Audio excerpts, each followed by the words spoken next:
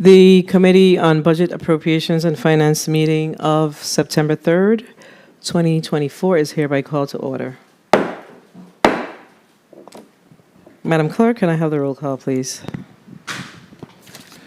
Senator Marvin A. Blyden. Senator Blyden, present. Senator Samuel Carrion. Senator Carrion, present. Senator Dwayne M. DeGraff. Senator DeGraff, present. Senator Ray Fonseca. Senator Fonseca, present. Senator Novell E. Francis Jr. Senator Francis Jr., present. Senator Donna A. Fred Gregory.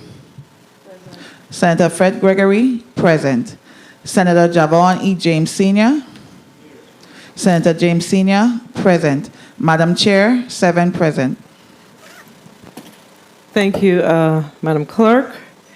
We have the full complement of our committee here today. Good morning, colleagues. Madam Clerk, do we have any correspondence to be read into the record? No, Madam Chair.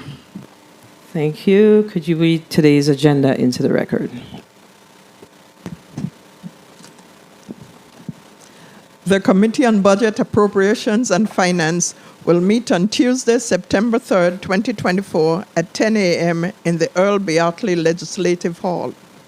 Block 1, the Committee on Budget, Appropriations, and Finance will receive closeout testimony from the Governor's financial team on the proposed fiscal year 2025 executive budget for the government of the Virgin Islands of the United States.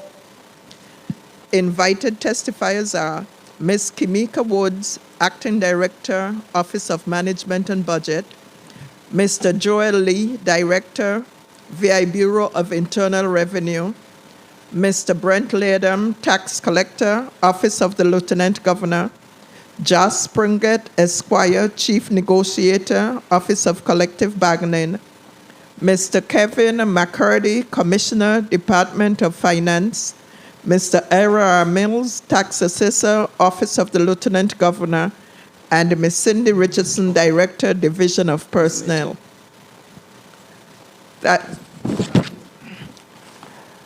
Block 2, the Committee on Budget, Appropriations, and Finance will receive testimony on the financial status of the VI Government Employees Retirement System. Invited testifier, Mr. Angel Dawson Jr., Administrator, Chief Executive Officer, Government Employees Retirement System. This concludes the reading of today's agenda, Madam Chair. Thank you, Madam Clerk. And good morning again to my colleagues. Good morning to the listening and viewing audience. And good morning to the testifiers before us this morning, the financial team of the executive branch. As shared earlier, the financial team is here today to present testimony on, and this is the exit testimony of the FY 2025 budget recommendations for the executive branch or the territory overall. And we'll also hear from the Government Employees Retirement System on their fiscal year, our FY 2025, this later on this afternoon. So I'm going to ask the testifiers, first of all, I hope that everyone had a restful or productive, is more like it, Labor Day weekend. Of course, right after Labor Day, we're back to laboring. That's what we do. So I'm going to ask the testifiers to please put their names and titles on the record. And we're going to start with Mr. Commissioner McCurdy, and then we're going to go to my left, my right, sorry, your left. Put your names and titles on the record, and then we're going to move to the other side. I do see that you have individuals on the island district of St. Croix, so we're going to also ask them to put their names and titles on the record once we are done here in the chambers. So, Commissioner McCurdy, you may proceed. Good morning, Kevin McCurdy, Commissioner of the Department of Finance. Good morning, Joel Lee, the Director of the Bureau of Internal Revenue. Good morning, Ebony Serrano, Department of Finance, Director of Accounting. Good morning, Kimika Woods, Acting Director, Office of Management and Budget. Good morning. Good morning. Good morning, Cindy Richardson, Director, Division of Personnel. Good morning, Joss Springer, Chief Negotiator, Office of Collective Bargaining. I'm sorry. Good morning, Brent Laird, Office of the Lieutenant Governor, Tax Collector. St. Croix. Good morning, Adrian Williams Octolin, Director, Office of Disaster Recovery. Good morning, Lucy Nunez, Department of Finance, Director of Treasury. Good morning, Shanice Emanuel, Office of Management and Budget, Strategic Financial Officer. Thank you. Ms. Nunez, could you give me your first name again? Lucy Nunez. And what was your title? Director of Treasury. Okay, I apologize. I think it's the lady that spoke last. You are the Director of Treasury. This last person that spoke before you. Shanice Emanuel, Title? Strategic Financial Officer. And you work for the Department of Finance? Office of Management and Budget. OMB. All right, thank you. All right, Commissioner McCurdy, are you the person providing the testimony of today? Yes, I am. You may proceed. Good morning, Honorable Senate. Good morning, Honorable Don Fred Gregory, Chairperson of the Committee on Budget, Appropriations, and Finance, members of the committee, other senators present, and the viewing and listening audience of the Virgin Islands. On behalf of the Honorable Governor Albert Bryan Jr., we thank you for the opportunity to provide an update on the fiscal year 2025 executive budget submission. I am Kevin McCurdy, Commissioner of the Department of Finance, and I am accompanied by other members of the Governor's financial team, Kimika Woods, Acting Director of the Office of Management and Budget, Joel Lee, Director of the Bureau of Internal Revenue, Cindy Richardson, Director of the Division of Personnel, Adrian Williams Octolin, Director of the Office of Disaster Recovery, Josh Springett, Chief Negotiator, Office of Collective Bargaining, Mr. Mills isn't here, Brent Laird, Tax Collector of the Office of Lieutenant Governor, and Mr. Simmons, who's on his way up, Director of Finance and Administration at the Public Finance Authority. During the budget overview delivered on June 6, 2024, we presented a proposed total appropriated and non-appropriated budget of $1.44 billion for fiscal year 2025. This amount reflected $896 million for general fund, $97.9 million for other appropriated fund, and $28.9 million in other non-appropriated funds, and $416.8 million for non-disaster-related federal fund. Today, we present an updated budget of $925 million for general fund, with no change to all other categories, for a total proposed budget of $1.46 billion, resulting in a net change of $28.4 million. We have conducted a thorough analysis of all departments and agencies to ensure we capture all critical items for the fiscal year due to the nature of revenue projections. We are optimistic about the projected revenue numbers. We will continue to monitor the pace of revenue collections to ensure that we meet our revenue targets and satisfy our mandated obligations. Additionally, we have included a conservative projection of $35 million in projected revenue collections from anticipated projects with the current progression of projects. This allowed us to increase our initial revenue projections from $897 to $925, increasing the general fund expenditure proposal from approximately $896 to approximately $9 million $25 million. Excuse me. The adjustments to the expenditure are an additional $70 million for projected health insurance increase under the Cigna United Healthcare, an additional $5.9 million towards miscellaneous wage adjustment line item, bringing the total to $10 million, an appropriation of $5.9 million to the Department of Finance to cover the additional work performed by auditors for prior year audit services.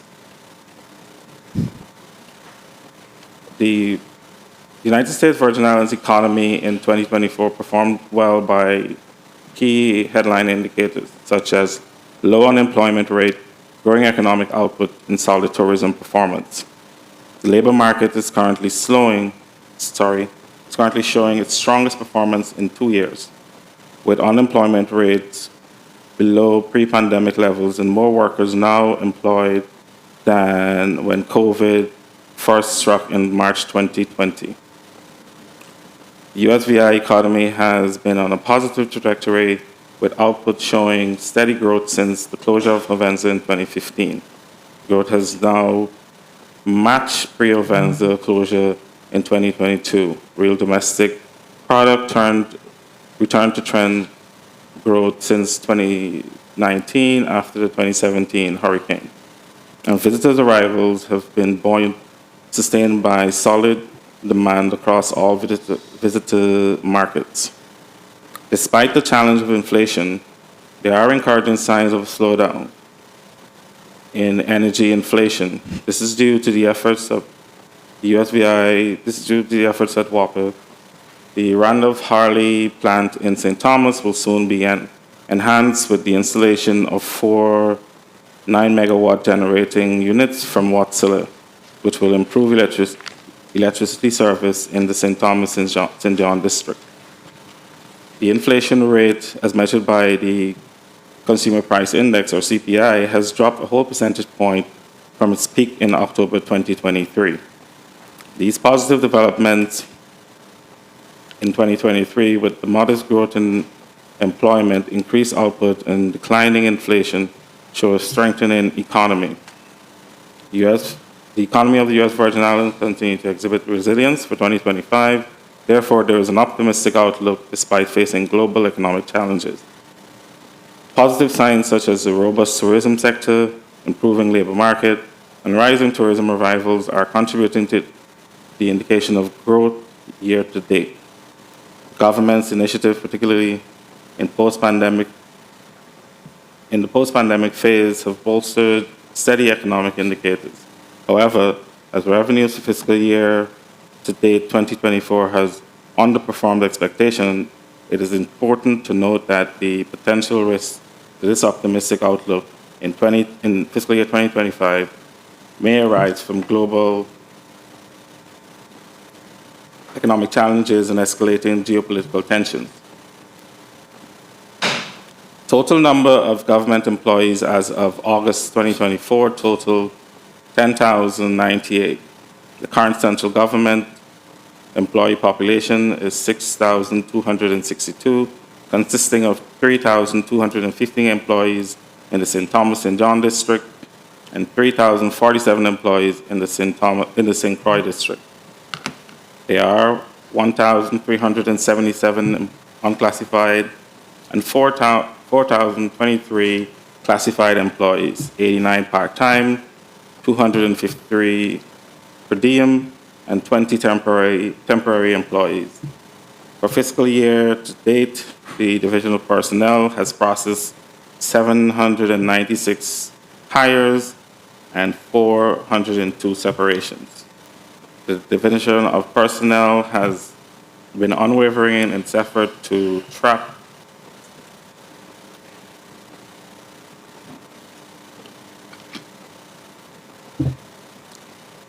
to track personnel requisitions as they leave the Office of Management and Budget, working closely with agencies to streamline the posting of vacancies. Since October 1st, 2023, 534 PRs have been successfully processed, excluding any salary changes. The Division of Personnel is now managing Cohort 4 of the GVI Fellows Program, while the Office of Management and Budget will finalize the final year of Cohort 3.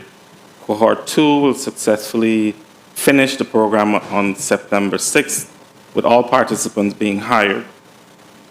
On August 2026, 2024, the 6 fellows of Cohort 4 began their rotation at the following participating agencies: the Office of Management and Budget, Department of Finance, Office of Disaster Recovery, Economic Development, Department of Property and Procurement, and the Department of Planning and Natural Resources.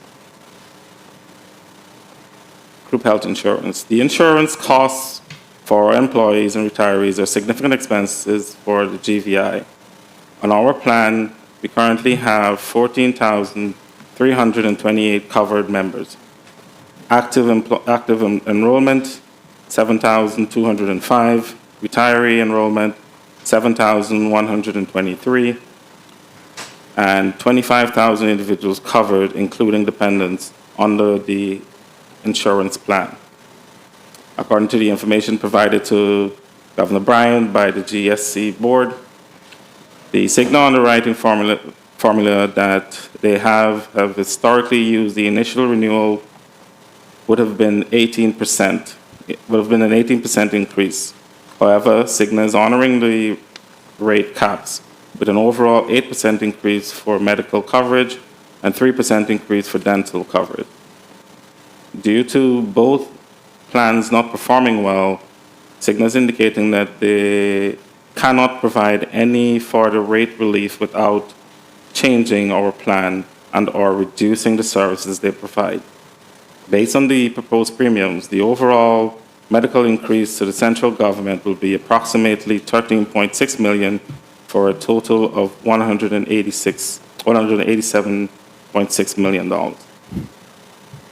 For United Healthcare, which covers our post-retirees over 65, premiums are submitted for regulatory approval to both CMS and the USVI Department of Insurance.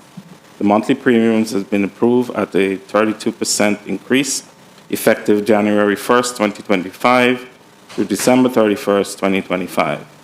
Based on the current cost share, the government portion of the premium would be $19.4 million, and the retiree portion would be $6.7 million.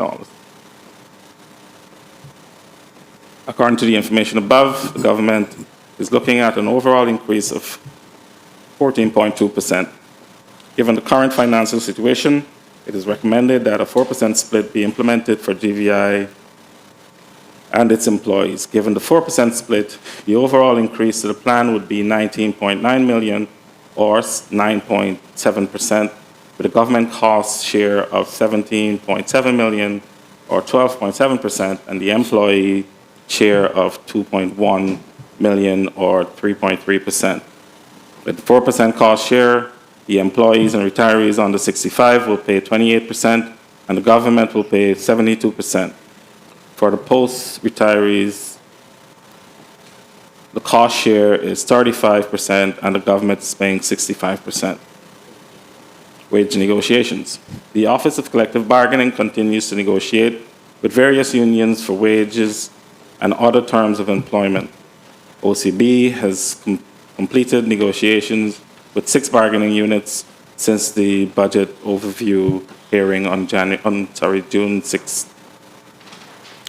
The unions affected are our Virgin Islands Labor Union, 2 contracts for employees at the Department of Justice and the Department of Agriculture, United Steelworkers, 1 contract for employees at the VI Waste Management Authority, and the American Federation of Teachers, 3 contracts for employees at the Department of Education. OCB is currently negotiating with 9 bargaining units with the revenue shortfall in mind. Attaches the list that provides the status of all CBAs and OCB negotiations and OCB tentative schedule of upcoming negotiations for the remainder of 2024. As we look ahead, the administration will remain focused on promoting economic growth through new investment in renewing and revenue-generating initiatives. We are proud of the significant progress we've made in reducing the government's high public debt and stabilizing the pension system. Despite ongoing challenges in the public utility sector, the administration is dedicated to identifying solutions to address both immediate issues and long-standing problems within the government. As we plan for our financial future, we are committed to strategic and conservative budgeting. The initiatives outlined in this budget, including outcome-based budgeting, technological advancement, and improvement in government agencies, aim to improve efficiencies and effectiveness. We are cautiously optimistic about our progress and prospects, instilling confidence in our stakeholders about our future. And we plan to fully implement outcome-based budgeting by fiscal year 2026. As we conclude our budget presentation, it is crucial to emphasize that while we are optimistic about our financial future, currently the GVI continues to grapple with a structural deficit compounded by revenue deficiencies. Additionally, Tropical Storm Ernesto has led to a state of emergency, prompting critical tax relief measures from the Internal Revenue Service. The IRS has extended tax filing payment deadlines for affected individuals and businesses from August 2024 through February 2025. This relief is vital for those severely impacted by the storm. While the IRS extension is crucial, it will strain our general fund, affecting cash flow and liquidity management. Therefore, we need assistance in meeting vendor payments and essential obligations. To address these issues and ensure the ability to meet mandated responsibilities, we respectfully request authorizations to apply for a $50 million line of credit. If approved, this line of credit will provide necessary financial support to navigate a period of reduced revenue and stimulate economic growth by sustaining economic activity within the community. By stabilizing our financial position, this credit will help sustain local businesses and services, fostering broader economic recovery and instilling hope for a brighter financial future. We deeply appreciate your understanding and support as we work through these financial challenges. Your backing is invaluable, and we are grateful for your continued support. Finally, I urge this body to limit any additional appropriations throughout the fiscal year, as traditionally done. Such practice often leads to unfunded mandates when the operating budget aligns with projected revenue. Madam Chair, that marks the end of our prepared statement. The Governor's financial team is prepared to address any questions you may have. Thank you. Thank you, Commissioner McCurdy. I do see Mr. Nathan Simmons in the audience. I'm going to ask the Sergeant of Arms to please bring Mr. Simmons into the well. Thank you. And the Acting Director of the Office of Management and Budget asks that we take an opportunity to recognize the GVI Fellows. So I'm going to ask the GVI Fellows to please stand. Hopefully we will be able to get the panning from media so we can see our GVI Fellows. Okay.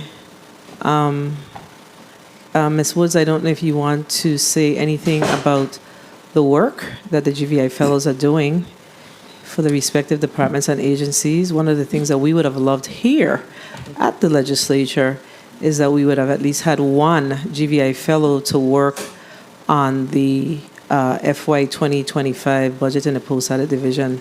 It is work that will allow our GVI Fellows to start from the bottom up. They would have a perspective on how the work is done, how we make the decisions around the appropriations for the respective departments and agencies, and how we align our projections against the projections of the executive branch.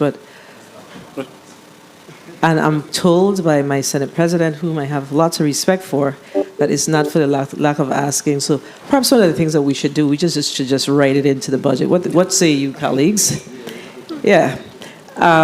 So, Ms. Woods, If you want to share something very quickly about the GVI Fellows, we'll allow you to do that.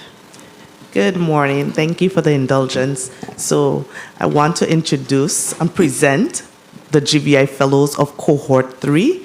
These GVI Fellows are currently assigned between the Department of Finance and the Office of Management and Budget.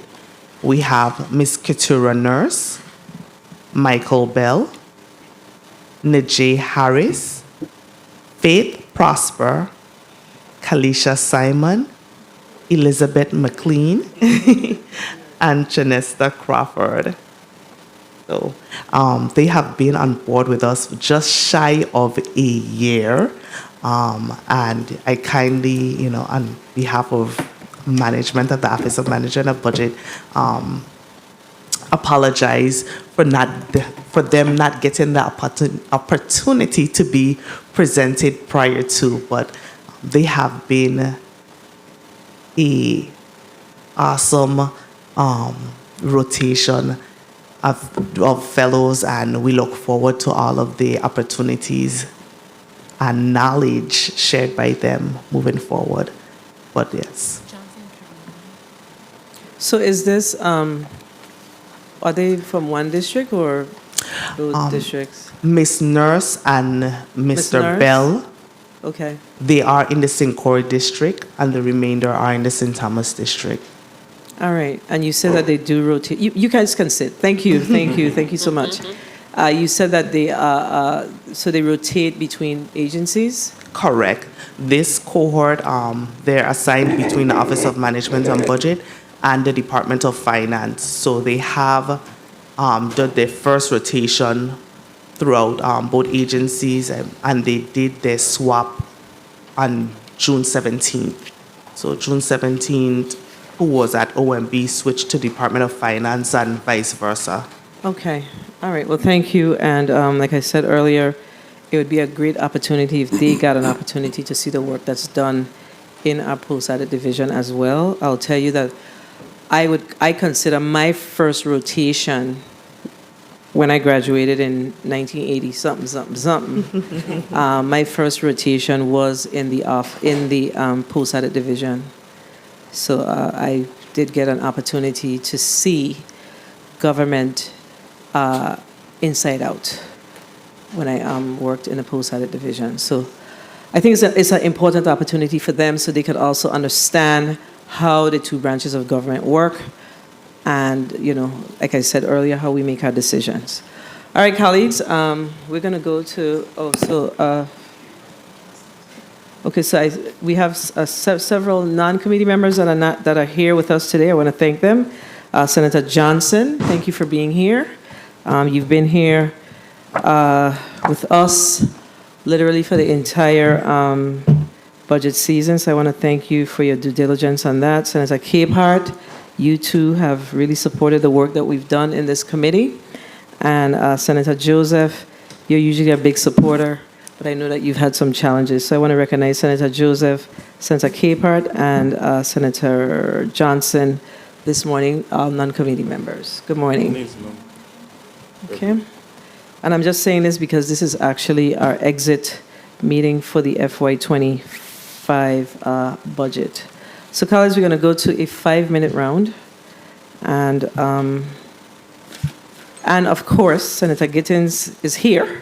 Thank you, Senator Gittins. Senator Gittins has also been an ardent supporter of our 2025 work that we've done in this committee. So I want to thank you publicly for supporting the work in the Finance Committee for the FY 2025 budget. Thank you, Senator Gittins. All right. As I said, we're going to go to a 5-minute round. And let me just ask out the gate, Commissioner McCurdy, throughout the budget season, as the discussions come up, we've been sending correspondence to the Department of Finance to request the General Ledger reports, and I need to find out from my post auditor if he's received them, but do you know whether or not they have been submitted? Because I have not seen them. To the best of my knowledge, but I did speak with the post auditor this morning to see if there's any outstanding ones that we need to connect on. Mr. Post Auditor, do we have any outstanding reports?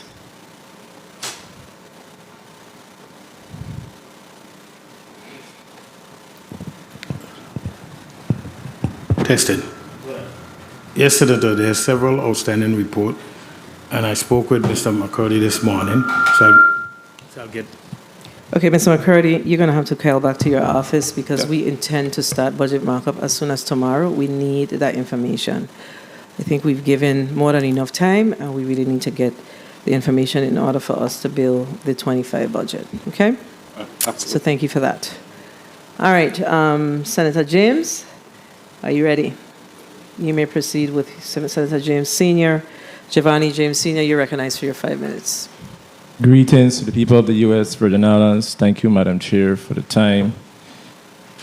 The first thing I want to mention here today on the floor is from your testimony where you mentioned, I urge this body to limit any additional appropriations throughout the fiscal year as traditionally done. If you can just place on the record, how bad is it? How bad is the appropriation throughout the year? You said, I urge this body to limit any additional appropriations throughout the fiscal year as traditionally done. So I'm asking you, it has to be based off an assessment. Mm-hmm. So how bad is it?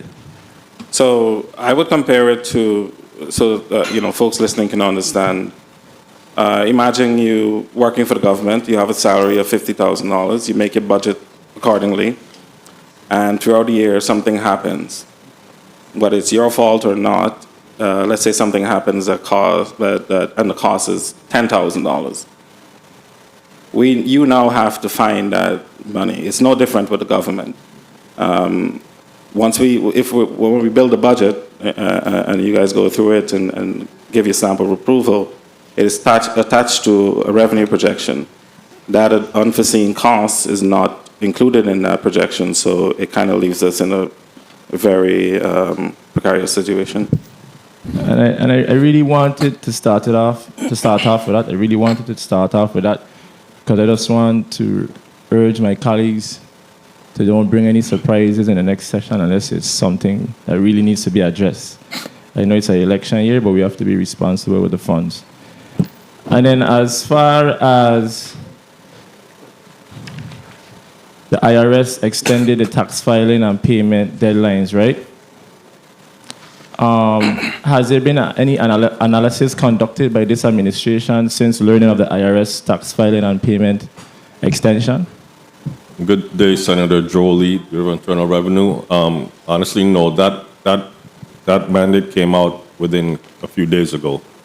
So that really kind of caught us by surprise as well. How long will it take you to do an analysis to determine our financial health and situation, knowing that we'll not be able to see some of these collections? Well, what my initial approach would be to look to see what we collected during the month of October last year, to kind of get an idea, but once again, and see how much of those are based on actual extension payments. But as far as to answer your question, it probably take me about a few days to a week, up to a week, to really get realistic. I'm kindly asking that you do that. That way we will be driving behind of the wheel, knowing that we can see through the window and not just blindly driving. Yes, sir. And then as far as the $50 million line of credit, it was briefly referenced or mentioned in the testimony. But can you let us know any additional discussions being had with administration to see how this can come into fruition? I know the governor mentioned in his interview, one of the senators are holding it up, but besides the legislative body, within the administration, what conversations are being had to make sure if you do receive this, that we can see some relief and to bring some relief to our people? So right now, the more immediate conversation is, as Director Lee mentioned, with the IRS providing relief to folks where we would normally expect to receive an influx of revenue in October. We won't be able to see that, but come October 1st, folks will have a brand new budget and an opportunity to spend. And 1 minute. Having the budget online does not mean that we have the necessary cash to be able to support some of those obligations. So we'll be put up, in a very a very serious position, because right now we have about 48 million in aging. That would be compounded. Understood, but I want you to be a little specific. If we give you the $50 million line of credit, 30 seconds. What are the main priorities? And not your priorities, but some of the priorities that have been discussed with you and the administration. So main priority, vendor payments, retro payments, tax refunds, all those things that we've been holding on to because we don't have the cash to support them. Those will help allow us to get those out the door. And you mentioned retro, the full thing or partial payment? Depending on how much cash we have. Understood. Because it leads to my next discussion. Our small businesses and local vendors. My time was called, so we'll just wrap it up quickly. It is not everybody who has access to a large amount of funds like some of those EDC companies. So I'm just kindly asking you to deal with those small businesses and local vendors so we can take care of our people. So with that said, I really hope and pray that we find some middle ground to get you that line of credit. And our colleagues, or my colleagues, pay attention to what's really going on here when it comes to appropriations by this body. Thank you, Madam Chair, for the time. Thank you, Senator James. And I'm smiling because I cannot agree with you more. So we have, I say we, but I do not support those measures. But we have appropriated, we've been clocking, or I have been, and I'm sure some of others of us have been doing that, clocking the revenues that's coming in to the territory, that's those specifically that are tied to our general fund. And we see that we have, as of July, we have what is 6%? Is it 6%? A 6% shortfall, right? Yes, ma'am, 5%. A 6% shortfall. But let me ask this question. And this question is for Mr. Laird, because I'm very excited about the work that he's doing. The property taxes that were collected as of Friday, is it Friday? Friday, Saturday? Do you have a report on those numbers? What is that? What is it showing as it relates to our property tax collections for fiscal year 2024 thus far? Yes, Senator, thank you. Brent Laird, I'm tax collector. You can pull it, yeah. Thank you. As of the end of August, in the month of August, we collected 15.8 million. And so that brings us to the end of the fiscal year, to the end of August for the fiscal year to 55.6 million. Okay, and traditionally, so you have 55.6, and I think the projection was 61 60? for fiscal year 24. 61. So how close are you going to come to meeting that 61? I know you have collections that will come in as well in this month? Yes, we should meet and exceed it. How? What is traditionally, what are the numbers that you see in the month of September? At least say 8 to 10 million. At least 8 to 10 million. So your expectation is that you will meet the property tax projections a little over what you projected? Yes, Senator. All right. So this is for property tax. Okay. I'm just going back to my colleague's point. So I'm not sure.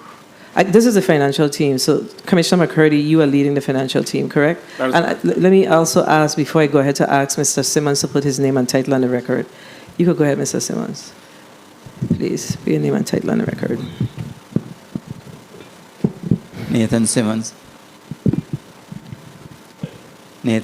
Director of Finance and Administration, Public Finance Authority. All right, thank you. Yes, so Commissioner McCurdy based on our, because I see that we are actually catching up. I think sometime in March, April of this year, the delta was like 90 million. So now we're seeing something more like 30 million, give or take, based on the numbers. Based on the numbers that we have here, right? So what are you anticipating closing? Since we have 1 month left, I know that Commissioner or Director Lee is very, very good.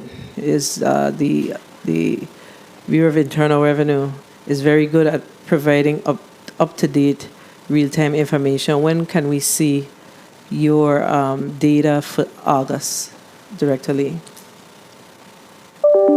It's Tuesday, definitely by Friday, sooner if I can get it. Because we have stuff that came in over the weekend that we need to post and what have you for folks who, a lot of people actually mail payments to us. So, as long as they postmark it by the deadline, which is the end of the month, we give a couple of days afterwards till we actually receive it from the mail. So definitely by Friday, hopefully I'll have it. The end of this week? Yes. Okay. So, based on the projections, though, for FY24, do you believe that we are going to exceed our general fund projections? I do not believe so. So going back to my colleague's point, and I know that we passed legislation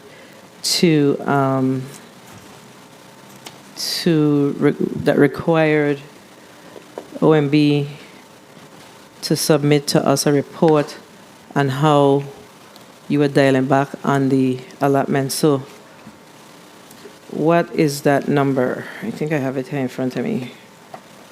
Oh boy. What was the reduction?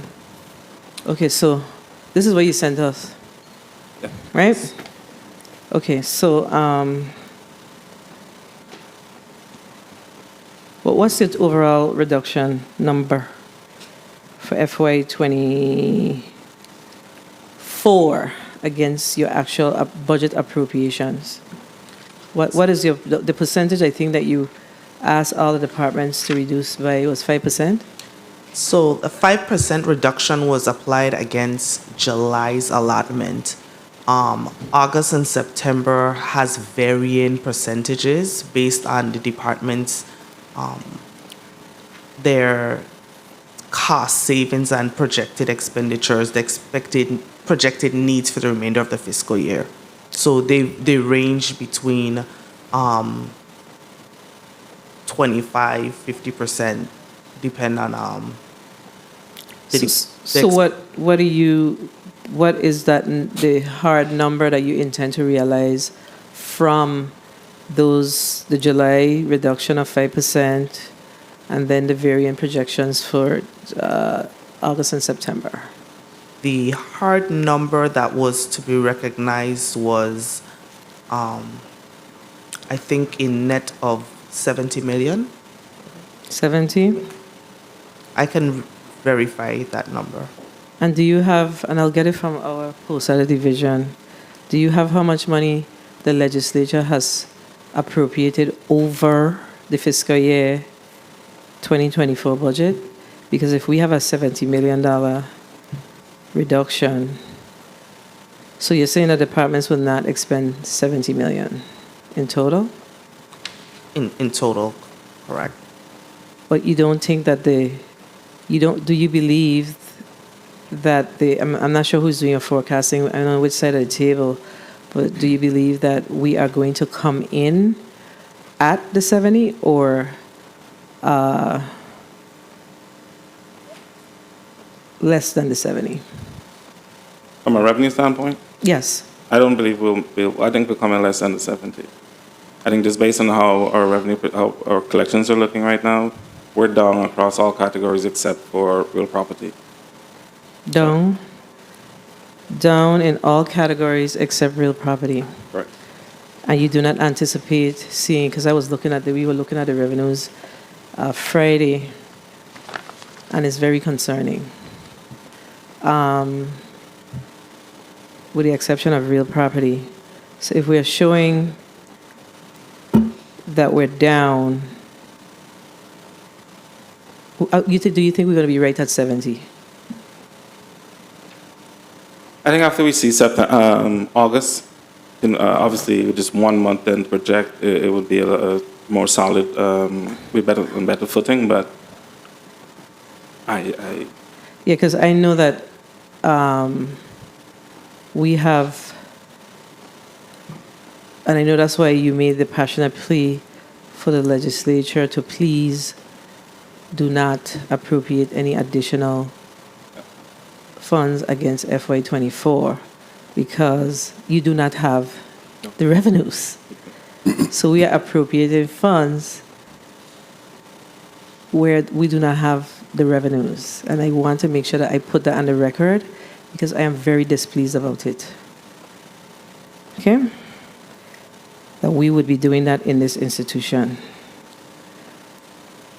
Because I'm not sure how we're going to cover those expenses. Something will fall short. Somebody going to get paid. Correct? that is correct. All right. And then I'm going to go to the next senator. 1 second.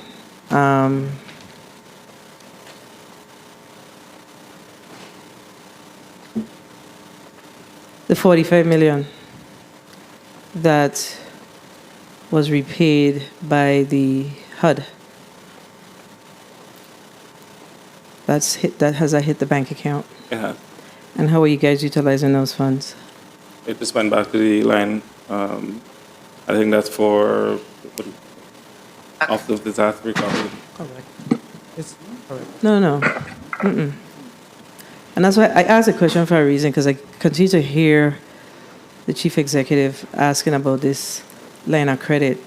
And I'm all for that type of work, but we need to have a clear understanding I suspect, because a lot of this is suspecting, that when we pass the line of credit for the 150 was? 100,000. 100, sorry. I wish it were 100,000. 100 million, that we took 45 of that to pay the VTOL, correct? Correct. And then we waited to get that $45 million came directly from the bank, so we didn't pay the bank. So Let me understand what happened before I speak. So we draw the 45 from the line, Mm-hmm. and we didn't pay anything against it. No, we didn't pay. We said pay anything against it. So when we get a 45 from HUD, we pay back to the bank? Yes. So we advance it. Yes. So it was an advance. The reason why I'm saying it is because folks share this narrative within this institution that somehow money was taken from the general fund. And that was not the case. No. The funds came from the line of credit That is correct. via the bank. That is correct? That is correct. And this is the thing. So information has to be corrected because the impression was that monies were, used inappropriately. So I want to make sure we clear that up today, because the reason why it's important for me, because I want to know how the money went back. Mm-hmm. Did you all pay any money from the general fund to fill back the obligation to the line? Not to my knowledge, no. All right. It only makes sense. I agree with you. It only makes sense. You just paid your interest. Yep. As you waited for the line, correct? That is correct. All right. So I wanted to make sure that we correct that and we don't continue to write that mis or disinformation in our community. All right, there's a point of information by Senator Novelli Francis Jr. Mic check 1, 2. Thank you very much, Madam Chair, and good morning to everyone. Commissioner McCurdy, in respect to the real property taxes, I know that Mr. Latham represented that, in fact, that as of August, that there is a total of $55.6 million have been collected. However, in your report, I'm seeing where, as of June 30th, you're still just reflecting $24.4 million. Where is the delta? What's happening in terms of ensuring that the report is generated to reflect the amount of money that have been collected in real property taxes? So thank you for the question, Governor. Senator. Part of the problem that we've had is how when we collect real property, how it's split out. The real property tax line has a certain amount, and then it goes into other sections on the revenue sheet, was kind of distorted. I thought when we came before for the budget overview, it would have been an easy fix to just kind of put it, split it out so we can better follow it. It's not as easy. Yeah. But that is the intent right now, to kind of split it out in a way that reflects exactly what the collections are from Lieutenant Governor's office. Okay. So you're saying that even despite the 15.8 that have been collected just for August, prior to that, you have not been able to reconcile what was collected prior to the deadline of August? Because No. you're only reflecting 24 here.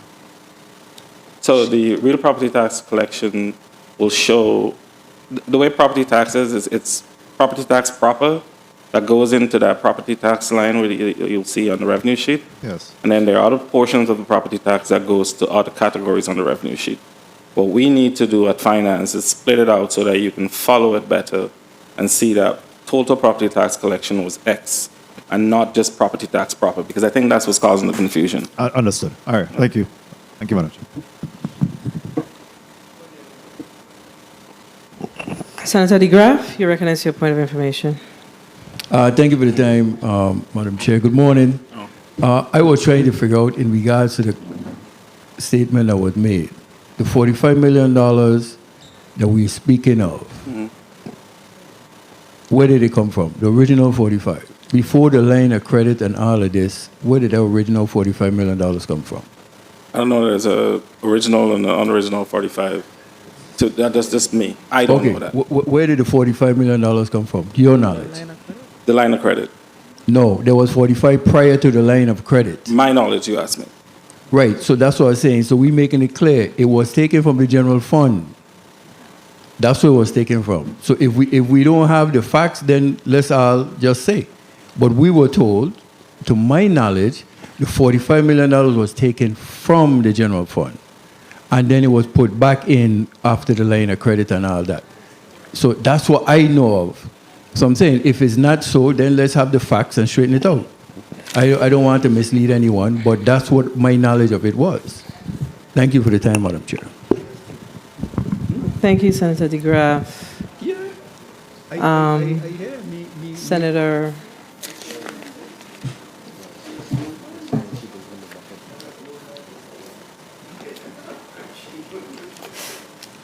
You next?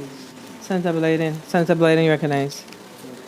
Thank you. Thank you so much, Madam Chair. Good morning to my colleagues, listening viewing audiences, staff, central staff, good morning. Commissioner McCurdy and a supporting financial governance team there with you. Thank you so much for your testimony. I want to say good morning to the fellows in the chambers. Also, good morning. Let me ask you in respect to your testimony.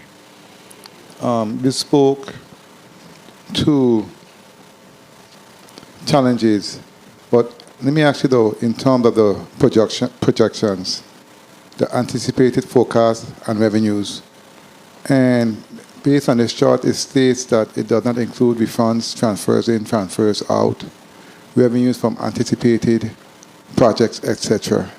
How accurate in terms of the numbers would you say they are? Because I know you say it's conservative, but how conservative is these numbers or these numbers?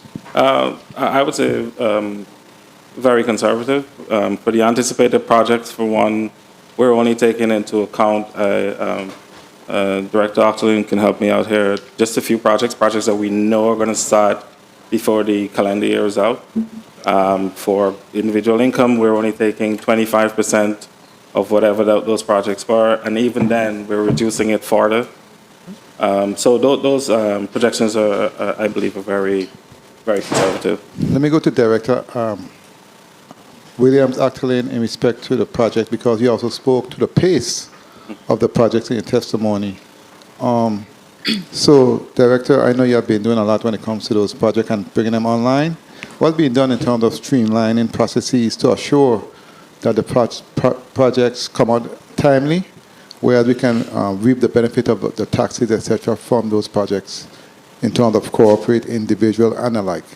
Can you speak to that briefly, please?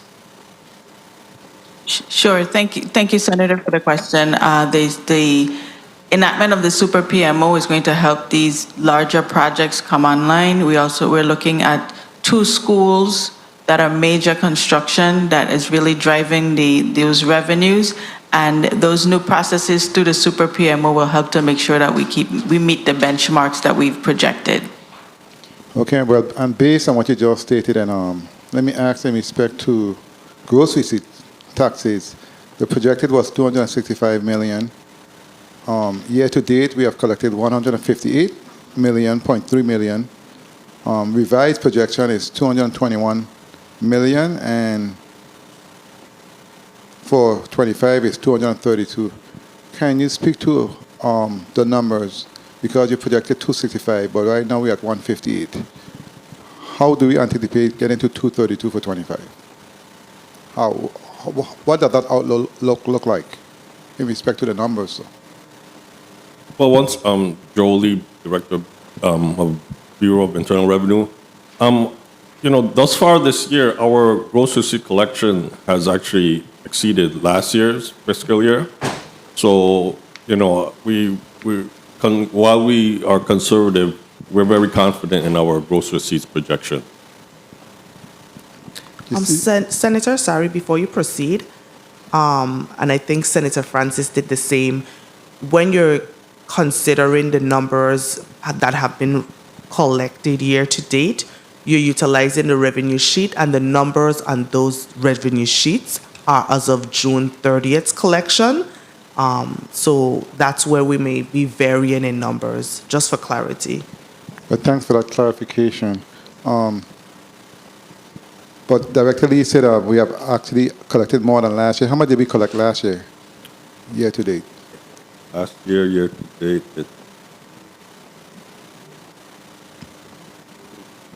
year to date, we collected 178 million. 178? Yep. This year to date, 181 1 million. minute. Okay, very well. And based on the testimony, I'm just looking at what's happening on the ground because we have low unemployment. Correct? That was stated. The unemployment numbers are pretty low, which means most folks are working. And we have, in terms of our GDP, etc., despite the slowdown on inflation, the numbers, I'm trying to look at the numbers based on what's happening on the ground. And to me, those numbers should be higher. What's going on in respect to 30 seconds. the plan moving forward when it comes to money on the street or stuff not being reported? What's being done to assure that we are collecting what's due to the government of the Virgin Islands? I want to hear what's being done in that space moving forward for 25. And how many money do you believe that we have out there on the streets that's not being collected? I want to hear about that. Good. Time. Part of what what is different this time about in our approach in terms of collections is we're looking at DLCA has active businesses of 12,800. However, when you compare that to the amount of individuals paying taxes, it's 7,300, I believe.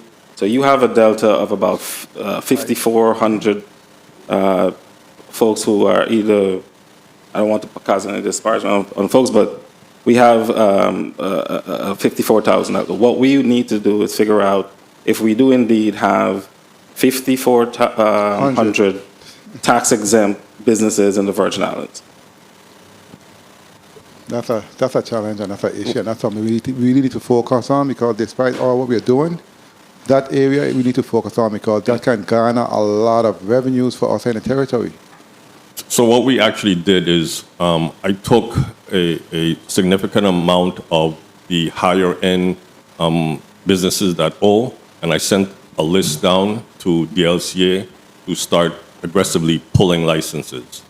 So they are in that, they've started. Ironically, the list I sent out has an average about 90 million.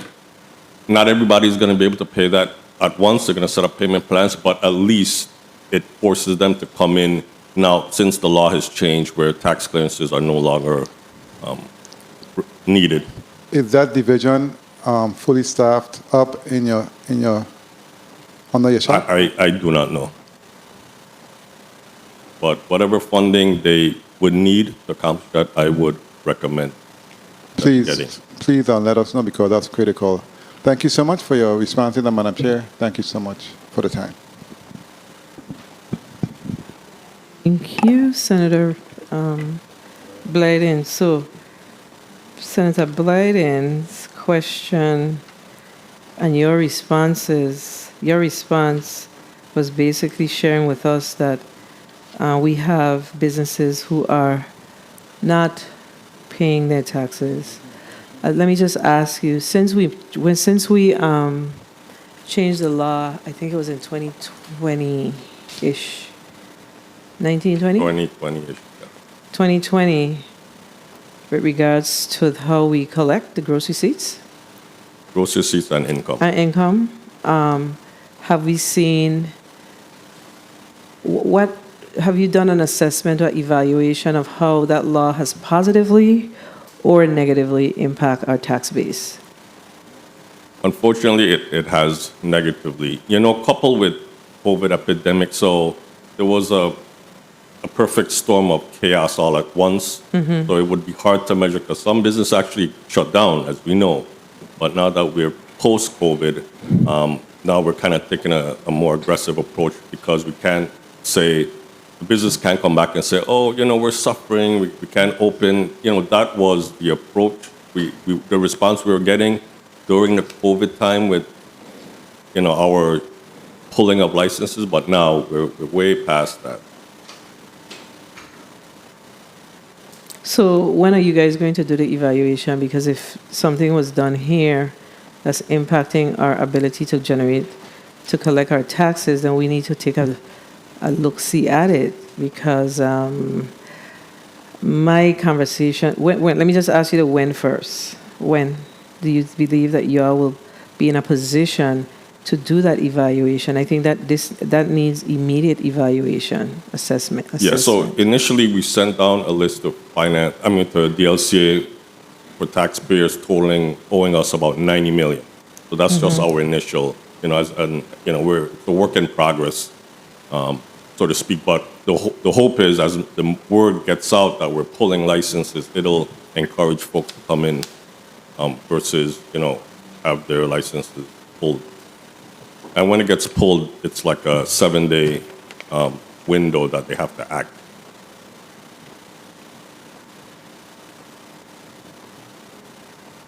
Okay. I'm going to go to the next senator, but let me just move on to the next senator. And then I'm going to come back and ask about the other revenues, which is the Arpa revenues that we projected for FY24. I want to know if we've seen those revenues and how are we utilizing those revenues to fill this delta, or if we are. Okay? Senator Francis Jr., you're recognized for your 5 minutes. Madam Chair. Thank you very much, Madam Chair, and good morning once again to everyone. In respect to the real property taxes, Acting Director, what I did was, obviously, we are recording up until June was the 24.2, and Mr. Latham spoke about the 15.8 that was collected, which reflected $40 million off the top. So there was still a $15 million delta reflected in the report, but Commissioner McCurdy had explained that it's spread throughout, and I still think that there is some need for us to right-fit that situation. It's a work in progress, and I understand that. So, as it stands right now, how much is owed in vendors' payment? $44 million. $44 million? Yeah. And have we been able to separate out local vendors' payment from off-island vendors' payment? I'm sure we can. We haven't done that, though. Yeah. But I'm sure we can. I think it's important for us to be able to separate out that, so that we could really see some of the urgency and the need for us to backfill that. What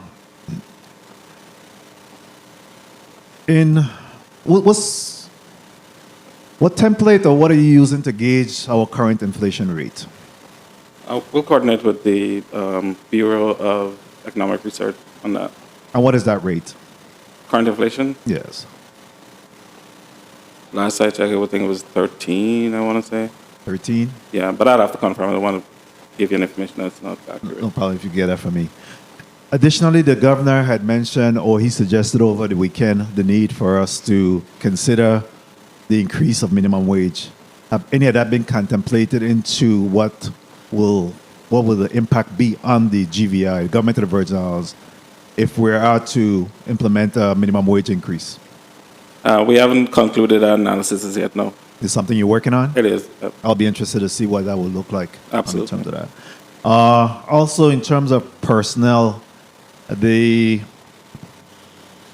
see where you talk about, I think there were hires was 792 with a separation of 400, which leaves like a net increase of 394. How do you evaluate that? Is that success? Is there an opportunity? I know that we have been tossing around this 1,200 number figure in terms of vacancies to be filled. So if we just at 394, that seems to be an average of about 33%. Do you believe that that's success, or do you see the need for us to continue to ensure that we're hiring up? Good morning, Cindy Richardson. Morning. Thank you for that question, Senator. I will always say it's important for us to continue. We can.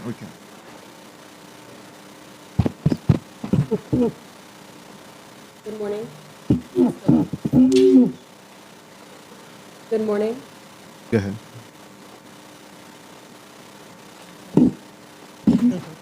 Good morning. Thank you for that question. I will always say it's important for us to continue to hire. And even though we look at the numbers, we have them broken out because of different actions in the system. We've seen a lot of promotions, we've seen a lot of transfers, and those also contribute to the numbers. And when I say transfers, I also talk about that's transfers between departments because you're filling a vacancy. But one of the things I always tend to try to look at too is the retirement numbers. When we pulled those numbers in June, you look at individuals that have 25 to 30 years, and you're looking at about 520 people. And I'm in that group as well. The individuals who have over 30 years, 453. So when you look at those numbers, it's always good to continue our efforts for hiring. Okay, so having said that, can you speak to what's happening in that space in terms of hiring? Have we been able to narrow the path from interviews to hires? Where are we in terms of ensuring that we're continue to be on the trajectory of hiring people? That's something that we work closely with the respective agencies. We try to encourage that once those referral listings leave the Division of Personnel, that they have a turnaround time. We have started to track that. We would like it to be between 15 to 30 days, and we're working with the respective agencies to try to do so. 1 minute. Okay. And have we been able to put any stability where we're seeing individuals that's just leaving one agency, of course, because of salary, being a lot more attractive and just going to another area? Are we working within that particular agency to perhaps improve their salary as an encouragement to have them remain within those agencies? We are. We have different efforts that we are working. Like I said, we do track those transfers between departments. It's not too bad. It's under 100. 30 seconds. So it's not too bad, but it is something that we work respectively with each agency. Okay. And real quickly, Commissioner McCurdy, in respect to the utilization of the Arpa funding, how much of the Arpa funding have been utilized for backfilling of this budget thus far? So $64.1 million has been utilized to backfill the budget year to date. Fiscal year 2024. 64.1. Correct. Okay. And how much is remaining? We Time. projected the use of $74.6 million to backfill the budget. So we do have about $10.5 million. Oh, you mean available still for the utilization of Arpa? Sorry? Yes. We are in the process of still reconciling some of those numbers, but we did project the use of $74.6 million to backfill the budget. Okay, and my last question on this particular round is in regards to our rainy day fund, our stability fund, stabilization fund. How much is remaining in that fund currently? A little over $3 million. $3 million.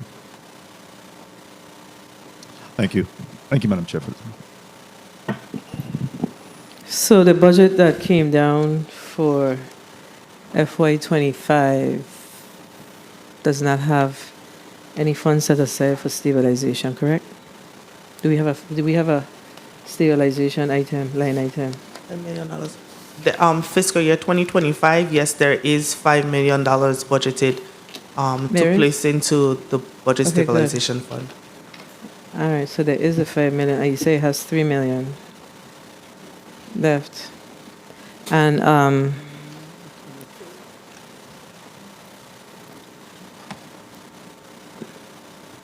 you share that 64.1 million has been used thus far to backfill the budget. Correct. So we had projected, so this is my concern. So we projected 30 million,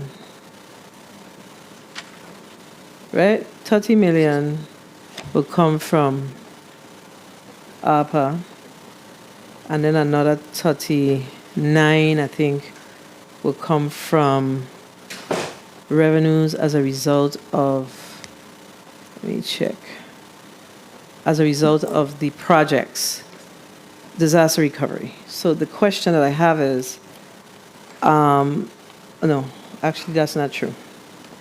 Disaster recovery was, we projected 61.2 million for disaster recovery and 69.1 for ARPA. That's what it was.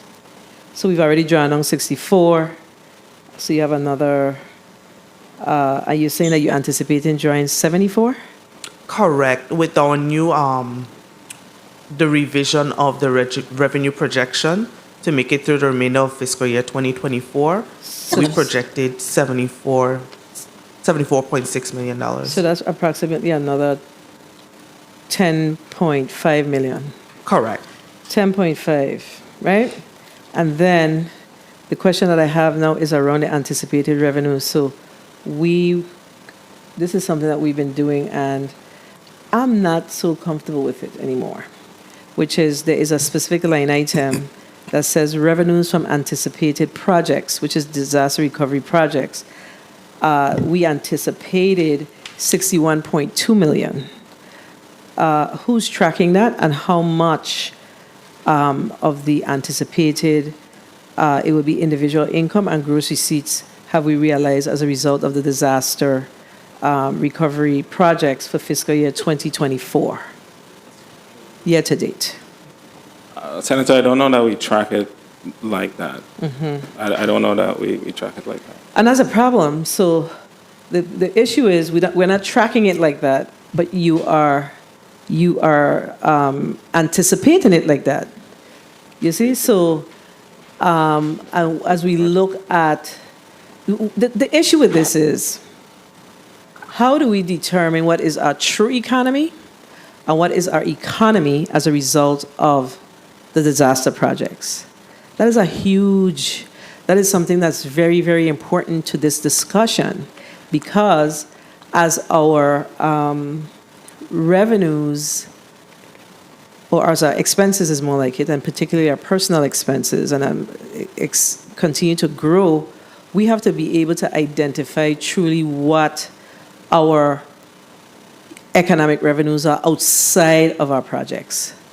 So if we are not tracking that, then unfortunately, we would be hard-pressed to include this 35.5 million that you are projecting for FY25 as part of your revenues for anticipated projects. And I'm saying that because as I look at FY23, gosh, I had it here with me.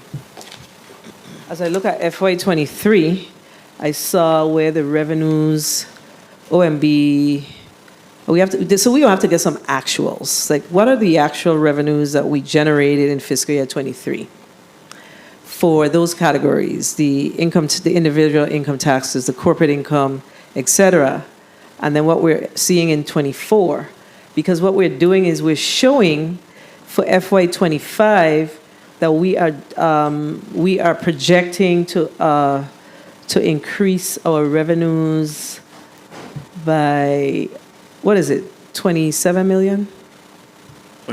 28 million. But at the bottom, you have to tell us what's the difference between that 28 and the 30 and the amount that you're projecting for the anticipated projects, because up on top where you have individual income taxes, you are projecting additional revenues there as well. So what is the impetus for showing, because in 24 you have 475 income taxes projections, and then we gone all the way to 502,000, and then at the bottom we still projecting another 13.5. You see my concern? I do. Yeah. I'll attempt to ease it a little bit. Okay. I think part of that 5,400 delta in the where we see registered active businesses versus those who are paying taxes, we don't know what category those are going to affect. So that is part, and that is not being captured right now because they're, those folks are not paying taxes. So that is going to capture our, how did you put it, the normal activity in the economy to get us to that point. Below, for the projects, those also haven't started as yet. So we know for a fact that those will be newer projects coming, new projects coming online, period, that won't be included in anything that we're currently seeing in terms of collection. So you are projecting an additional, between 24 and 25, that's what, that looks like an additional 62 million. Yeah. Right? Yep. 62 million. So you're saying that you are anticipating that there's the 62 million will come from those 5,400. Yeah. The leakage, yeah. Okay, so if it's coming from there, then you have to explain to us, to this body, what efforts will you be utilizing to collect those funds? Because there must be some concentrated, some deliberate approach to collecting those revenues. Otherwise, we're going to have this conversation. We had this conversation last year. Absolutely. As I actually went back and look at my notes. We had this very same discussion last year. And in asking Director Lee, you still haven't done the assessment. And for reasons, we can't keep talking about COVID. COVID done. I mean, it's here, but it's not on the level that it was before. So we would be hard pressed to add another $62 million to your overall income tax numbers. So y'all have to share with us, and then I'll go to the next senator. How do we get that warm and fuzzy feeling that we will see $62 million? Because remember, this $62 million that you're talking about is not inclusive of your anticipated projects. Your anticipated projects is 35. So 6 and 5, that's what? 6, 9, almost 100 million. So, and part of the anticipated projects, we're only looking at those that are slated to start before the end of the calendar year. I'm sure Director Auckland has other projects that will kick off that we're not including in there. And that's part of the reason why we're stressing that these projections are rather conservative, because we're not taking into account some of the other projects that we're only taking into account stuff that we shovel ready, I imagine. Would be But you still got to tell me about the 62 million. So that Director Lee can probably elaborate a little more, but the $62 million is part of what he stated as that task with IRB and DLCA with the outstanding the outstanding taxpayers. So I'll let him elaborate a little more. Well, I understand that. I think the question was more so, what is it that you're doing differently to ramp up the collections? There must be some deliberate activity to show that this is, there's true work happening around this. Yeah, so I know Director Lee has this, his initial, our first step this time is to have that contact with the LCA, where we're putting the efforts to pull those, to pull licenses for businesses who aren't paying. But I think there's also some other things that if we can have maybe more in a different setting, as some of the approaches that we're planning to roll out in terms of collection. How are we going to address that? Okay, so tomorrow y'all gonna have to carve out some time because we have to come up with our own projections, and we have to be warm and fuzzy about these numbers that we have in front of you. I'm gonna go to Senator DeGraff, but before I go to Senator DeGraff, I want to ask you this question one more time, because sometimes the questions get confused. And you were the commissioner at the time when the payment was made to Vital, correct? When it was made initially? Yes, sir. I do not think so. I do not believe so. Okay, you do not believe so? No. So this is what the feedback that I'm getting. The payment was made from the general fund. Okay. And then the line of credit, payment from the bank, paid back the general fund. So it's a wash, right? So when you said that you wasn't aware of a payment, that's why I asked you if you were serving at the time. No. Okay, so you were not there at the time. No. So it was a wash. The payment was made, we washed the payment. So now that the 45 has been paid, now that the 45 has come into the territory, I asked this question. Did you all make a $45 million payment to the line of credit? Or what did you do? That's important. The $45 million was made to the line of credit. So the line of credit is now back, well, other than Correct. the other projects that you have around it. Yeah. So, in your estimation, and I have to look at the law, do you have the ability to utilize the $45 million? You don't. No. That's my estimation. You only have 55 million at your disposal, which is tied to the projects. Okay, so Yeah. I don't want to tell you something that's untrue. I don't have the line in front of me, but I think that's what it was. So 100 million, 45 for the purposes of this settlement. So once that settlement was paid, then the only thing that you have to your disposal or to our disposal is the difference between the 45 and the 100, which is 55. I'll ask Director Simmons to assist me here. I want to make sure we correct that and make sure it's clear on the record. Crystal, before this Savanero talk. Good morning. Morning, Nathan Simmons, Director of Finance and Administration, Public Finance Authority. The $45 million that was received from HUD has been applied against the line of credit. The total availability for the line of credit is $100 million. The concern of whether or not we can use any amount of that for operating purposes is no. The line of credit was specific for disaster recovery projects. So the entire $100 million is available for disaster recovery projects. Okay, so we need to check the law because I don't know.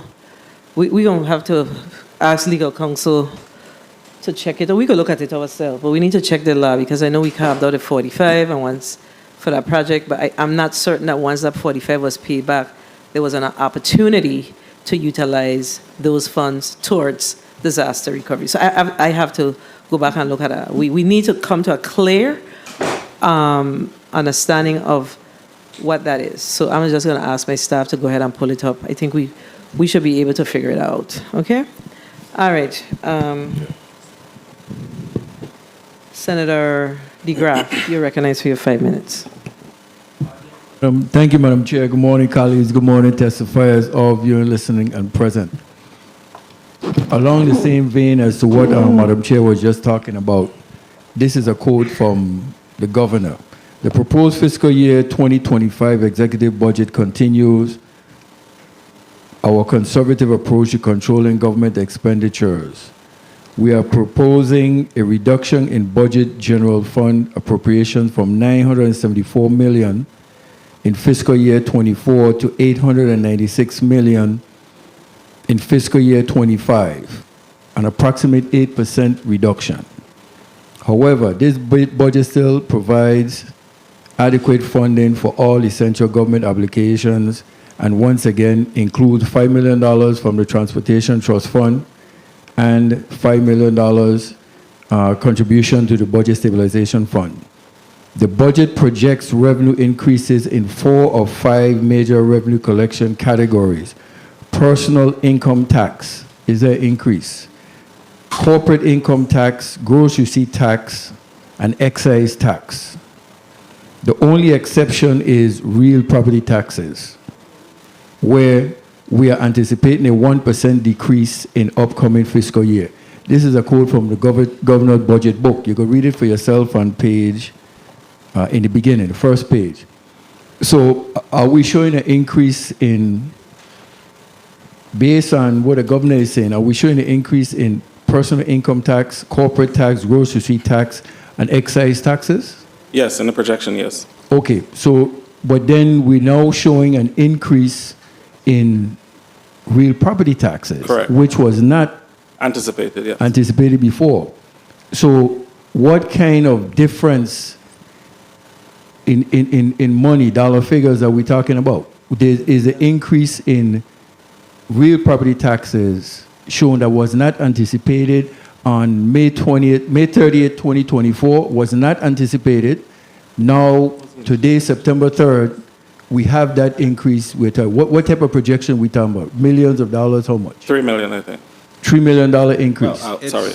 It's yes, $3 million increase, a 5% increase. Okay, you could put it into the record for us, please. Yes. It is a $3 million increase, Senator, a 5% increase. Which is good. I'm happy to hear there is an increase in the expenditures. Now, in the revenue collections. Okay, now the $5 million from the Transportation Trust Fund. How much money do we have in the Transportation Trust Fund presently? 'Cause I don't see it on this sheet that we got here. Do we so- know? Serrano? Do you have it? Okay. Ebony Serrano, Transportation Trust Fund, 19 million. 19 million. Okay, so that $19 million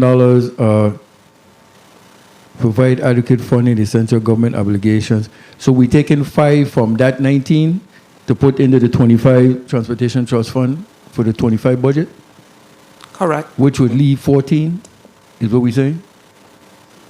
Correct. Okay. $5 million has been budgeted to be transferred. Good, and so that's like $14 million unobligated or obligated for other things? I'm sure it's obligated for other things. I'm trying to follow, again, I'm not in your category, you're the experts in this. If I'm asking the wrong question, I apologize, you can straighten me up. I just want to make sure I understand. So I'm seeing $14 million in the Transportation Trust Fund. Additional, because the $5 million is gone to the 25 budget, correct? Correct. Okay, was that $14 million obligated to pay anything presently? Is it already encumbered?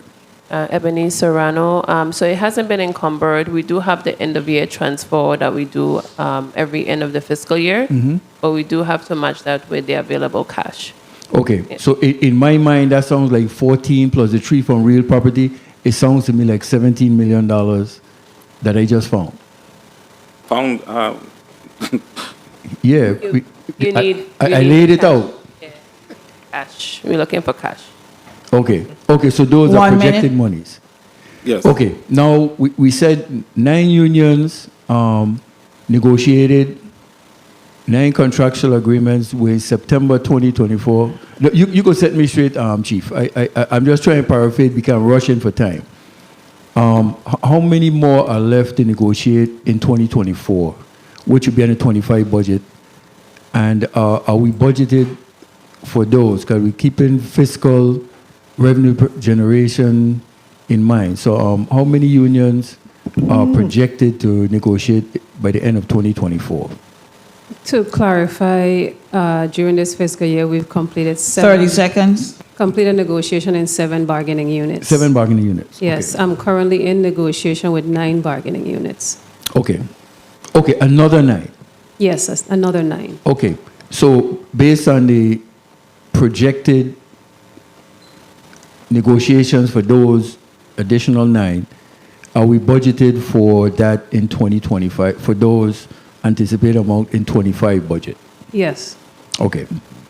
Just No, go ahead. just those only, or are there additional to that 9? You are just in negotiation for Time. 9 to end of 24, but are there additional? So should we be putting more money into the negotiation arena, so to speak, for possible after you completed those 9? To summarize, the testimony states that there's an additional a request for an additional 5.9, so that the government will have a total of $10 million appropriation for wage adjustments. So that's keeping in mind the ones that were completed thus far and those that are currently ongoing. Okay, and that's what I basically had. So just in closing, Madam Chair, can anyone tell me if the Epstein funds have generated any interest, and how much, if so, have they generated? Director Nunes?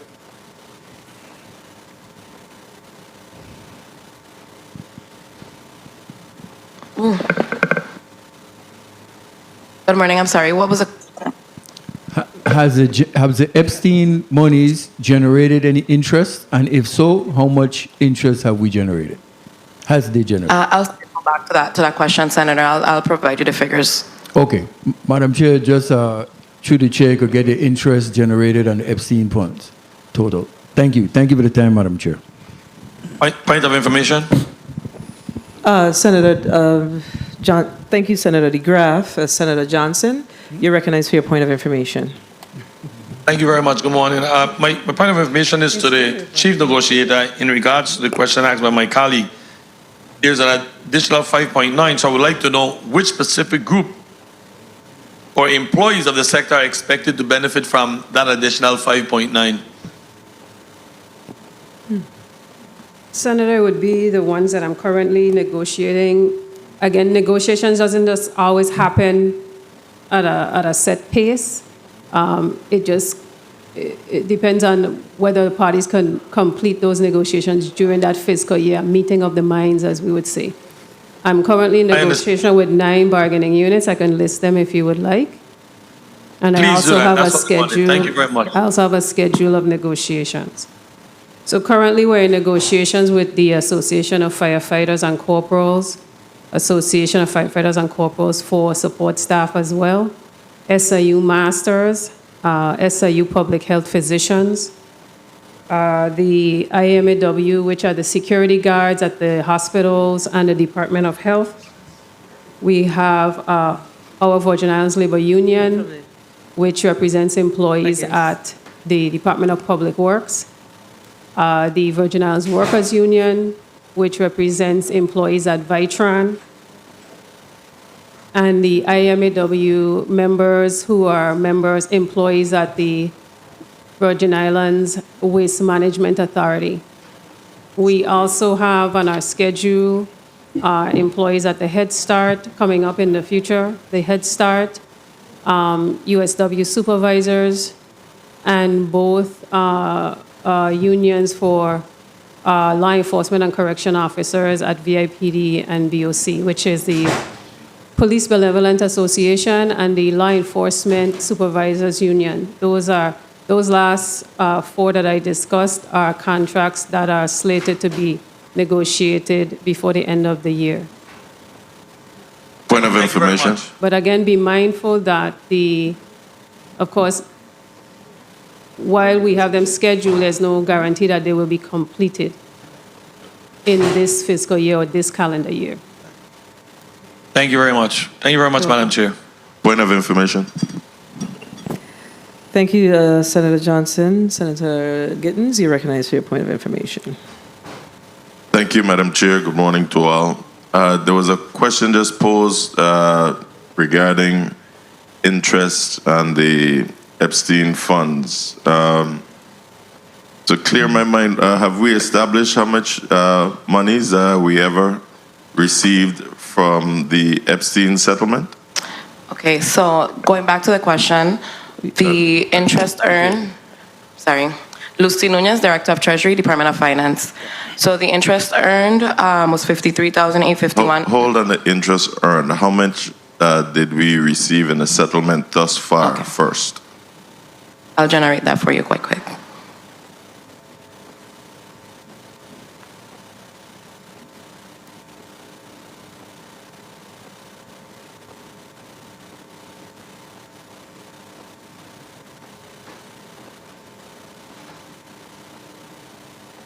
Is the time held? I want to make sure because I want to get you the correct. All right, Madam Chair, you could go ahead until she get that Thank you. number for me. Thank you. All right.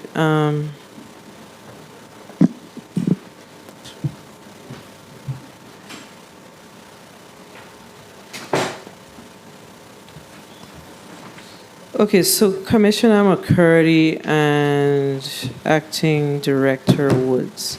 So one of the things that we've been doing is we've been calculating our deficit, our revenue deficit based on the prior year.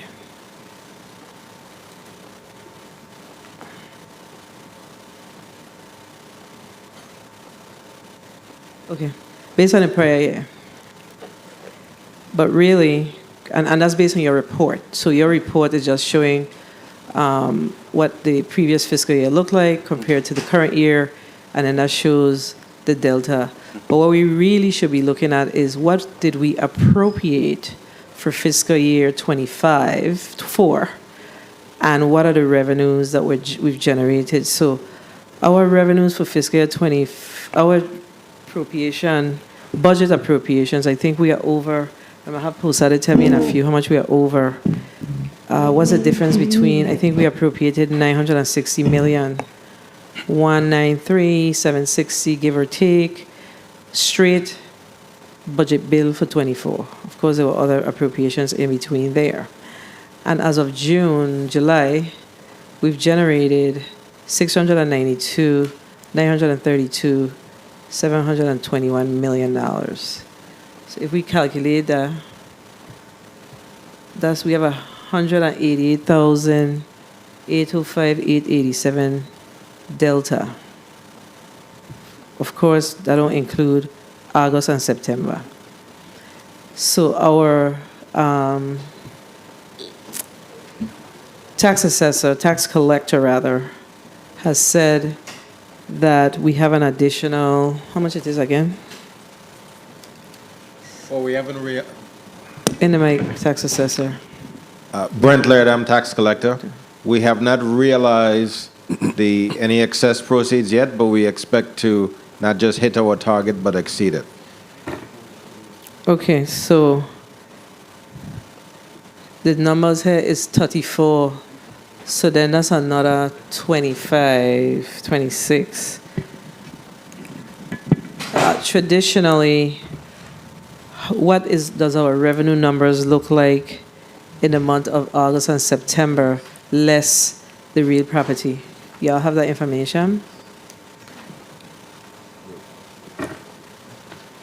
Because that's really what will give us what our true delta is. So we don't have to be making any.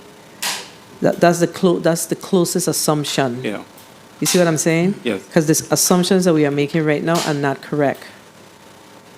Are are not in line. Well, I don't use the word correct, but are not in line with what we appropriated. It needs to be tied to the appropriation. Correct. So We do not have that readily available, but we can provide that if you allow us to yeah, work. so I don't know if your staff is listening or who's listening, but that's very important information that we need. I mean, we could do it ourselves, but we always want to compare your information. So for our post-audit division as well, we need to go back and look at what the August and September revenues were on the Bureau of Internal Revenue website to determine how much we collected in the previous years and what we collected now. Of course, Mr. Leardom is saying that, they're realizing a lot more. We've seen a 25% increase year on year for real property. But that's important information because that helps us to truly understand what our delta is. All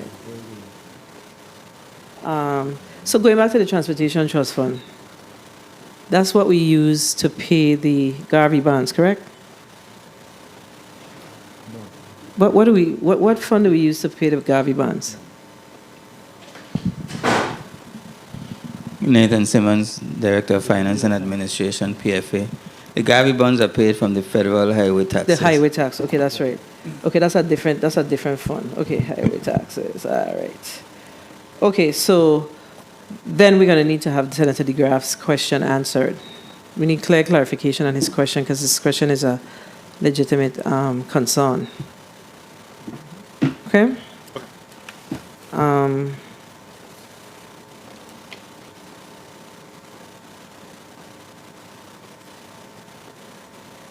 Senator Carrion, you're recognized for your 5 minutes. Thank you, Madam Chair. Almost afternoon, but good morning to everyone. Colleagues, those viewing and listening, and testifiers that are here present today. Commissioner McCarty, I want to first start out by asking you, how many days worth of cash on hand do we have currently? 3 days. 3 days. Just to clarify, okay, just 3 days. Then just to clarify, with regards to the rainy day fund, what's the plan to replace what was used from it? So the plan as it is right now is, I think the law says excess revenues goes to the rainy day fund. And I understand you guys have projected, I think, $5 million to be placed into it in FY25. I think the law also requires us to, and I don't want I want to be able to be clear on exactly what the law says, but we are required to transfer each year $5 million to the rainy day fund. What about because I want some clarity, the money that was used, that was appropriated for the retro for retirees, that I believe only made I think was 2.5 was used. I might be off of my numbers. Has that been replaced, or what's the plan to replacing that fund that was directed for that purpose? So the monies that were directed for that purpose were used to pay salaries. Unfortunately, that week was a payroll week. Needed to pay $25 million in payment, and we did not have the cash to support that payment. So we had to make the hard choice of paying current employees for work performed. Understood. And has your team figure out a way to rectify and replace that funding? Replace it? No.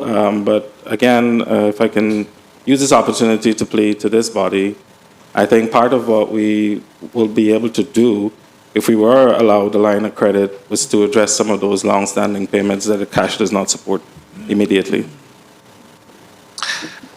Bro, and do we know what is the total amount that is outstanding and due to for retroactive wages? I would defer that to Director Purchase. Good afternoon. I'm sorry, good morning, Cindy Richardson. I do believe that number is close to about 141 million. 141 million. Very well. Acting Director of OMB, you provided, I think in a statement you said earlier, you mentioned that in the month of July, with regards to the cost-saving measures that the government has placed, there was a 5% that was implemented across the board for all government agencies in the month of July, stating that the month of August and September, that percentage is not across the board. That is used according to the needs of various departments and agencies. Can you kindly share what that looks like for each agency and department, and how you've reached the conclusion of the percentage for each one? So analysis was conducted department by department. What was released to them, I think as of 1 July, minute.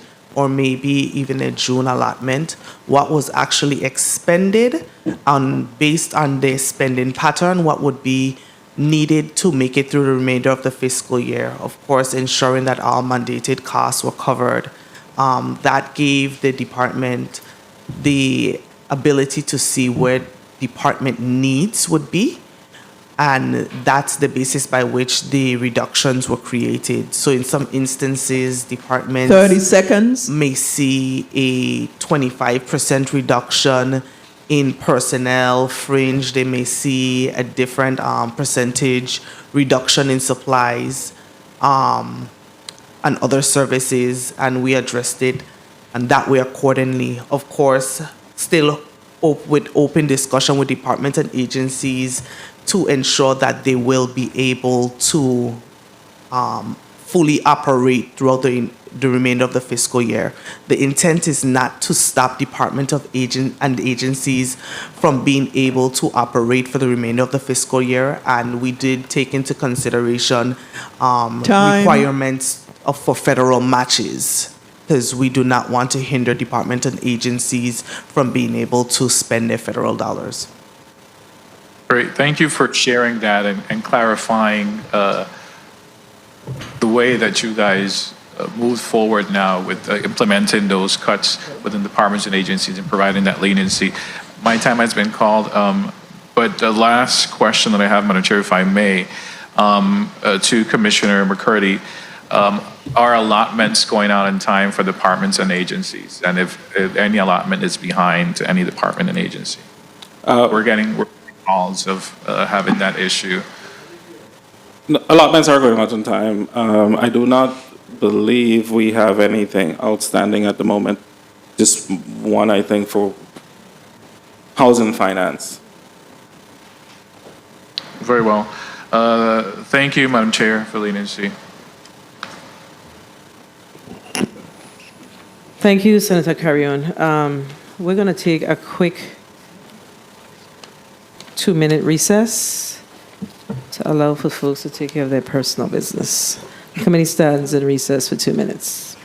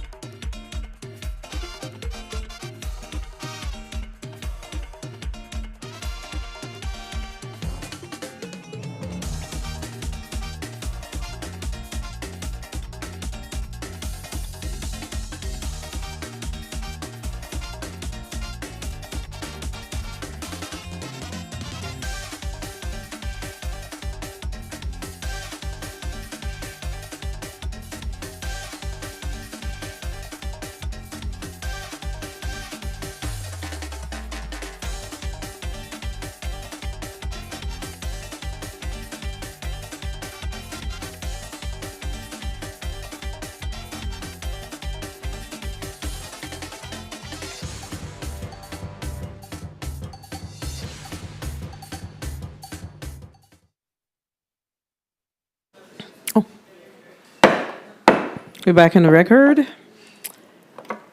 Let me just go back quickly with regards to the question that I asked Mr. Simmons regarding the ability to utilize the 100 million. So we did pull up the legislation, and yes, the $100 billion is available for disaster-related projects. And the discussion around the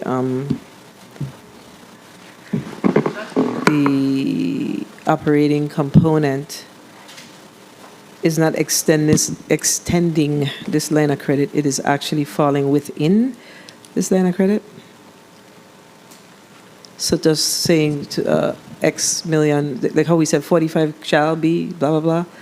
Are we saying now X shall be, can be, whatever it is, for the purposes of operational expenses? That is one way to look at it, and I believe at one point the administration was looking at doing legislation to that effect. However, with the rebuild USVI that the disaster recovery has now undertaken, they feel that the entire $100 million for disaster recovery projects might be needed in order to keep those projects moving at a fast pace. So I believe right now we're talking about a separate line of credit. Mm-hmm. So I believe my good senator from, I don't say Savan Bavoni / right? He had asked for the interest on the funding that was sent to the Mellon Bank. Do y'all have any information around the interest with you today?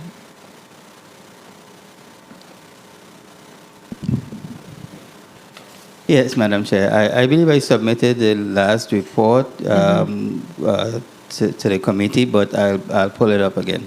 Updated. Yeah. That was as of June, I believe, but... Okay, so we could find it. Yeah. We'll pull it up, and then we'll share it today. So I need to get an updated report with the interest. Okay. Madam Chair, if you could remember the response from Finance, please. Yes. Are you ready with the response? I think Ms. Nunes was going For the Epstein account, is that? Yes, that's correct. Okay.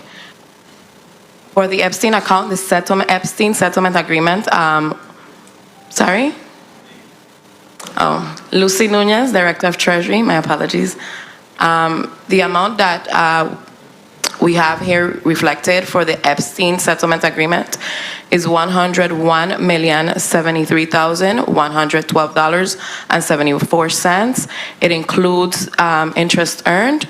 Any differences then were then used to pay legal attorney fees and any applicable expenses. And we'll tie those figures against or match it against the Department of Justice figures. All right. Thank you for your response.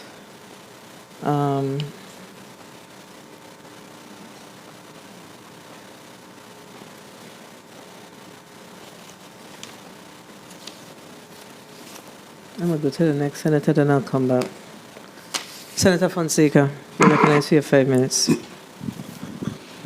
Yes, thank you so kindly, Madam Chair, and warm greetings to our governor's financial team and the listening audience, colleagues.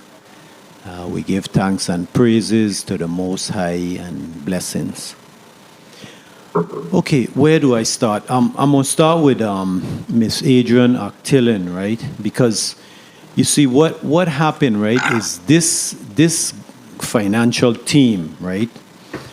I'm going to go out on a limb and I'm going to say you guys need to meet more, because we are in this predicament because the projections was wrong. You see, in this report here that I have that was prepared by a different OMB director, And by the way, the OMB director that you have now, Governor, is awesome. You need to just give her the job because we ain't got nobody better. But you had projected that Central High School was going to get revenues. You projected Charlotte Amalie High School. You projected Enid Bar, and you projected Charles Turnbull Library, Enid Bar Library, Charles. Those projects have not materialized. High school, we still in this thing now with the mall. We need to get these projects moving. That's why we're in this problem, because the revenues wasn't projected. And Ms. Actillen, you must have known they were going to have them environmental issues with Charlotte Amalie High School and all of that. The revenue projections was off, so we start off on the wrong foot.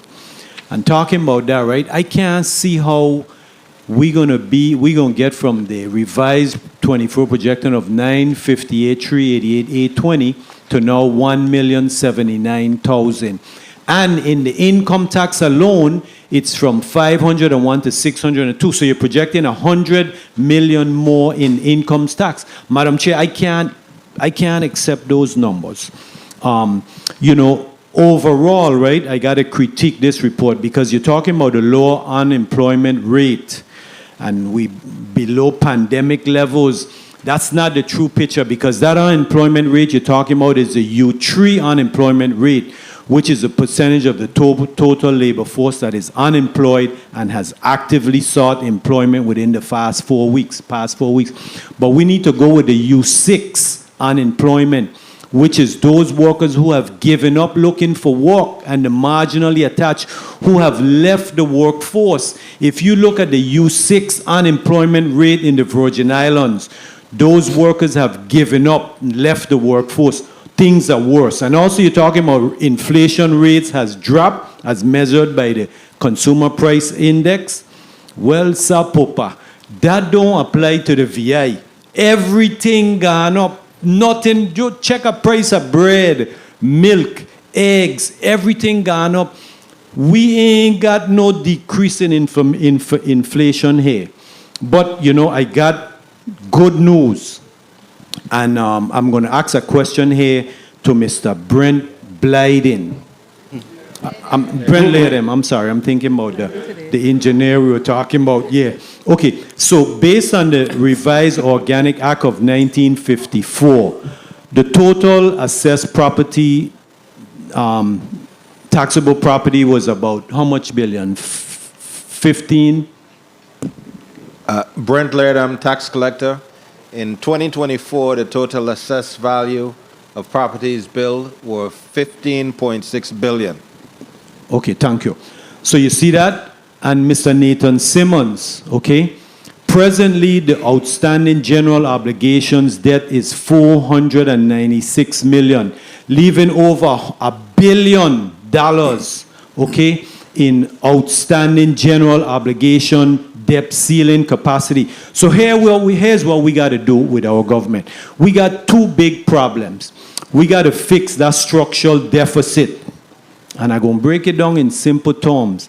The structural deficit means we're spending more money than we're receiving. That's our problem. So we need to, right now we're non-investment grade. We need to get to where we get investment grade. The government of the Virgin Islands need to become investment grade.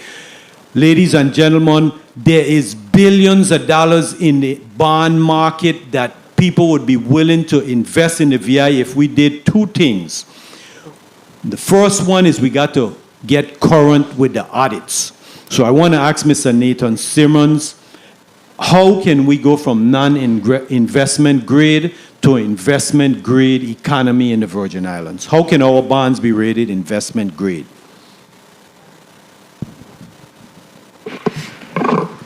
Good afternoon, Nathan Simmons, Director of Finance and Administration, Public Finance Authority. Senator, I think you hit on the two major components of where we need to go in order for the bonds to be upgraded. One is to become current on our audits, and I'm happy to say that there is a current strategy in place that we should get current on our audits by June of next year when we issue the 2024 audit. So that would bring us current. And the other thing, of course, is to deal with the structural deficit. I think we need to put measures in place to increase cash flow and liquidity. And those are the two major steps that we need to take in order to start that process of getting our bonds upgraded. Thank you. And you see, we've had some major changes in this finance.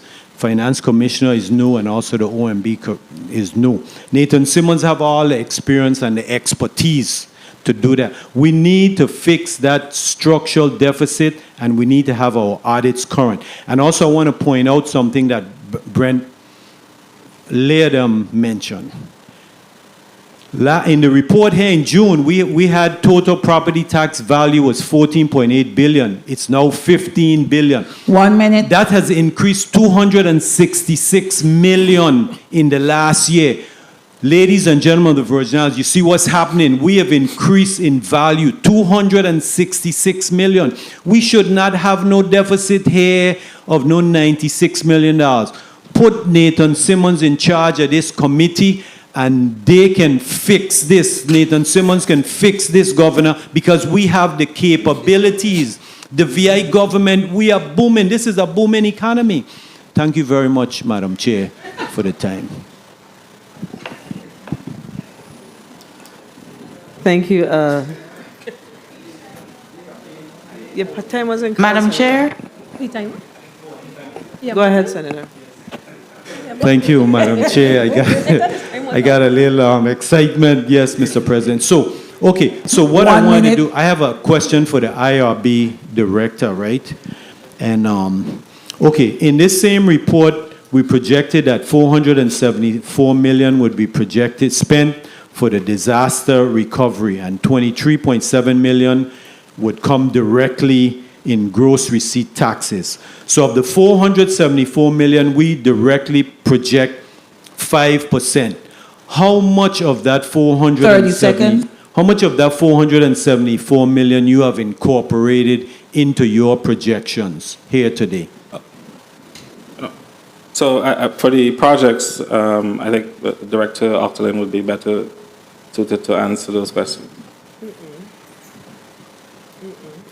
Yes, Ms. Octellin, did you hear the question? No, can you repeat? I want to make sure I understand the question. You asked what percentage of the ODR? Time.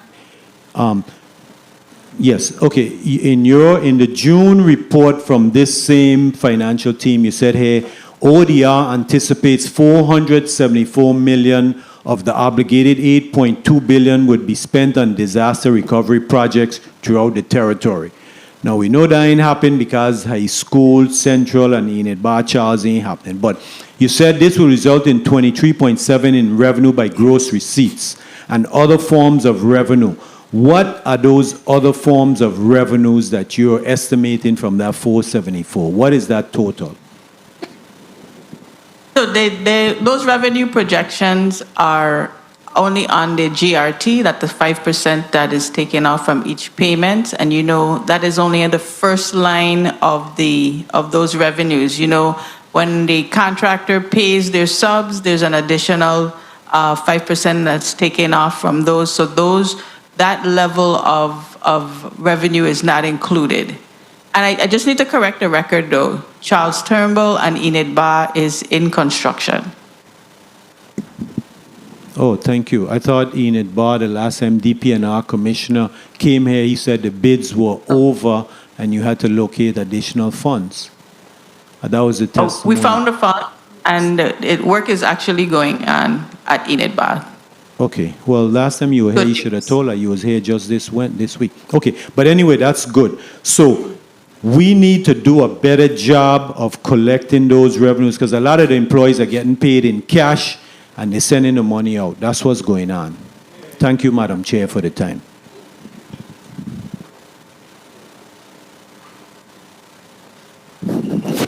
All right, so let's just go back to the line of credit quickly. How much have we expended from the line of credit thus far versus what we've been able to draw down and pay back? Madam Chair, Adrian Williams, Actolin, Office of Disaster Recovery. We have drawn from the line to date $31.7 million, and we have, outside of the VTOL, $45 million. So the official numbers are $78.9 million that was drawn from the line of credit. Outside of the $45 million, ODR drew $31.7 million and repaid $21.2 million with $10.5 million that's out right now for pending repayment. And how swiftly do you get these funds returned to the territory once you draw them? We usually try not to utilize the line for anything that cannot be paid within 120 days unless there's circumstances beyond our control. We normally meet that 120 days for repayment of the line. So 120 days. So you have outstanding, give or take, 10 million around there. Yes. Okay. 10.5, yes. And Mr. Simmons shared with us that you are of the belief that we need to, you need to hold on to the entire 100 million due to other projects, due to the, I think was it the home? Which project was it? The rebuild project? Yes, all those larger projects, we're looking at, and if we have to advance payments, they're usually large payments that can tie the line up very quickly. So the recommendation is for the authorization to be able to use this line outside of the recovery, but we should at least increase the amount of the line of credit to accommodate outside needs so that it doesn't hamper the recovery efforts. So, question, I know there is some funding available to support the matching requirements, and with the reduction in the matching requirements, what do you call it, money? CBDGDR. Those EDR funds? Yes. So why are we utilizing those funds as well to support the matching requirements around these projects? How are we aligning?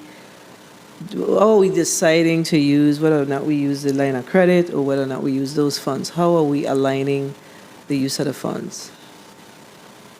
So when we utilize a line for match, it is usually because the Housing Finance Authority has not approved the match payments and the match is impacting the progress of the project. For instance, the match has accumulated to the point that the contractor wants to stop working on the job. So we are able to utilize the line to ensure that the work keeps moving and then work to get the reimbursement from the CDBG DR HUD dollars.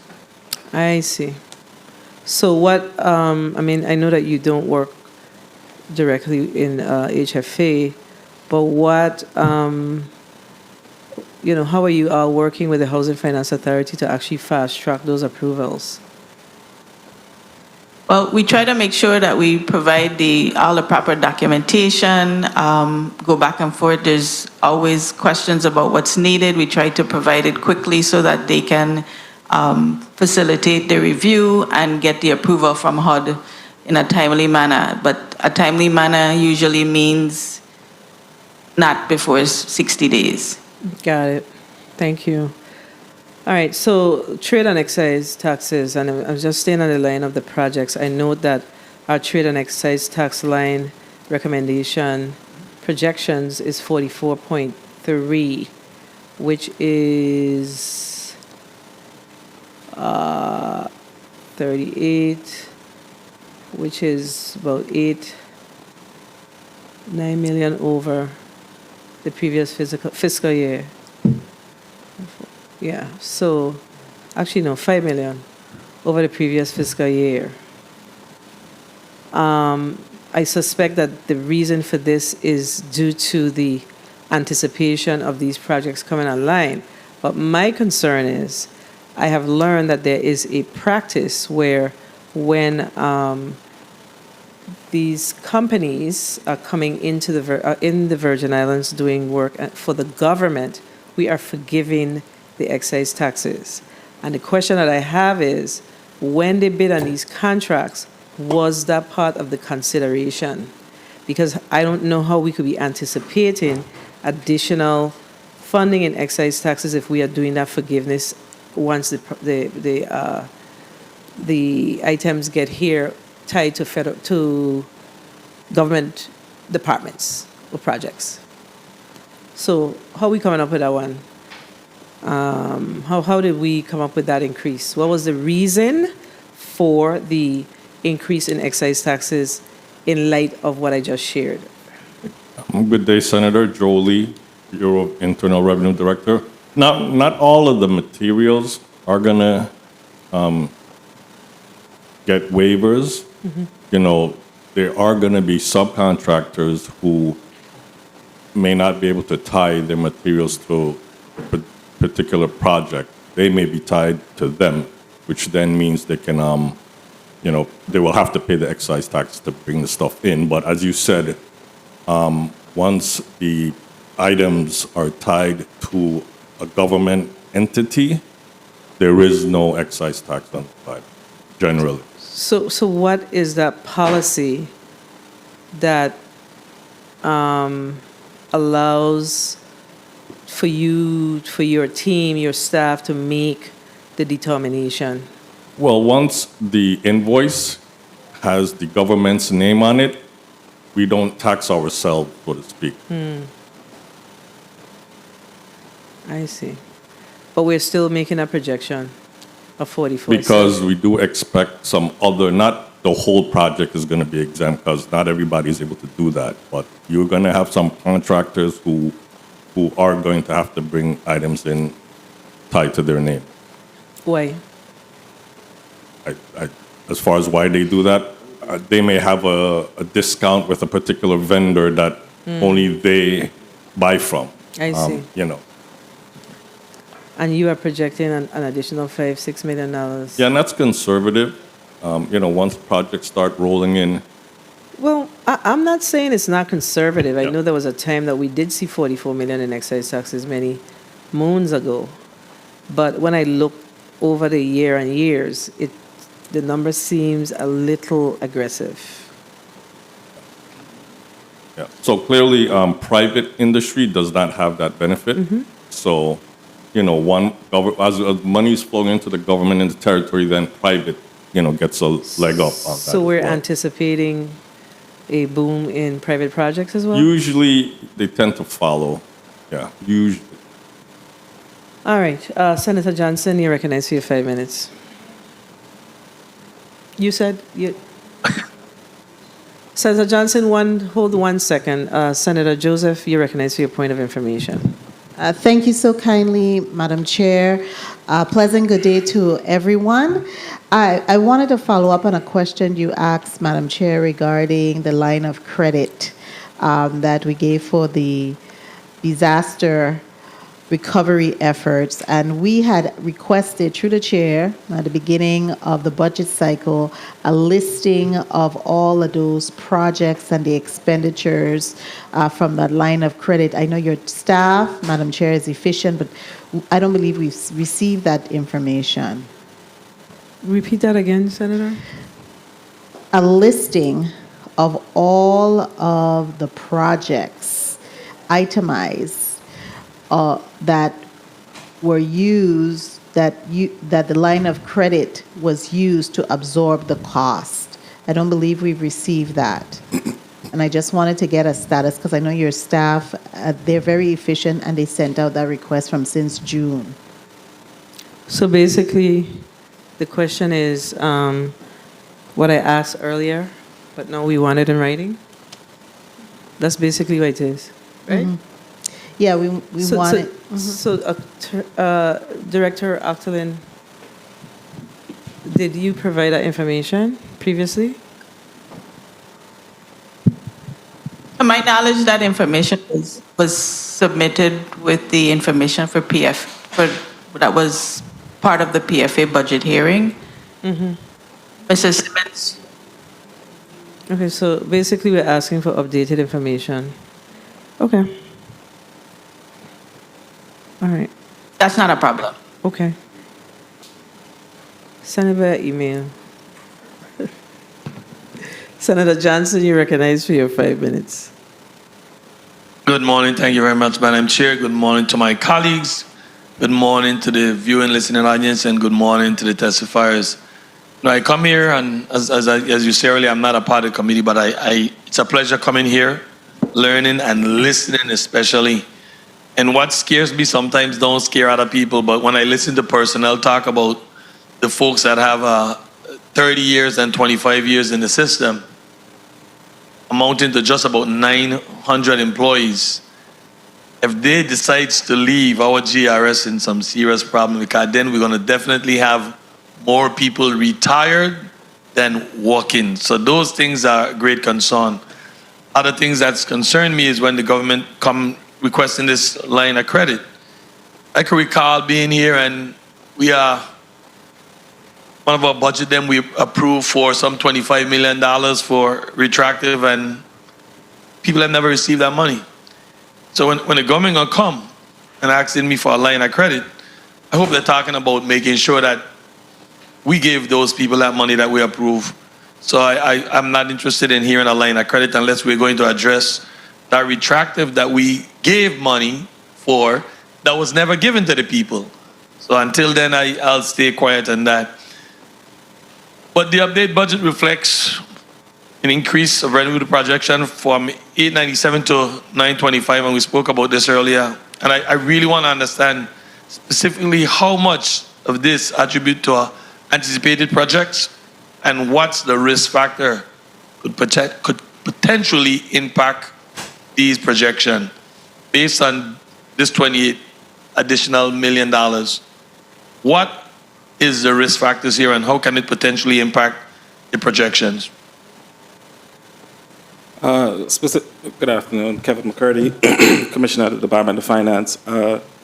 The projections are as stable as I think we can get. We are for the projects.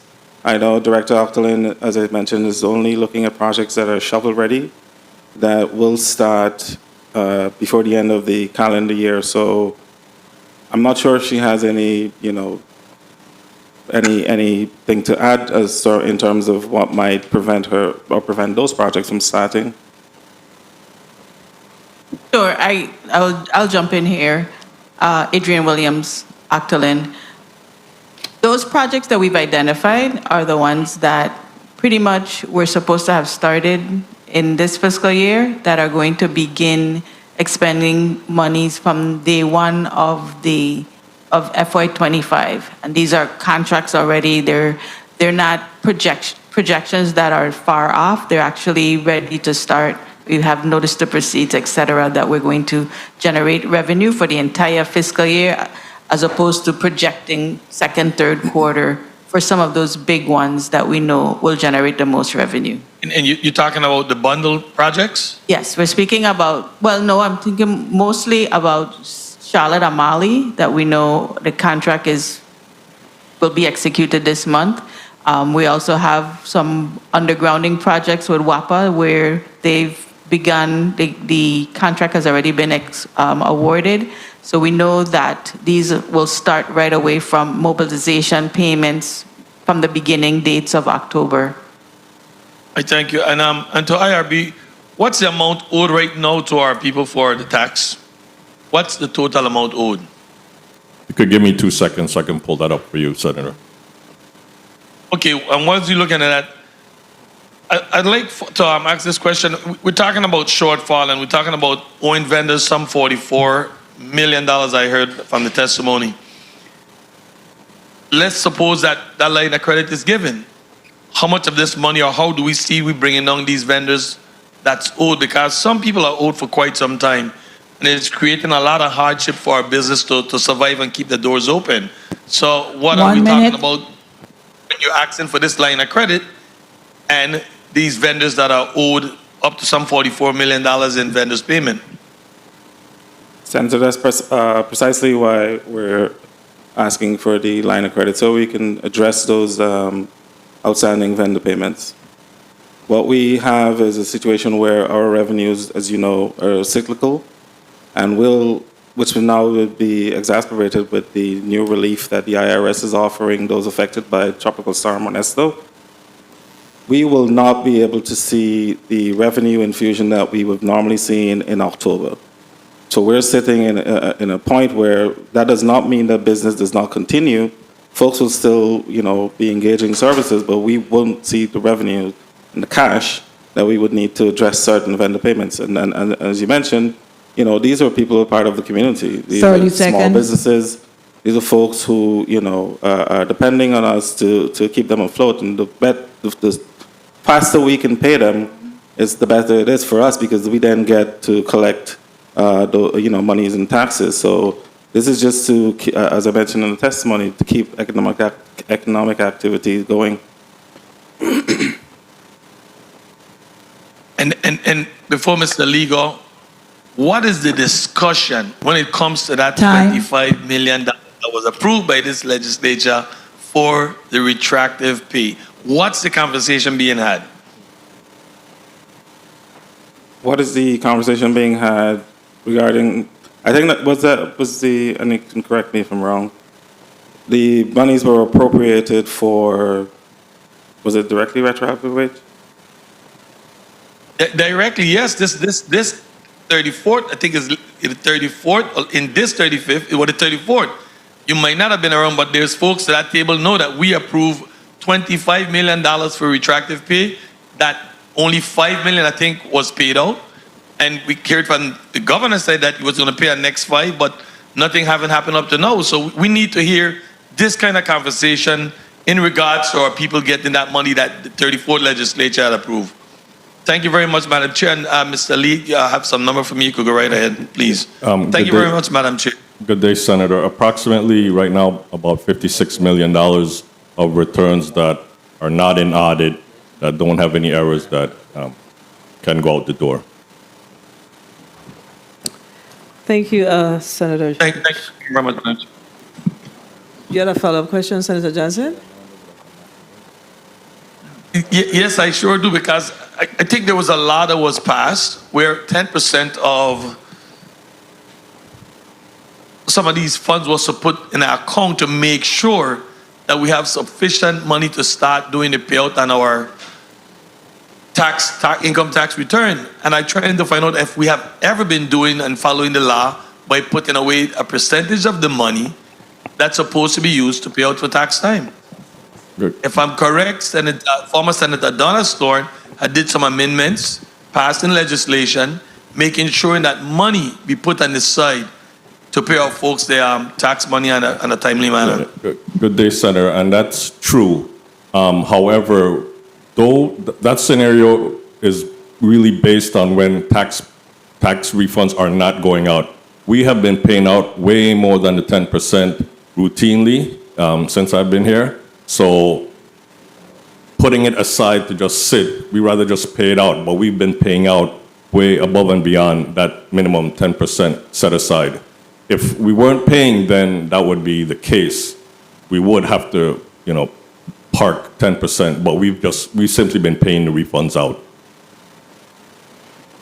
Thank you. Okay, so for fiscal year 2024, how much did we pay out in income taxes thus far? About $20 million. 20 million, and do you anticipate paying out any more before the close of this fiscal year? Right now, we have $5 million for sure scheduled to go out next week. So 25 million? Correct. How much did we shave off? Fiscal year 2024, we shaved 45 million.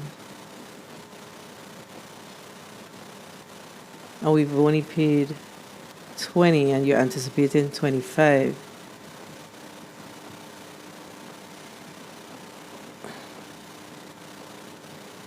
So, with the infusion of this 74.6, do you anticipate paying out any more?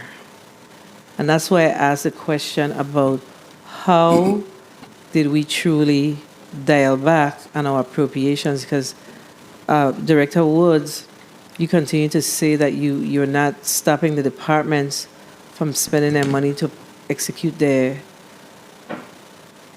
operations, if you will. But we have to be realistic. We're having a challenge. We shaved off $54 million, 45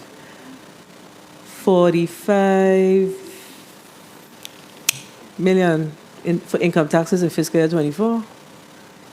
And in fiscal year 25, you are projecting shaving off 60. We're trying to get to, I mean, look, y'all are saying 25 million for this year. How will I get all the way to 60 for fiscal year 25? If you weren't able to meet the 45, how can we be all the way now up to 60? So I mean, Mr. Simmons talked about the structural deficit, but there's a little more to addressing the structural deficit too. We got to be a little more realistic with our projections.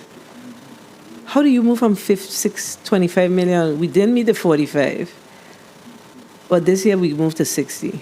How are you going to achieve that? The projections are built on once the revenues are reflected of paying 10% of what that revenue collection is. So that's how the projection is built. Mm-hmm. So it's just the realization of the actual cash. Right, but I'm saying last year, this year, and I don't have I should have it here someplace. Last year,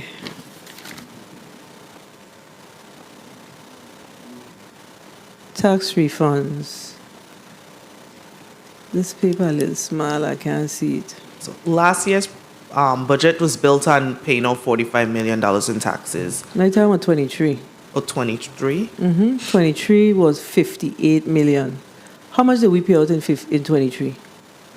Legislature projected 50. Y'all projected 50. We projected 50. How much did we pay out in 23? 24 million. Yeah, so that's a thing. So 23, we have not met any of the projections. So why are we on the same trajectory without us hearing from you what it is that you're doing different, that we are doing different to pay out 60 million? We just pulling out these numbers? Not necessarily, Senator. Part of what we have to do is a commitment to, and this may sound aspirational, but attack the big things. We can't say that we're going to do 25 million. Neither could we say that we're going to come back here and just say, okay, our collections are we're just going to look at what we've been getting and not try to explore how do we get more. We have to keep pushing. That's the operative word. Explore how you're going to get more. Yeah. So exploration doesn't mean that you put the number on paper, though. Exploration means that there is deliberate activity that's occurring to ensure that you get closer to your number. You paid 24 this year, anticipating 25 next year. We move in the goalpost, but we haven't met any of the only thing that we are meeting is our real property. We haven't met any of the projections. So it is going to cause us to be a lot more conservative because our responsibility is to ensure that we pass a balanced budget. That's the challenge. I mean, 60 million is, tell me. Because this is money you got to shave off the top, right? So we're unable to shave it off the top, but we're still noting that we are going to realize these types of payouts. This is why there is that level of frustration around this, because we're saying, yeah, we could shave off 60 million, we are only meeting 30 million. The 2022 was more money, right? Like 40-something million? 45? How much we paid out? 22 was actually 109 million. So FY22, How do we pay the 109 million? We got money from the federal government, Yes, right? that was a part of the Right. stimulus. That was the stimulus money. How much money are we going to realize in what is that fund? The child tax credit? Are we going to get any? How much child tax? Are we going to see an increase in our child tax credit? I'd have to look. You know, the reality is each tax return, some may have zero, some may have some. So it's we are only able to get that when we pay it out. What about the on income credit? Do we get anything back for that? Yes, we've been getting back these credits. Yes, yes. Ma'am. So do you anticipate seeing more than 7 million? Yes. We need to know what these numbers are. This says earned income credit 7. So for fiscal year 24, how much did you realize? I'd have to actually give you that. I'll be able to get you that. Though. Oh boy. Yeah, so we would like to get that information.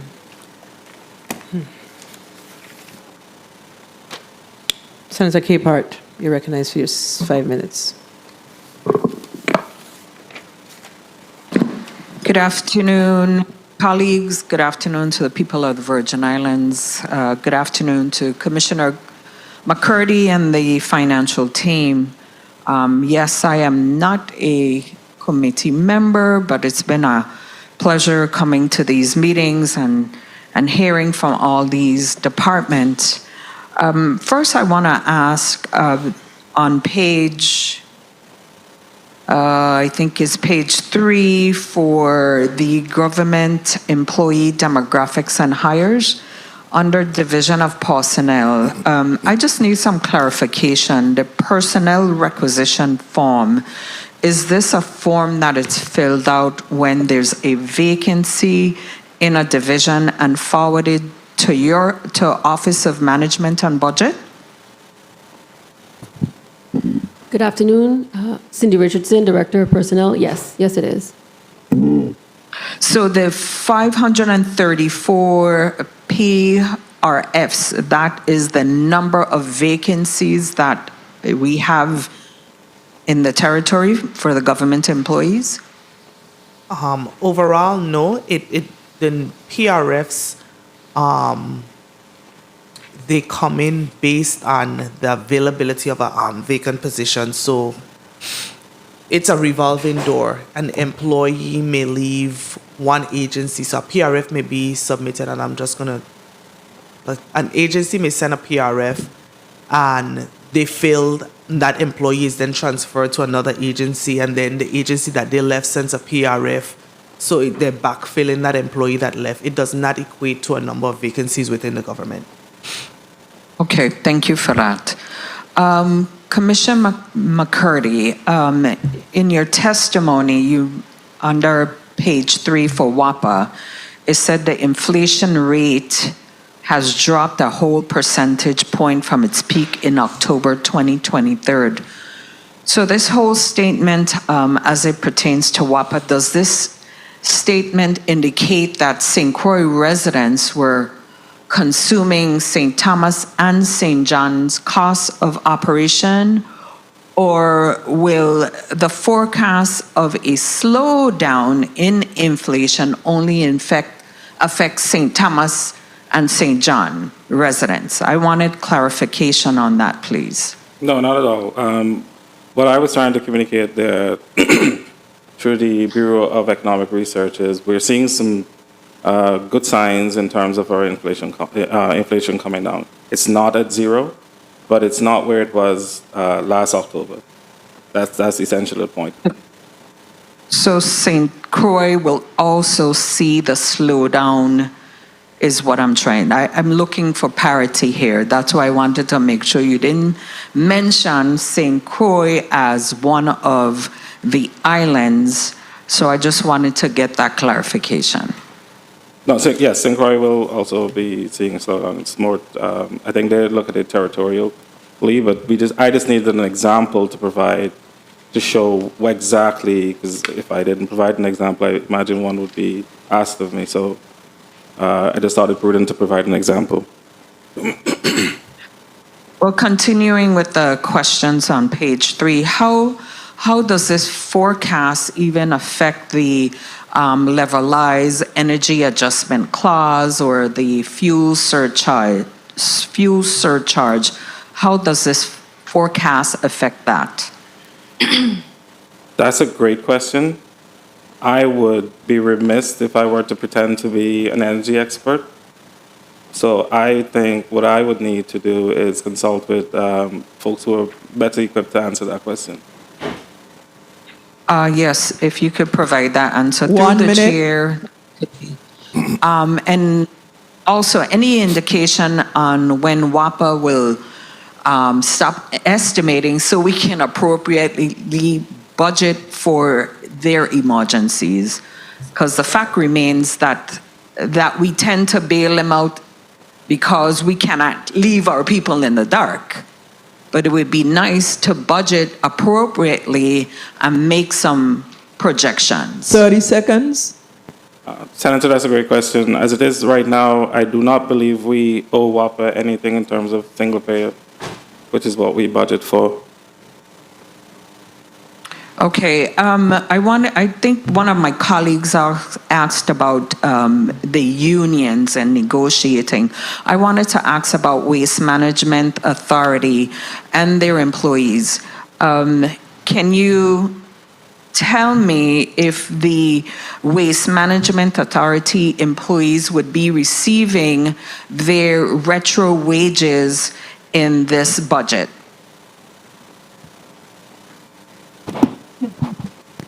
Josh Springer, Chief Negotiator, Office of Collective Bargaining. Generally, to start, generally Time. the waste management amounts are not factored in since they're autonomous. We consult with the management there at Waste Management, the CFO and CEO. So I can't say if it'll be factored in. If we complete negotiations, Waste Management will implement salaries based on whatever we negotiate. Okay. Do you happen to know what the name of that union is for Waste Management Authority employees? There are 2 unions representing members of the Waste Management Authority. It's United Steelworkers is one, and the second one is the International Association of Machinists and Aerospace Workers. Okay, thank you. Thank you, Madam Chair. Thank you, Senator Capehart. So Waste Management is a semi-autonomous entity, so we do not budget their salary increases. What we do is we give them their lump sum. Correct. And they take care of their operational matters on their own. But let's go back to this $74 million. So in fiscal year 20, $74 million from Arpa. How much did we draw down from Arpa in FY 2023, or if any?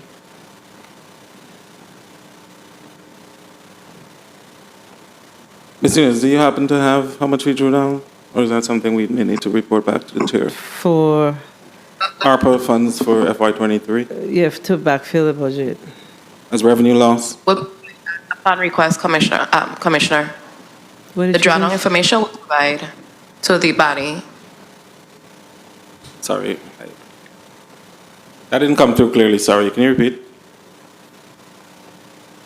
It didn't come through clearly. I'm sorry. Good afternoon, Director of Treasury, Lucy Nunez. What I understood is that the request for the ARPA drawdowns, will provide it to the body. For FY23. So those types of information is important, not only for myself, but for y'all, because I'm trying to figure out how do we plan to sustain our operations moving forward, because that's why it's important. I know that we actually, it says here 61.6 million. I don't know how true that is. In your year-to-date collections, oh no, this is 24, my bad. So we would need to get the actuals for 23. But you're projecting some $74+ million in FY24. And in 25, you're projecting 1 million, correct? Correct. So is the 1 million because you have exhausted all of the funding available to backfill? We have to In a May- obligate in a May- the in a May. the remainder of the funds have to be obligated by the end of this current year. December? Correct. So as to why we're reconciling, so we're projecting that there'll only be $1 million remaining to transfer for revenue loss. Okay, so if there's $1 million remaining for revenue loss, and you had to draw down 74, and you share with us an increase in the overall numbers that you brought before us in June, how realistic are these numbers that we have before us as it relates to our ability to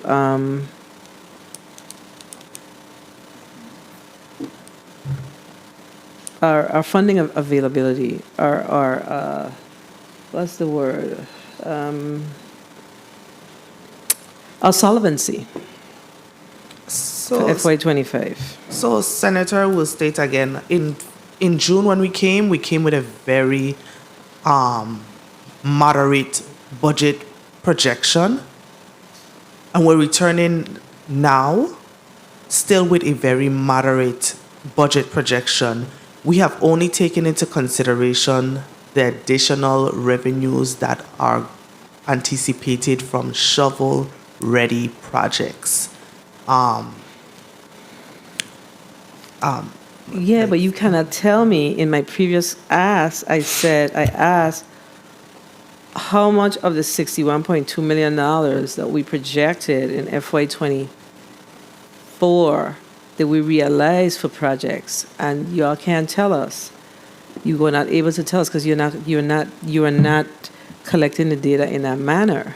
So how are we comfortable with your projections of 35 when in fact, going back to it, when in fact you have a $100 million increase in your other taxes? That's that part. Senator, I do believe Director Octolin tracks some part of the revenues generated from the projects. I'm not sure she has that readily available, but That's I know there was some important effort there. information. Yes. Should I go ahead? Sure. So we track the revenues, again, from the GRT that's projected for our revenues. We're currently 70% of our revenue projections for the current fiscal year, with another month to go that we expect to at least get to 85% of our revenue projections.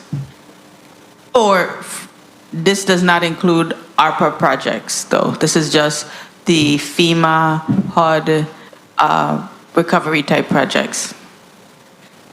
So, Dr. Lynn Williams, this question is really a question for I understand what you're tracking, but are we truly realizing it? And based on our numbers, we're not. If we talk about 24, based on our numbers, we're not. Because we are not seeing this 61 million should eventually have rolled up into the overall gross receipts. And which one do you track in earnest? The gross receipts, right? Gross receipts, that's correct. Right, and we are not seeing that in gross receipts. So, I could look at my 23. What are we collecting 23 in gross receipts?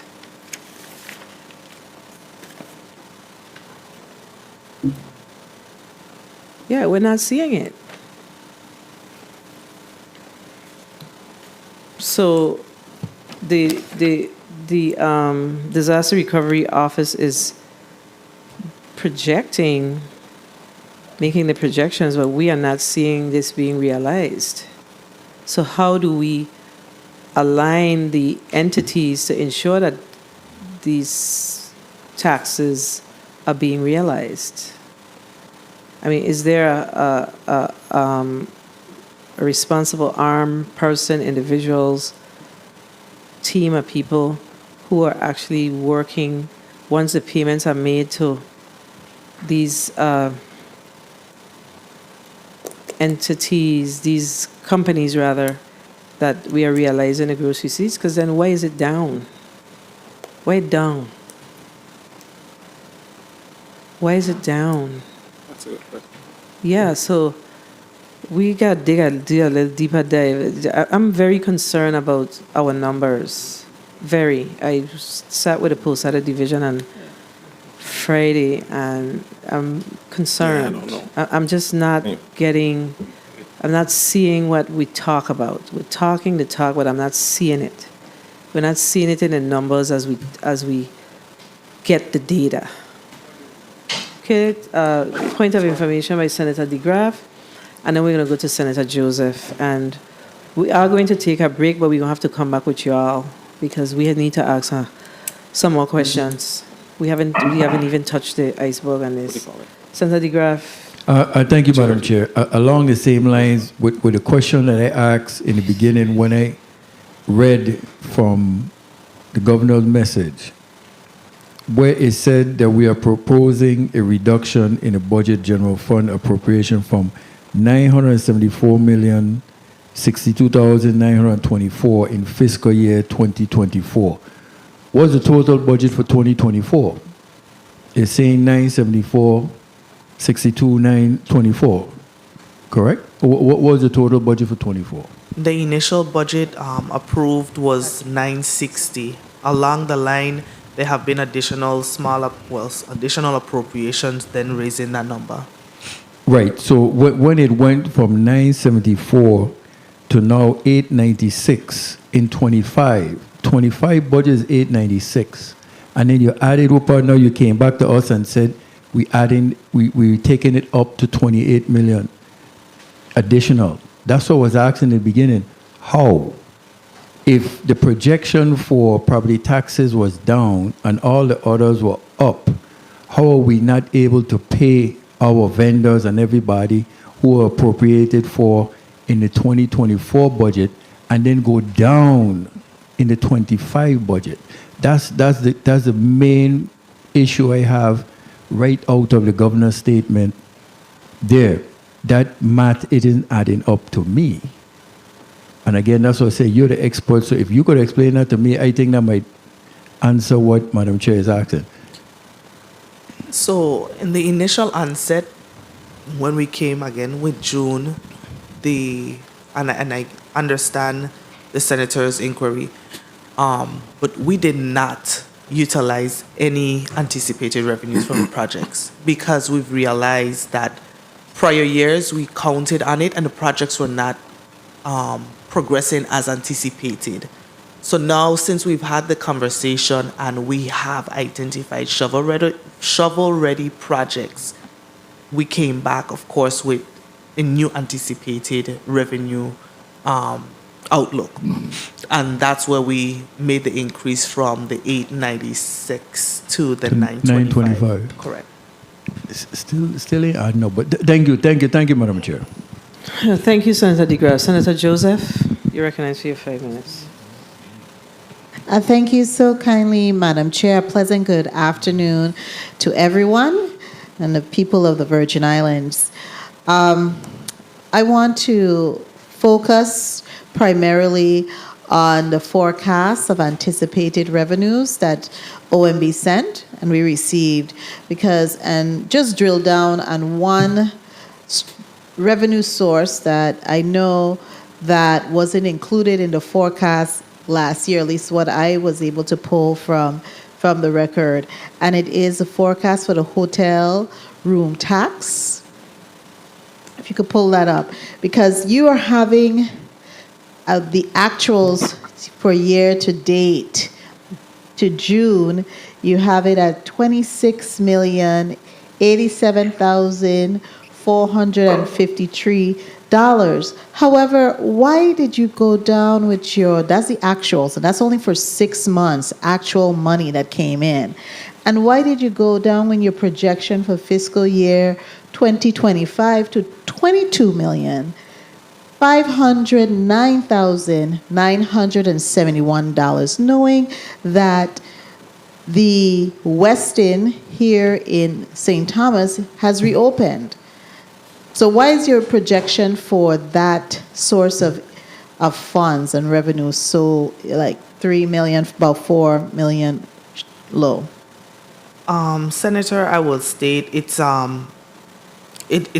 was split. The split can be reconsidered given the fact that the additional hotel is online. However, altogether, hotel and non-hotel tax assumptions is in the line of $43.7 million worth of revenue projection. And as of June, which is 9 months into the fiscal year, they collected just about what we budgeted, which was they collected $39.2 million, and what was budgeted was about $40 million. So we do anticipate that they will collect. What is your projection? Because then if they've already collected more than you projected, right? So why did you, I'm still not getting from you, Ms. Woods, why is your projection for this year, the fiscal year coming up, lower? Again, it is a split between hotel and non-hotel. So we can reconsider the split, but you have all together. One moment, you have the hotel, the non-hotel, you have it split already here, right? $13,197,575 you year to date already collected. So you have already split it, but your projection for the hotel is about 4 million short. So I'm just trying to understand why you lowered that projection. So we can reconsider it, but it would be a flip. It will not be an additional revenue. It is considered an entire category. Okay. So there's just a split between hotel and not hotel when it comes to that category. How much did you collect in actuals for your hotel room tax for fiscal year 2023? That would be Director Lee. Yes. And then that's hotel room tax. And then the ones, because I know you track the one for the Airbnb separately as well. Kindly indicate for us how much you collected in actuals for 2023. Good day, Senator. Joe Lee, Director of Bureau of Internal Revenue. For hotel, strictly, it's what we collected for fiscal year 2023 was $21.8 million. 21.8. And for non-hotels, that's $19 million, for a combined number of $40.8 million. Okay. About $40 All right. million. 40.8 million. 1 minute. And so you're saying, Director, that, and this was not with the Westin fully operational, correct? That's correct. I think this projection is a bit low. That's just my position. Because this 40 million was not including a fully operational Westin resort. And I want to 30 seconds. When I am traveling, whether it's by Spirit or American or by Delta, and I'm coming into the Virgin Islands, you know, the plane is full. The plane is full until the human beings are asking people to give up their seats. And I'm asking the people, I'm friendly, I'm asking them where they're staying. You know where they tell me they're staying? At the Westin. So I think we need to do a little reevaluation of this projection because I suspect we might see a little bounce. I have one more question, Madam Chair, if I may be permitted. I want to go down to the portions where it says other contributions on this document. And I wanted to find out what is $7.5 million you have here for fiscal year 2025 projections. What's that? What's the source of funding for that? 7.5. That $7.5 million has been removed from the revised projection. If you look, that was part of. But what was it originally? I cannot speak for it. I cannot speak for it. Therefore, Okay. it was not considered on the new projection. Okay, so that's been removed from there. Okay, that was my, and then I want to go to Miss Adrian Williams Octolin in the Big Island of St. Croix. Now, the chairwoman brought up a very salient point regarding these revenues from anticipated projects. Who tracks, Ms. Octolin, Ms. Williams Octolin, you track the gross receipts that you take from the companies that are organizations or corporations, employers, or what have you, that are actually receiving some of the disaster recovery funds, and that include the FEMA and the HUD? That's correct. We track the GRT that's taken off the top from those checks. Now, there are key projects that don't get GRT, like the housing projects, like for instance, Walter I. M. Hodge, and any of those housing projects that are large construction, because of the affordable housing exemptions, we don't get GRT from those projects. Just a note. Thank you so kindly. Have you supplied that information to the chair? What information are you referring to? I'm referring to the GRT that you automatically take off the top for those companies that are not exempt, like the housing that you mentioned. We can provide it. It is Through the chair. presented. Thank you so kindly. Through the chair, kindly provide the GRTs that you have taken off the top through the chair to, and that would be for fiscal year 2023, as well as, I would say, July of 2024. Okay. Thank you so That's kindly. not a problem. Thank you so much, Madam Chair, for the opportunity and the leeway. Thank you. So, the tourism advertising revolving fund, because that's tied to the hotel tax. What's the balance in the account? Have you all resolved the issues with the TARF? Ebony Serrano, yes, it's $88 million right now in the TARF account, the TARF fund. So the TARF has $88 million.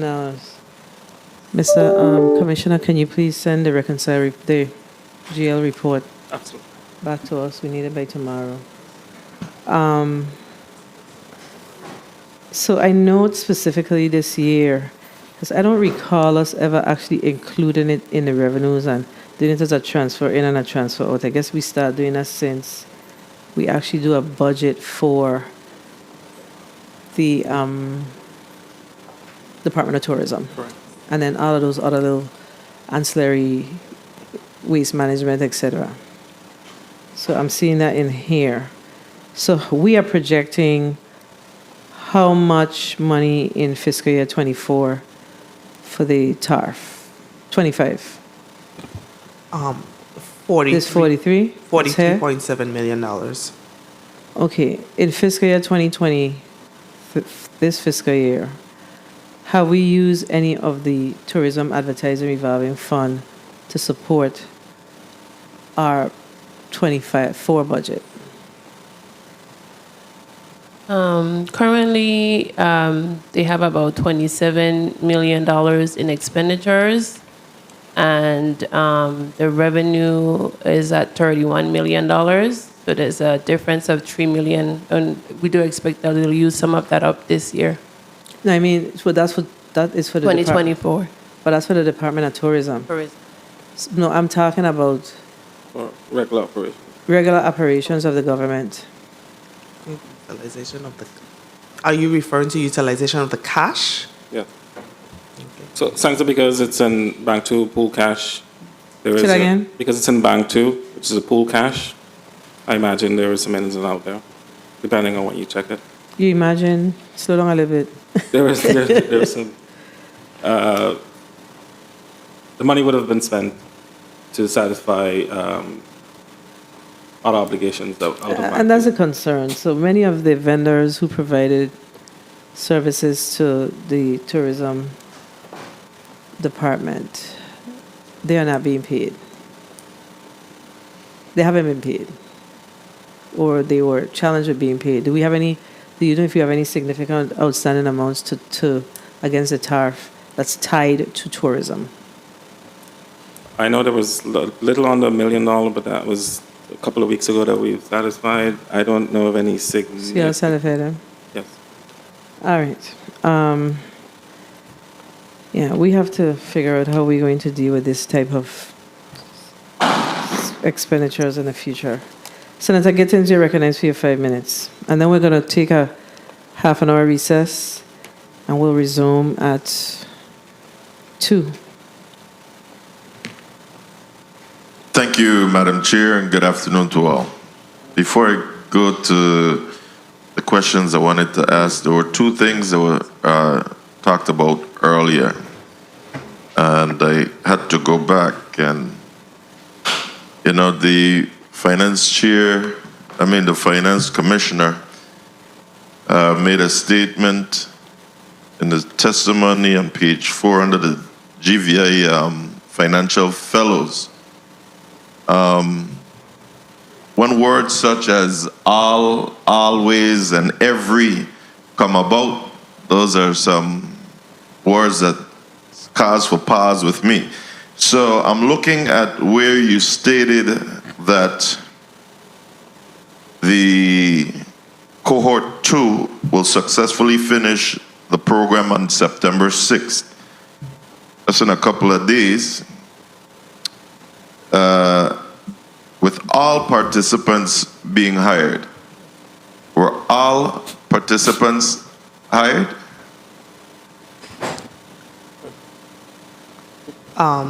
As far as I am aware, they are. The Office of Management and Budget has been having conversations.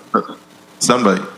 That was a statement made by Commissioner McCurdy. I'm just trying to verify his statement. I believe that's what Director Woods is doing, Senator. She was verifying your statement? Correct. The statement provided in the testimony from the financial team. Okay, well, let me advise you all how I ask my questions.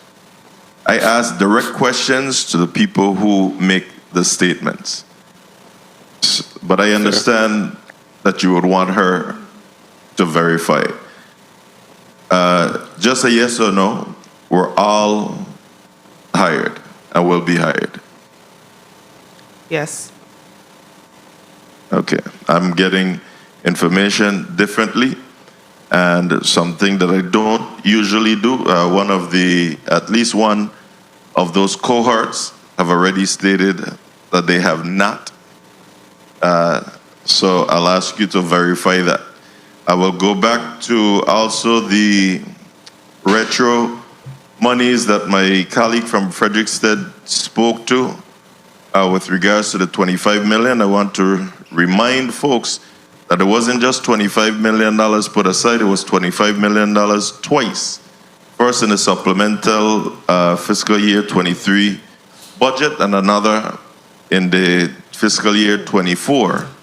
Now, on June 6th, I believe it was, during the budget overview, I did ask the then OMB director about paying the balance or more of those funds to individuals who are owed retroactive pay. And we were told that you have until the end of this fiscal year to pay out those monies. What's the status of that today, current interim OMB director? Were any others paid, or do you intend to pay any other before the end of this month? That is a question that I will defer to Commissioner McCurdy. So, Senator, we have paid. Sorry. Dennis with me now. We've paid. Go ahead. Go ahead. Sorry, we've paid 2.5 to date. We are right now not in a cash position to make any additional payment. So you paid the 2.5 from the first 25 million, and the other 25 million, you didn't pay nothing from it? No, sir. No, Senator. And now we're not in a position to pay any.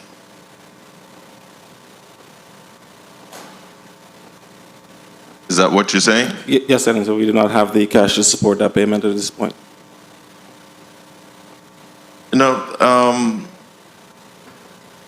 What specific austerity measures are being proposed or implemented? Because during this entire budget season, I haven't really heard any austerity measures from the respective agencies.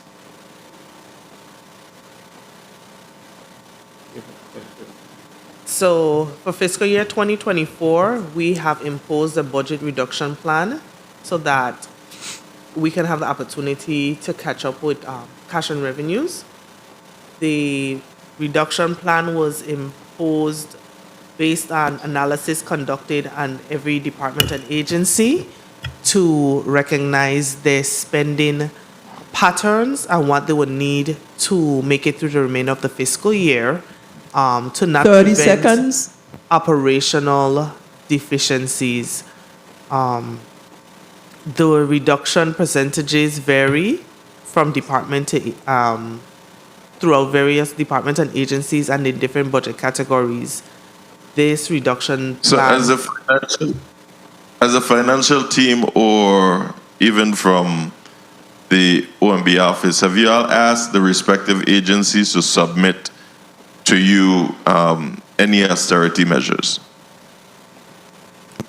Directly to us? No. So, Senator, what we've done is taken a more tailored approach where we connect with each department to see where and in what budget category they can afford to sustain a reduction rather than doing an across-the-board cut. We've connected individually with departments. So without getting a plan from each of them with their respective austerity measures, there's nothing for you to measure the effectiveness of a plan to even have these austerity measures in place. I think time was called. Thank you, Madam Chair. I know we're on crunch time, but thank you for the time. Sorry, may I have the opportunity to finish? Sure. The analysts at OMB continuously communicate with department and agencies. So while we have not asked them directly to submit austerity measures to us or austerity plans, we continuously communicate. So the purpose of that is therefore, of course, to ensure that the department and agencies, as Commissioner stated, are able to continuously function with the cuts that we impose upon their various budget categories, and then they're able to give us additional plans if they cannot take a cut in a particular budget category but can take a deeper cut in a different budget category. So while we impose a plan, we do cooperate and collaborate with the departments and agencies.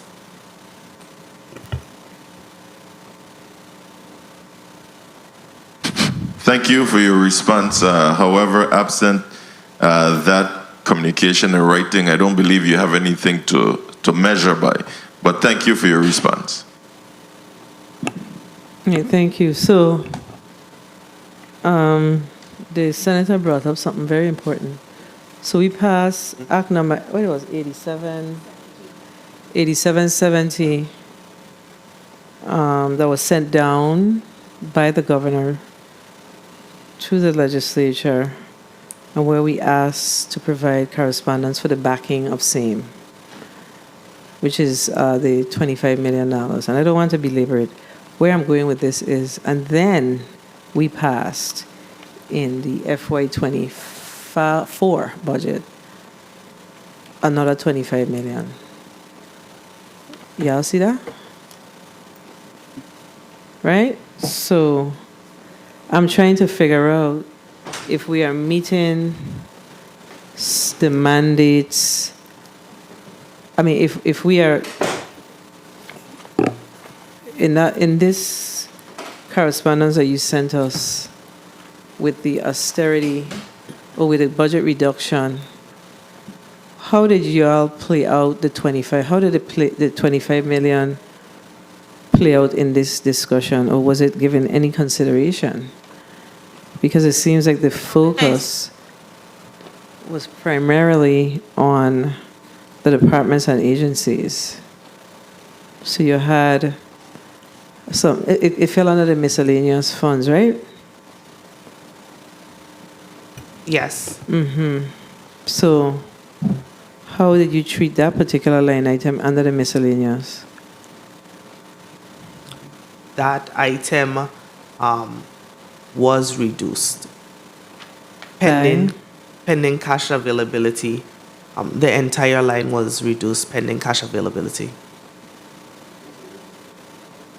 This is additional areas within the allotments that will be reduced include 25 million in retro payments, 5 million from the wage adjustment miscellaneous line item, and 2 million from the unallotted miscellaneous sub-grantees.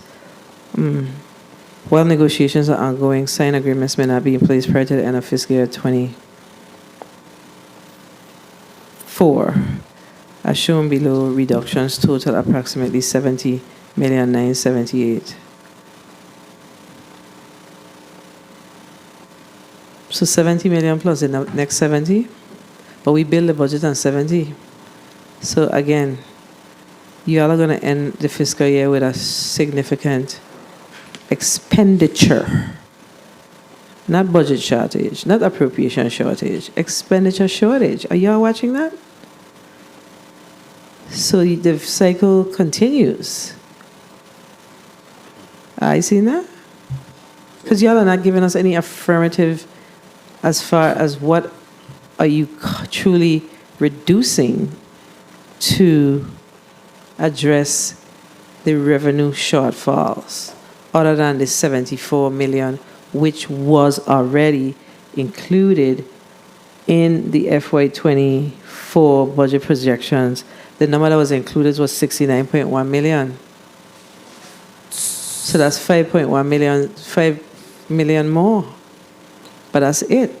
So the reduction actually imposed a $70 million reduction based on this 690. I think we're a little lost in translation. With 690? The 690, the original budget. So. What do you mean 690? Sorry, 960. Okay. Correction, sorry. So the 960, we took that number and again, based on what allotments were still available, this is where the reduction plan came in place. Seeing then, based on the reductions that we, and percentages that we imposed, as a $14.5 million reduction or in personnel, 14.5 reduction in fringe. So give me that personnel number again. It's a $14.5 million reduction in personnel, $14.3 million reduction in fringe, $943,000 reduction in supplies, $8.8 million reductions in other services, and mere $96,000 of reduction in capital outlay, then totaling $38.7 million. And then we took into consideration the $5 million on the wage adjustments, the sub-grantees with a total of $2 million, well, netting to $2 million, and then the $25 million to come to that full total of $70.7 million of reduction based on reducing the 960 budget. So based on the reduction of 960 by 70 million, are we saying that that is aligned with the revenue projections for 24? That's what we're asking. Correct. That is in line with the... So you're saying that... And we're going to come back because we want to take a break. So we're going to come back on that. When we come back, we're going to come back on that. So just think about it some more. So we need to take at least a half an hour break. We do have some austerity measures in here as well, so you'll have to take a half an hour break today, if you know what I mean. All right, so let's take a break, and then we'll come back at about, because we went over a lot more than I thought we would have. I would say it's now 1:42, so we would say about 2:20, 2:15. Okay, the committee stands in recess.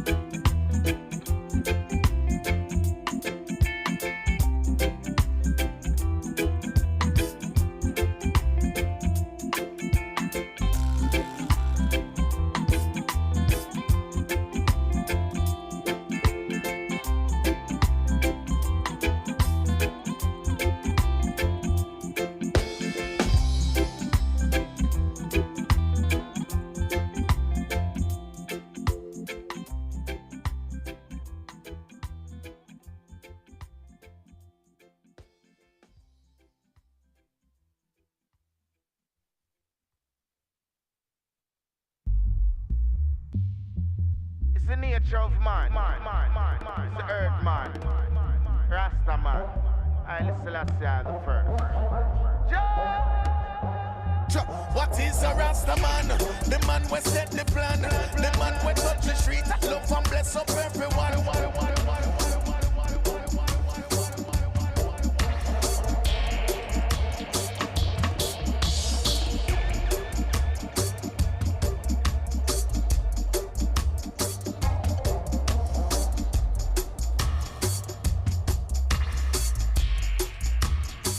The Rasta man no skip a beat. The Rasta man unique. We not go take defeat. The mission not be complete. And through the humble and the meek.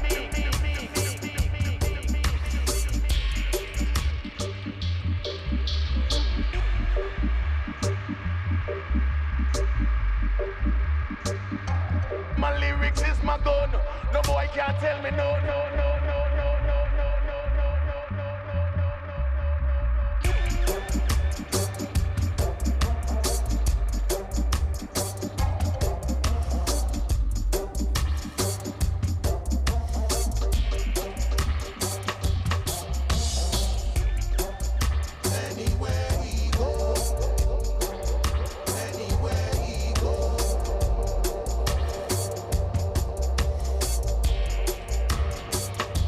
What is the empress? She rise above the rest.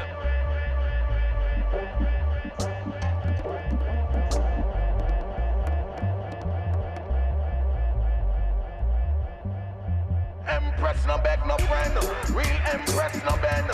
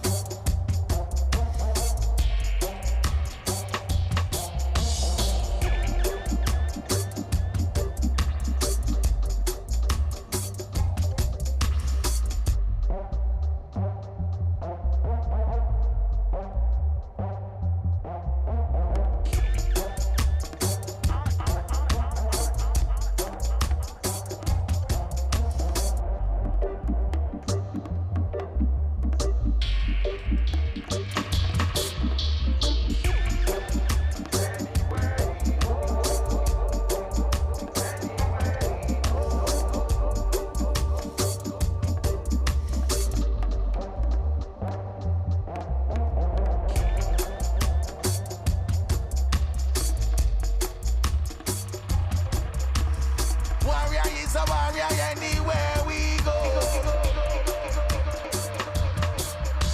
Why?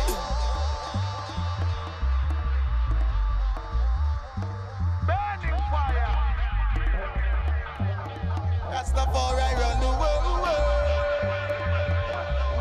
Why?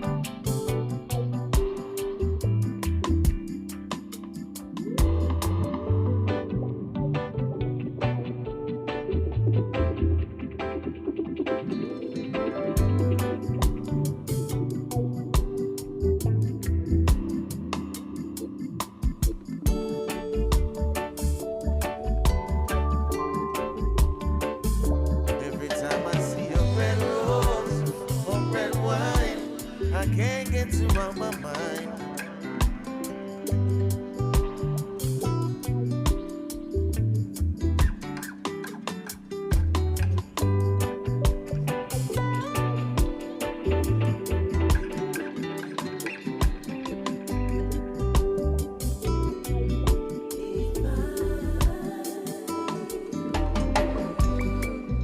If I had a second chance to spend with you,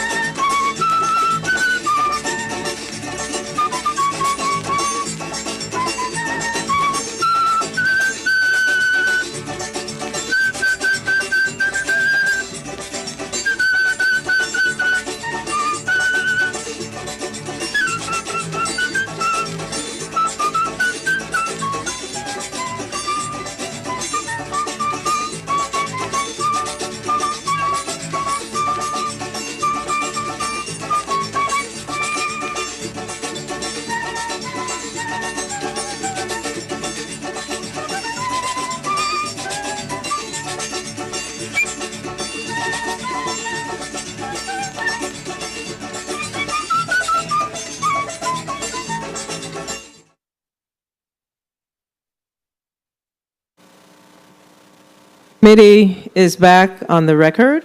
All right. And I left my paperwork downstairs. All right, colleagues, we've exhausted our first round.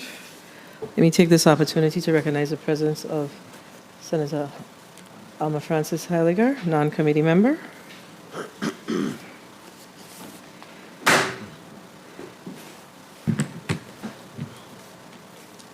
So we have some obligations in our budget. Well, no, some obligations, previous year's obligations, or legislative mandated obligations is the word, that was tied to the Internal Revenue Matching Fund.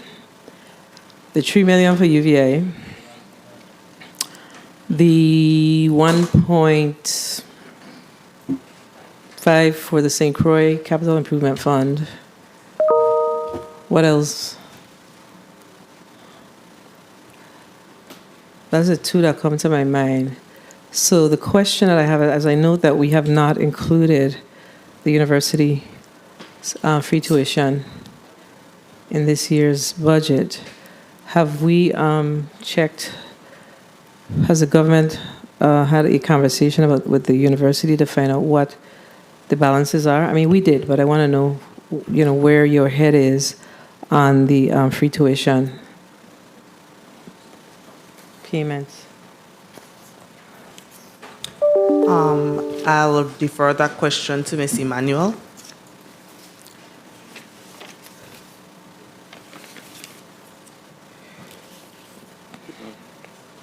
If y'all didn't think of it, it's fine, Oh.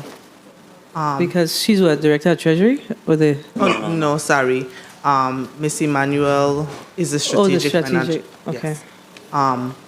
The last conversation we had with the University of the Virgin Islands, well, that I am aware of, was during the preparation of fiscal year 2024 budget. No, speak up. Say that again, I'm sorry.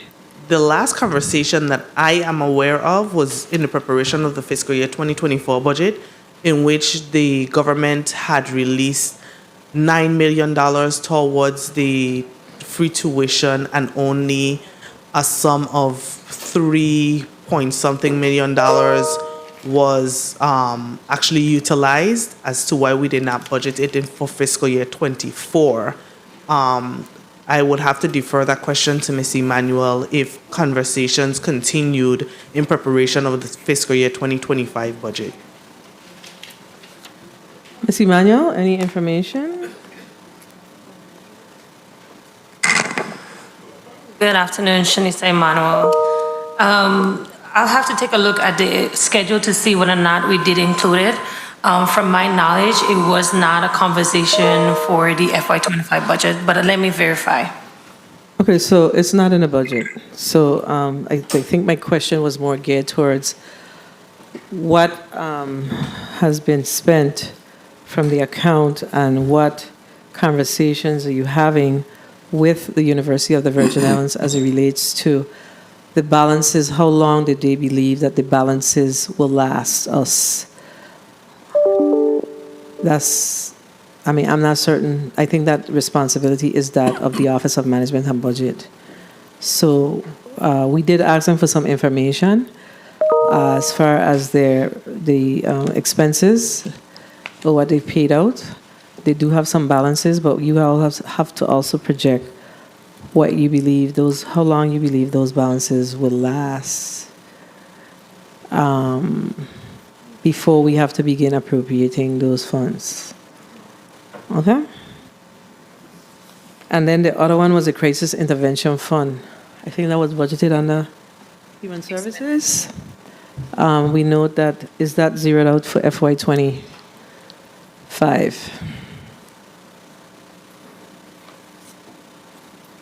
And those are budgeted, those are obligations.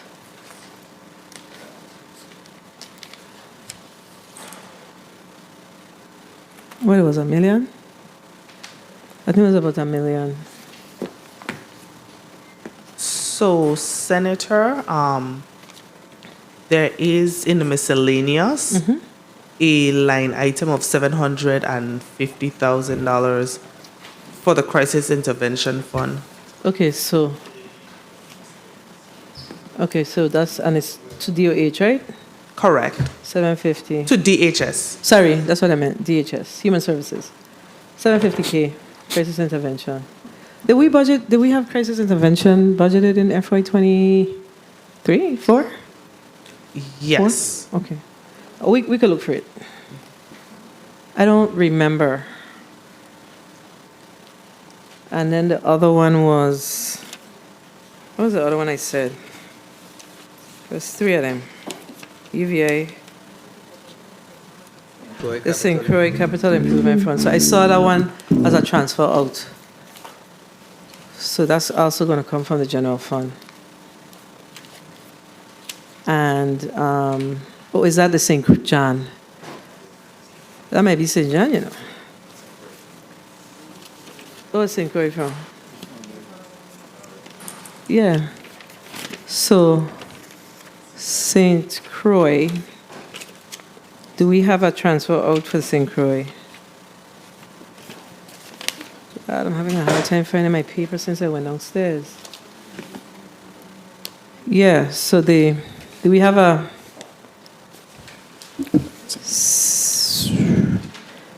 So we don't. We have the St. Thomas, the St. John Capital Improvement at 1.5. I don't see anything for St. Croix. So those are obligations. So we're going to have to add that one back in. 1.5. We need to true up what we are projecting with regards to the University of the Virgin Islands, if need be, from the Internal Revenue Matching Fund. So, Mr. Simmons, we've asked you this and we're going to ask it every time you come. Any movement, we know that America is on the national level. We see a lot of different things going on, so it's just still an ask. Is there still discussions around this Internal Revenue Matching Fund? And what are you projecting that we come in short this year as it relates to the government employees retirement system obligation? Good afternoon, Madam Chair. Discussions are continuing. We continue to lobby both through the delegate to Congress as well as directly with the Treasury and Interior departments and the White House. We have our lobbyists continuously pushing to try and get the cover over address in Congress. However, we do not see any forward movement at this point until probably a bill at the end of the calendar year that would be an appropriate measure that they can attach this cover over to. And what are the projections for falls? Projections right now for the shortfall would be in the area of about 40 million.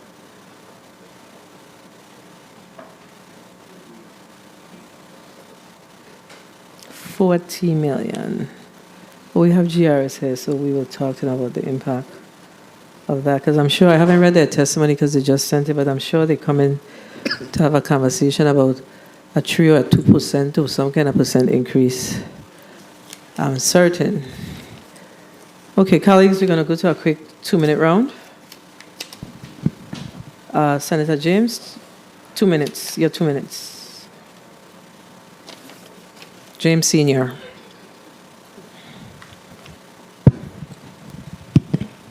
Greetings to the people of the U.S. Virgin Islands. Thank you, Madam Chair, for the time. My question today, as far as the testimony for finance, on the Commissioner of Finance, it was referenced that you have a conservative projection of $35 million. And if you answered this question before, my apologies. But do you have the specific projects in mind? Yeah. Good afternoon, Senator Kevin McCurdy, Commissioner of Finance. I believe Director Octolin has a listing, a detailed listing of the projects that we're considering or including. Director? Senator, we are looking at the construction of the schools. We're also looking at some significant undergrounding work that is going to be undertaken by the Water and Power Authority, as well as the projects for the first set of schools that's in the bundle for our first solicitation under Rebuild USBI. By any chance, can you submit that to the chair, and not just submit it, but the cost of the project and timelines? That way we can follow 1 minute. Follow those projects as it comes into fruition, and we can pay attention to those dollars. Can you do that? Yes, absolutely. All right, thank you. And then as far as tax refunds, I know it was asked earlier to Director Lee. You mentioned about tax refunds earlier. How many more tax refunds do you plan to issue for the rest of the year? Well, we're going to pay out $5 million next week. So as far as right now, that's and the fiscal year ends this month. So. No, but right now, up until December. I know you're talking about a fiscal year, but I'm talking about. We haven't decided yet. Okay, so once again, they look at the budget costs. Yeah. That will go in the proposed budget. My time was called. I was mainly concerned about the $35 million in conservative projection on the projects. So I look forward to that listing. And thank you, Madam Chair, for that time. Thank you, Senator James Sr. You recognize your point of information, Senator Francis Heiliger.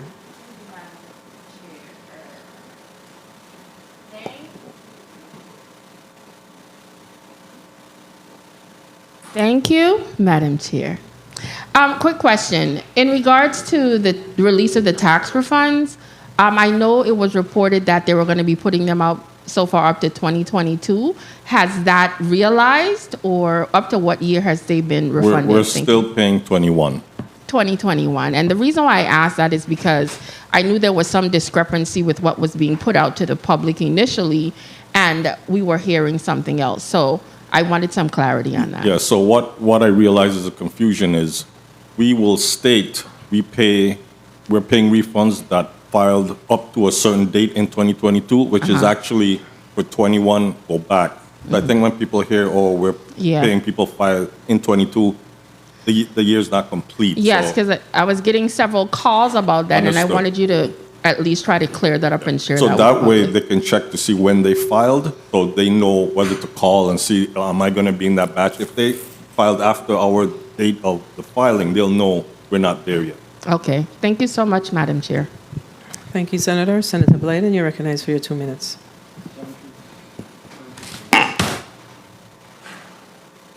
Thank you. Thank you so much, Madam Chair.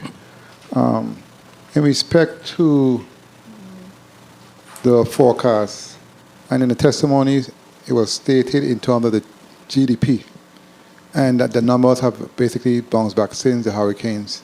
And we have seen an increase, in my opinion, in visitor arrival, both in cruise ship arrivals and through the air, right? Let me ask you, in respect to those numbers,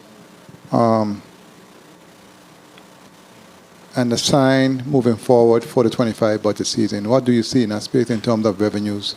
Increasing, steady, or decrease? Senator, we are optimistic about the revenue projection. We are projecting an increase over where is it an increase to be revenue projection? Yes, simply because of our aggressive approach with the business license revocation, that we expect to help jumpstart some of our efforts. But I have not seen, in terms of licenses and fees, the number is actually down for 25 though. But there is an increase in that area. But if you look at the report, is showing a decrease when it comes to licenses and in terms of fees. and permits, and 1 the number is minute. probably basically the same. Well, that's a very separate mechanism. Okay. So license is based on people coming in and renewing their license. Understood. Collections is based on, for us, if they are going to have their license revoked or even not have the ability to renew. Okay, what about in a space of like verbal, Airbnb, etc., and also to charter companies, etc.? What are we seeing in that space in terms of revenues for the government of the Virgin Islands? What are we seeing in terms of the trend moving forward? What I've seen is 30 seconds. I know there was talk about earlier Western coming online, but a lot of folks can't pay those rates. So they are shifting to more Airbnb type of third-party, arrangement. So that's why, for us, there's a jump in that market, while the big hotels not be a significant growth. Yeah, and just to add a little to that, I know during the revenue estimating conference, Commissioner Bichelti did mention that there is some efforts on the way to capture some of those revenues from the shared economy, as he referred to it. And what about charter companies, etc., in that space? Have you seen any type of revenues from that area? Because I know there have been a large increase with those type of businesses in the territory. I haven't dig down into that depth. Very well. Thank you so much for your responses, and thank you so much, Madam Chair, for the time. Thank you, Senator Blayden. Senator Francis Jr., 2 minutes. Mic check 1, 2. Thank you very much, Madam Chair. Good afternoon to everyone. Real quickly, in respect to the cannabis industry, do we see any movement as we move forward for FY25? Yes, I believe recently we worked with the LCA to get their banking information set up. Director Nunes, if you can provide some. That's correct. We've provided them with appropriate charge codes. They've collected, but only on certain licenses. But there's some legal aspects that are being explored right now between the LCA and I understand DOJ. So soon enough, Department of Finance will be included in that roundtable discussion regarding the cannabis bills, because they have to look into any legalities behind revenues generated from cannabis. So no projected revenues at this time coming in from that area? That's correct, Senator. Very well, thank you. Also, federal drawdowns, specifically for DPNR, for LEPC, as well as VING, the Virgin Islands National Guard. Have we made any inroads in being able to get our drawdowns done? Put our monies back into our coffers? We are in a significantly better place than when we started. We're not where we want to be. I believe the Department of Finance is still working with agencies to make sure that they're doing their draws in a timely manner, and when they've done them, 1 minute, that we are keeping track of it. What is the delta there? Ms. Nunes, you know what? I think what we have right now is about 48 billion. In the bank? I didn't hear the question. No, sorry, for federal draws. I know we have some checks that we're still working with agencies to be able to put out.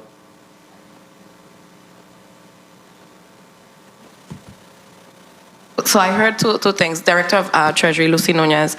So I heard 30 seconds. the question was in reference to how many checks remain outstanding? No, Or the the total senator was dollar asking value? for the draws, where we were the draws, and the information that I provided was that we still have some checks that we need to, the agencies, we need to confirm draws for at the Department of Finance. Yes, we can provide the dollar value. Could generate that from the email right quick. But we are in fact improving in that aspect in terms of ensuring that the agencies are doing their drawdowns to meet their obligations, both on the AP and payroll side. Okay, I'd So like we're to get seeing I'd like to get a in delta that on that. I'd like to get a delta on that, Ms. Nunez, and real quickly as my time wind down, IRB Director Lee, in respect to, have you been able to glean what is the what is the losses we're experiencing from off-island employees that's not filing here in the Virgin Islands? Have you been able to separate out, what's happening with that? Well, so employers submit the withholding taxes with us. Most folks who file away are trying to get refund. So the sad reality is they're not supposed to do that, but they're putting themselves in a position where we locally don't have to pay them because IRS is paying them. At some point, IRS contacts them and says, hey, we want our money back. And by that time, usually the statute is expired for them to try to get it from us to repay IRS. So is your testimony that we're actually receiving what's due to us? Correct, from the employer, because those monies come out the employee's check and get remitted to us from the employer. Okay. Thank you, Madam Chair.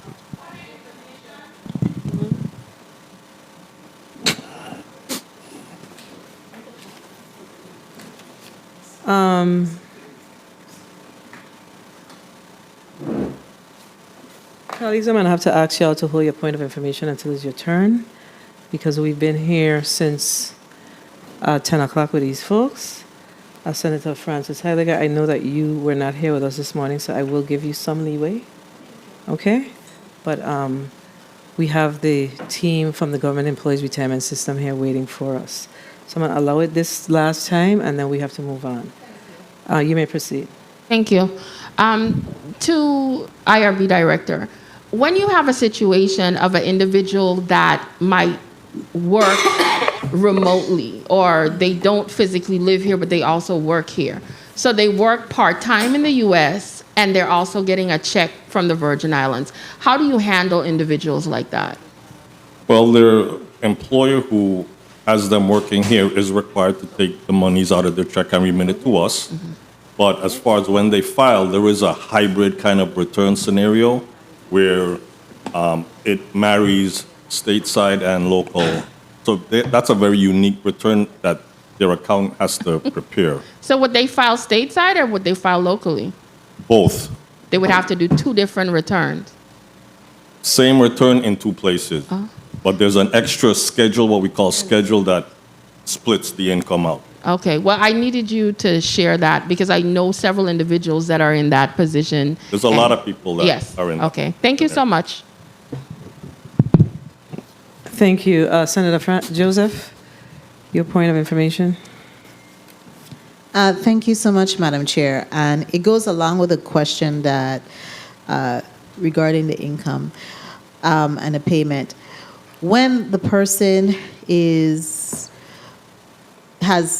owing money to IRB and it's in that same framework and that we are talking about, who do they make the payment to? That not the employer, the employee. To us, because they want to get credit for that, because we then are able to trace them, and them saying they paid IRS doesn't help them. It's still owed here. So It's still owed here. Correct. Okay, thank you. Thank you for that clarity. Thank you, Senator Joseph. Senator DeGraff, you're recognized for your 2 minutes. Thank you, Madam Chair. Good afternoon. In regards to the state of emergency, we're under a state of emergency for WAPA. The Budget Stabilization Fund is being used for that. I think there was a state of emergency called for Ernesto. We were under a state of emergency for that. Are there any funds being used in regards to that state of emergency that we aren't aware of presently? No, not to my knowledge, no. Okay, so not to your knowledge, No. but okay. And the health insurance was a part of the 28 million that is being adjusted to make it a 925. The health insurance at 17 million projected. Okay, so it hasn't been determined what, okay, so that's just your projection of the 17 million. And the additional funds for miscellaneous would be an appropriation transfer, like the additional 5.9 for Department of Finance, additional work performed for auditors, So we incurred in the FY 2020 and 2021 audit, we incurred additional costs for, I think, the single audit and financial audit, and we did not have an appropriation for that, and we can't obviously go back and pay prior expenses without an appropriation. Right, so miscellaneous one-time payment, get them done. Yeah. Okay, and that's just for those 2 prior years? Are there any other prior years? No. So once that paid, done, that's it? 1 minute. Okay, and also for the miscellaneous, adding the 5.9 million to the miscellaneous for wage adjustments, we're bringing it to 10 million. That additional, okay, so you're adding an additional 5.9, which means the prior, which is 4.1, was already paid for the present negotiated contracts, or I think it was included. this is for going forward? Yeah, there was 4 point. 30 seconds. I don't have the exact, but 4 point something million dollars was in the initial 2025 budget. We've added the additional 5.9 to make it $10 million, so that we Right, can so make sure the that unions are initial whole. 4.1 covered all payments and retro, up to that point that has been negotiated? It will cover ratified contracts that have recently been negotiated, yes. Okay. And the retro, yes. Okay, and then the 5.9 going forward, get up to the 10 total. Okay, I got that. And that was, I think that was mine. And one final question, was there a revised 25 budget book? Time. No, a revised It was mentioned. Of book, no. A revised book, no. Okay, there was not. All right, thank you. Thank you, Madam Chair. Was there revised budget recommendations? I that's think what transpired was some crossing of some numbers. So it was prepared a little clearer for the department. And any changes that were made to the budget can be found on the online version of the book. But there was not an official revision of the numbers per se. It made it a little clearer for the agency. So the numbers didn't change? No. Okay. All right. And I can verify that information for you, Senator. Okay. You shared with us that there's some 750 for the crisis intervention, right? But let me see. It's in the Okay, so it's in the miscellaneous section of the budget. Correct. And then let me ask about the stamp taxes. How much are we projecting in stamp taxes for fiscal year 25?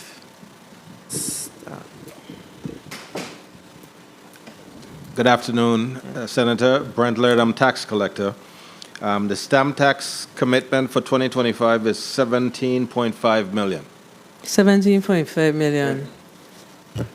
I'm looking at the revenue sheet, and I'm seeing stamp tax collections. Come on, show up here. Here it is. So I'm seeing on the revenue sheet for, what year are you giving me? I'm giving you the 2025 projections. Okay, so the 2025 projections are 19,925,545 based on the forecast that was shared with us this morning. What are the stamp tax, what have we collected in stamp taxes thus far? As of the end of July, the recorder of deeds collected some $14.5 million in stamp taxes.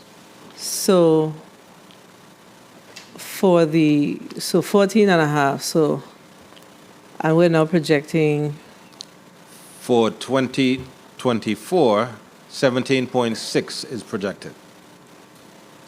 and you're at 14 as of when, July? 14.5 as of the end of July. So how are we gonna realize 17? I understand that they are on target to hit their projections. Okay, so we're going to have to get verification from them on that, okay? Yes, I know that Mr. Mills is not here. Yeah, that would be the record of deeds. Right. Oh, that's right. Right. So 19.25545 is projected for fiscal year 25. And we know that this year was a slow year because of the interest rates. So we probably should see more. I mean, I don't know what stock we have that will be up for sale, but you're projecting another 2.5, give or take, $1 million. My concern with the projection is not so much so the projection, that we could make the adjustment to the projection based on what the numbers that we get for the actual numbers that we get for 24. My concern is that legislation was passed in 2020, are we in 24? So 2022, that required half of the stamp taxes to go to the Housing Finance Authority. However, the transfer out is only reflecting, let me see, I move in. So that's about right. It's a little more, 5 and 5. No, so it's not right. So it has to be even out, right? Miss OMB? So you're stating 5.9? 5.9, it's, yeah, based on what you're stating, then it is less than the 50%. So Yeah. we'll need to review Please, that. just look at the law so we could fix that. Okay, that needs to be addressed. All right, Senator Carrion. Senator Fonseca. You're recognized for your 2 minutes. Yes, thank you. Good afternoon, ma'am. Okay, two quick questions. I want to get into this. Okay, on I think it's page 5. Okay, talking about the employee, the retirees increase. You know, I'm very disturbed, you know, because the 2020 census for the Virgin Islands showed that we have 18,541 persons over 65 living in the Virgin Islands. And you're telling me here on page 4 and 5 that there's 7,123 retirees that's covered. Okay, you know, Bolkis had a hearing the other day. We was discussing the shortage of senior homes for the elderly. The elderly are suffering. What you're doing now is you're increasing, okay, the post-65 retirees cost share to 35%. The regular employees are paying 28%. You're forcing the retirees to pay 7% more. This cannot be allowed. How could you make the retirees pay 7% more? You know, these same retirees are those that have worked in the positions that you and I and all of us in here have worked at. We've contributed all our lives to this government employees insurance, and now that they're retired and they're on fixed income, you're forcing them to pay 7% more than the regular employees. This is wrong. We cannot allow that. The retirees already have a shortage of housing. In addition to that, last year you came with us with this plan where you put that $500 deductible. The retirees who need this insurance the most now have to come out with that $500 deductible. This year you're coming out, you're adding 7% more. We cannot allow that. You know, it's only costing you additional X amount of millions, but I can guarantee you it's going to cost you more when these retirees don't go to the hospital and they now present with a stage 4 cancer as opposed to a stage 1. It's going to cost the government more money. We need to have the retirees be treated equally. to the rest of the employees. This is unfair. You know, you're putting on more and more and more burden. Okay, I want to also say that I disagree with that statement that you made here on page 4 with WAPA, with the 4 new mega Watt-Silla generators now coming online, and we're going to see some benefit, because no, we're not going to see any benefit because WAPA's still running out of gas. Okay?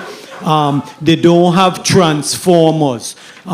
Feeder 13, that main feeder that run down the waterfront, is always broken down. The AMI, the automated metering system, is bad, so we ain't getting no relief from WAPA here. So I disagree, but let's come back. And I already spoke to Beverly Joseph, the chairperson of the insurance board. They got to come back with different numbers, because we don't want it to come to the Senate when it's the last day. Oh, today's the end of September, and if you don't, senators, if you don't approve it tomorrow, all these 14,000 employees don't have insurance. Let's get the retirees back to where it was. You cannot penalize the retirees and increasing the insurance 7% more. This is not fair. These are people that paid into the system, hard-working people. Most of them probably never received SNAP or food stamp or all these benefits in their whole life. They work hard, and now they get retired and they're over 65. You want to penalize them. Thank you very much, Madam Chair, for the time. Yes, sir. Yes, sir, Savanero. Thank you, Madam Chair. So, this is it. This is the thing. I wholeheartedly agree with everything you said, Senator Fonseca. And I see my good cousin family, Savanero, cheering us on and saying vote no. I'm going to tell y'all, colleagues, we got to find some revenues. That is our reality. We have to find some revenues. What we've done over the past, I think it started to happen before I came here. Mr. President, since what, 2017? We've been covering the insurance. The employees have not seen any increases. So I agree that we have to figure out how do we try to balance this out for our retirees. And it's retirees over 65.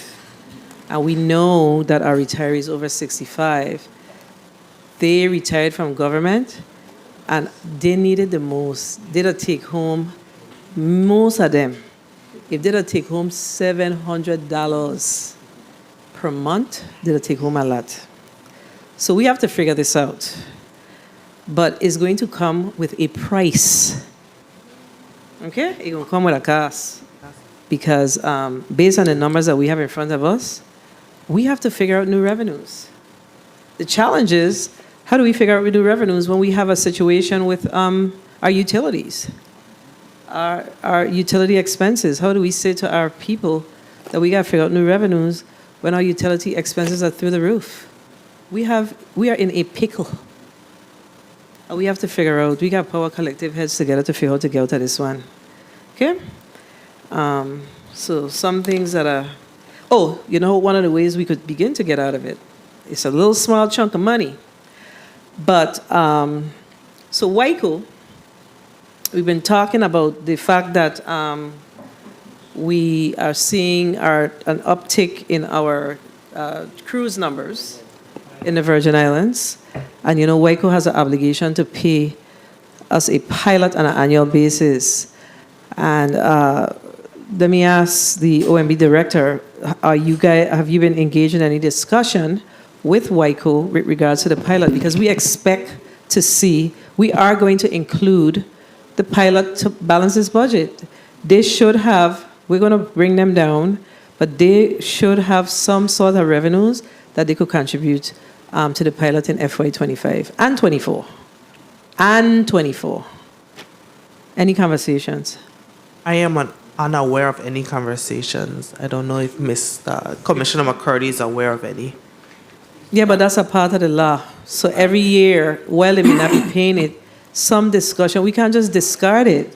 It's law that, right? It's law that we expect to receive the pilot. They should be able to say, well, we can't give you the 7, we could give you 5, we could give you 4. But they got to say something. They can't just ignore the law. All right, Senator Johnson, you're recognized for your 2 minutes. Thank you very much, Madam Chair. It's called austerity measures, and what are we putting to the table? You look and we see every minute we're buying cars, spending more in gas. What measures have come to us from the administration? Anyone can answer?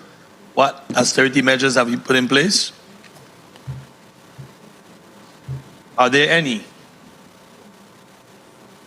Yes, my answer was none. But I wanted to talk about, with the projected 14.2% overall increase in the health insurance costs, is there any way we're looking for other providers to negotiate and try and find difference in insurance? Good afternoon, Director of Personnel, Cindy Richardson. So this is our renewal year. The contract already went out to bid prior, so this would not be the time to do so. All right. In the future, is there any discussion with anybody else coming down the road? Because we seem to be going up more and more, and I think we're sticking to the same game and expecting a different result. Yes, when the contract goes out to bid, the opportunity is there for the different carriers to bid on the contract. But the GSC board did present 4 different scenarios in regards to how to cover 1 minute. The increase this year. As the testimony indicated, both plans did not perform well based on the experience rating. So they did present 4 different scenarios to this body for consideration, and they will be before you next month.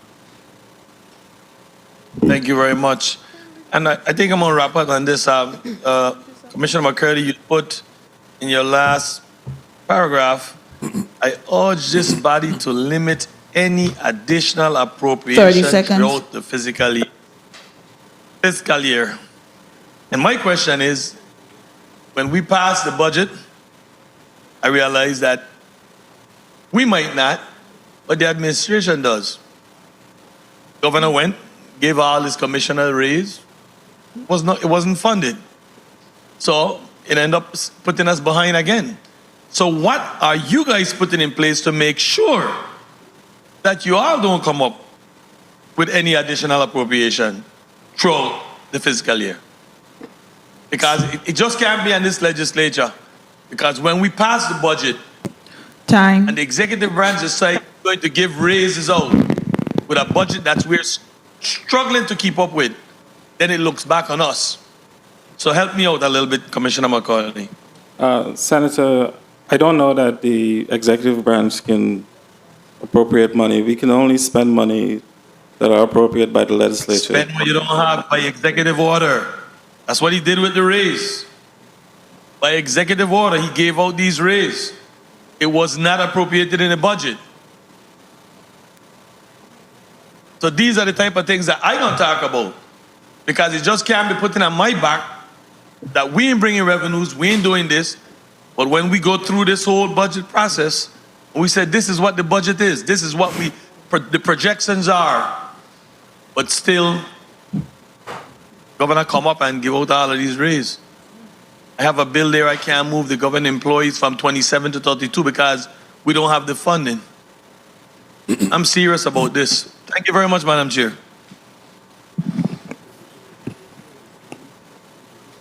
Thank you, Senator.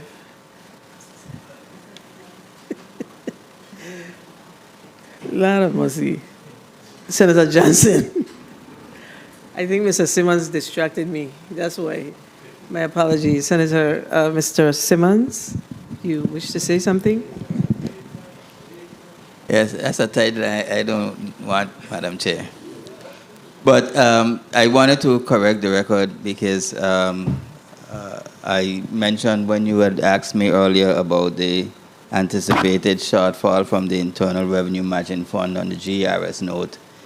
Myself just advised me that we're still in the midst of doing the true-up on the 23 collections, but we're anticipating a shortfall in the collections compared to the advance for fiscal year 23. And as you know, that is deducted from the 25 advance. So the shortfall to the GRS will be more in the area of $56 million. I knew it.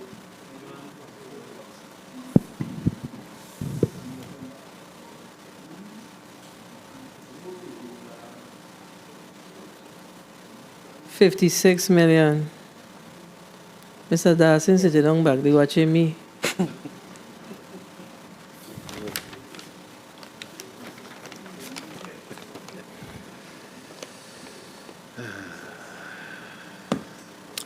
We got to get this money increased. We have to get this increased. I mean, this is not light favor because, one of the things that we haven't really said is anything, all of those obligations, we've been pushing them against the general fund. And we have not been truly raising any new revenues. And this is why it's so important for us to get the EDC,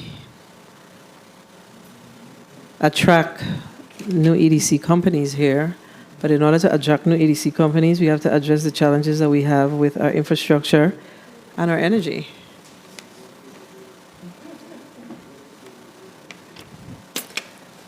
All right, Senator Capehart.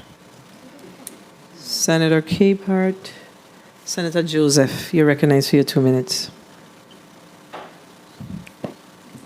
Thank you so much, Madam Chair, and a pleasant good afternoon to everyone.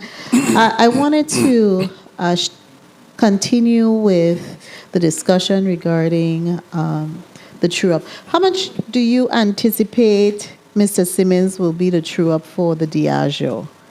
I didn't see anything here in the forecast for the Diageo true-up, but I've seen it in previous budget forecasts. Is there a number?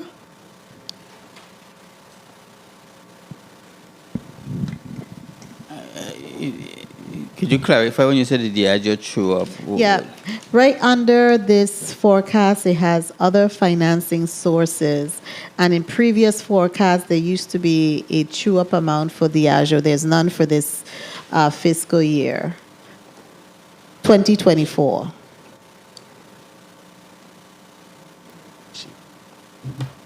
Let me just understand from the budget director what you're referring to because I'm not aware.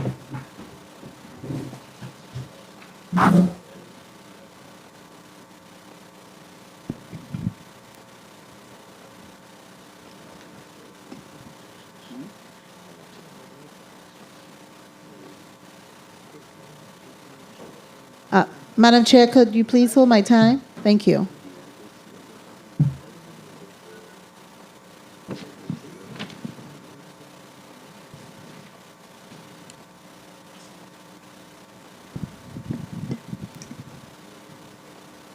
Senator, we do a true-up of the collections annually.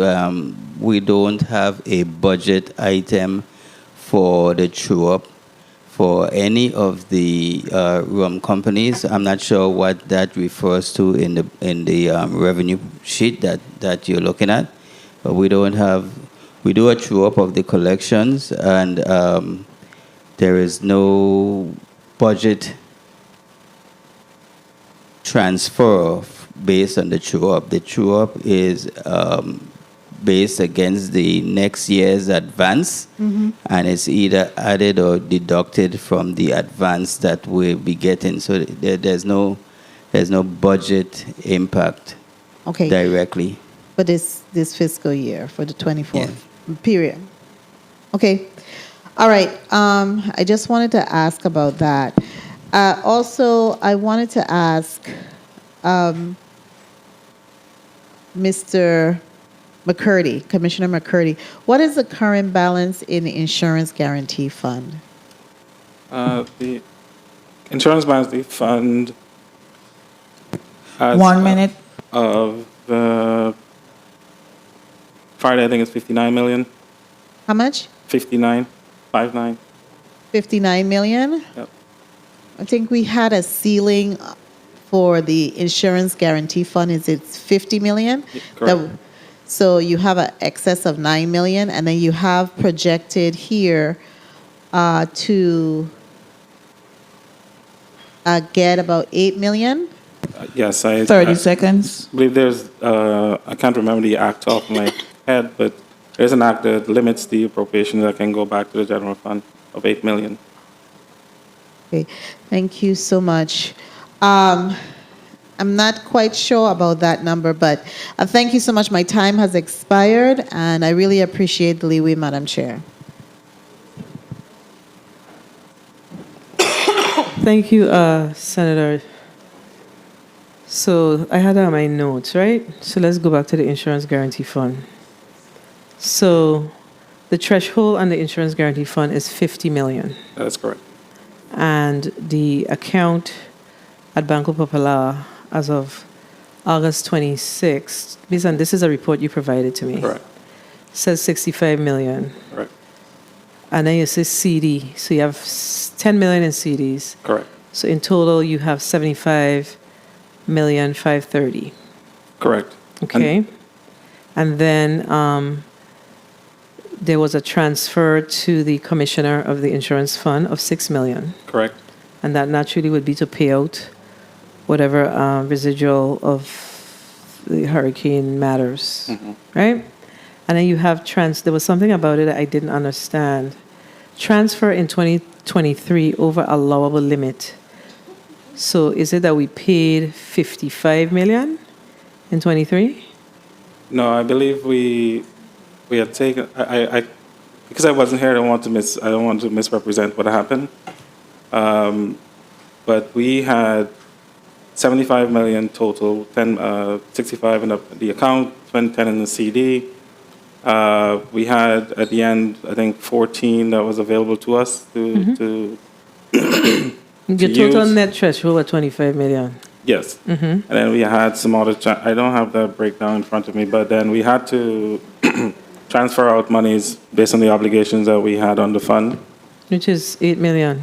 To 8 million was used to backfill, I think 8754. I'll have to look it up. That was used to backfill the FY 2024 budget. But you have net available, you have this 5 million that's owed back to the guarantee fund. That I don't understand that. I need to get some clarity on that as well. But that's the analysis that I was able to do at the time. Right now, it's not coming to me, but I can regroup and give you some updated information. I want to believe that in 2023, more money was owed than the 50. So 5 million was paid out in 23 that we really need to pay in 24.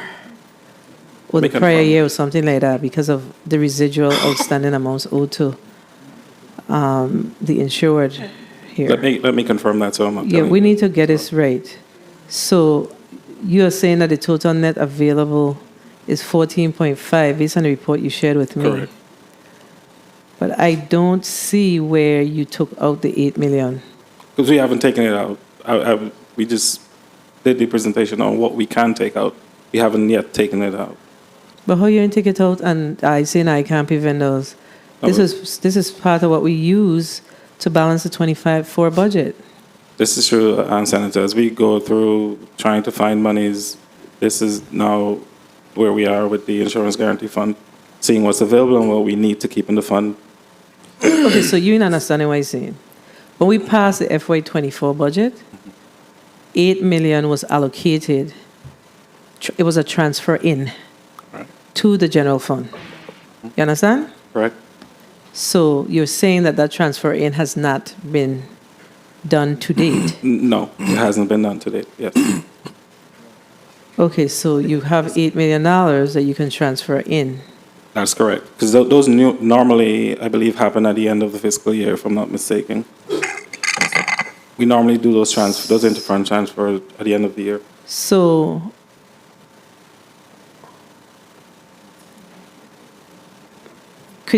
this doesn't really tell us, though. That's the one thing, how much you generated in fiscal year 24 in that fund. Do you have that information? I can provide that. Yeah, I don't have it. Please handy. get back to us on that. Yeah. Senator Gittins, you recognize for your 2 minutes.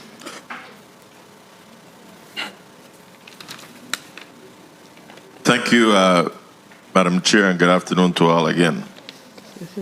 The term austerity measures, and I'll add accountability, seems to be the hurdle of the day as I go through this. Remember the Einstein insanity? Insanity is doing the same thing over and over and expecting a different result. I reviewed the budget overview again and saw that I asked about the austerity measures. I used a cost reduction then, and the former director indicated that they'll be continuing to work with Government House. Yet today there's no evidence of tangible measures being put in place to address this. And then, every time you look, we're seeing this blame game and whatever other kind of game you want to call it. But as I am going to review now a press release saying that the governor urges the legislature to either expand, approve the line of credit, or approve a separate line to address immediate financial obligations, as if we're batting this ball back and forth. Again, accountability. I want to remind everyone again that this legislature, not once, but twice, appropriated that $25 million. 25 million times 2 is 50. Towards the retroactive monies, I believe it was through Act 8770 and Act 30 seconds. 59. What happened to those monies? The thing is, the only thing that I blame us as a legislative body for is that we're not holding the executive branch accountable for when they do things contrary to when we put something forward in law. That's why we could always get a slap in the face. But the day that we stand firm and when the executive branch goes against what was placed into law, it's only then when we hold people accountable is when people go understand you can't just take the law or the legislative branch for granted. I thank you all for what you're doing and to bring forward this budget. And I'm hoping that we can see some tangible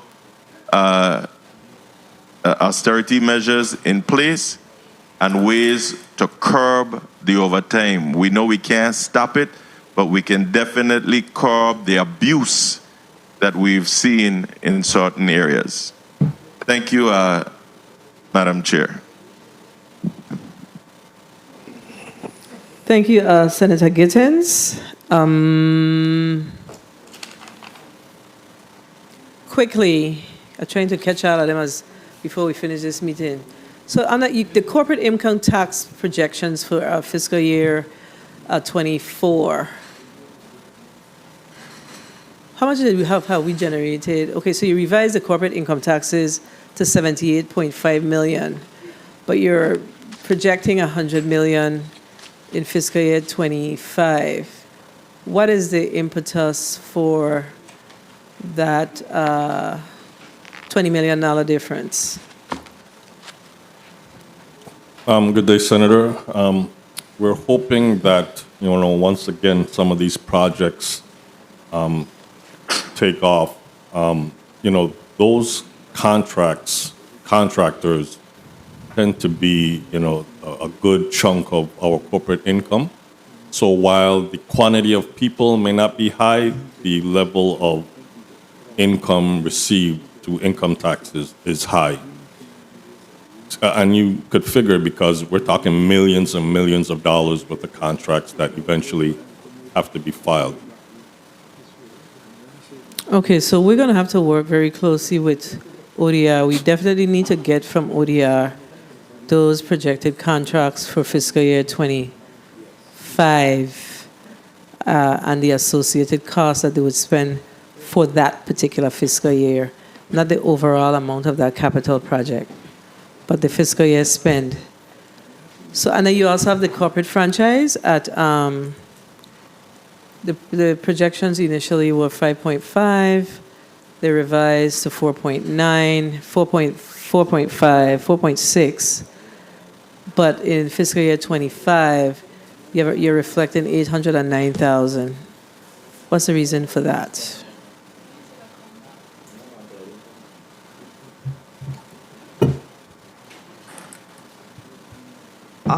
Senator, in the revision, that may be an oversight, because if I'm not mistaken, sorry, I just rolled and missed myself. Year to date, we have collected $6.8 million.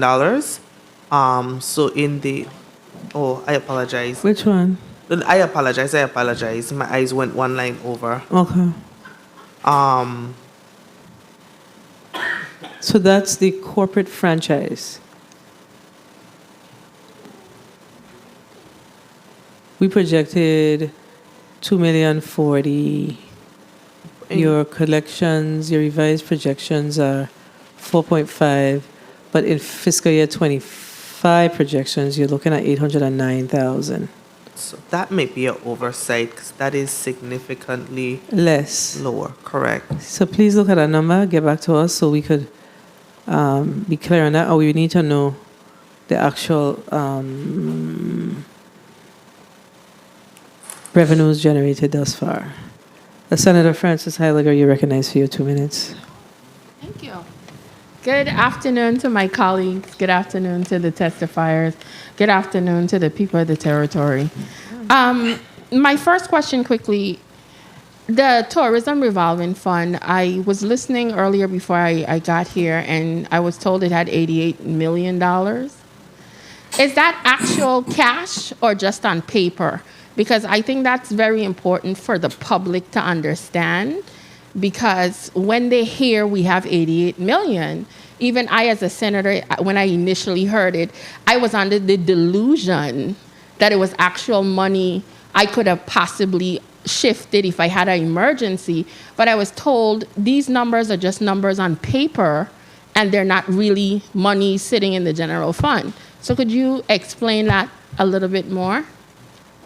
Yes, good afternoon. Ebony Serrano, Department of Finance, Director of Accounting. So 88 million is just what the fund would have if we had a separate account for each fund. We do have a cash pool where we, based on prioritization of, and as these needs come up, we actually would make the payment from the pool. So it pulls from different funds. So but, we really don't have $88 million. So you don't have $88 million. It's just on paper. Yeah. Okay.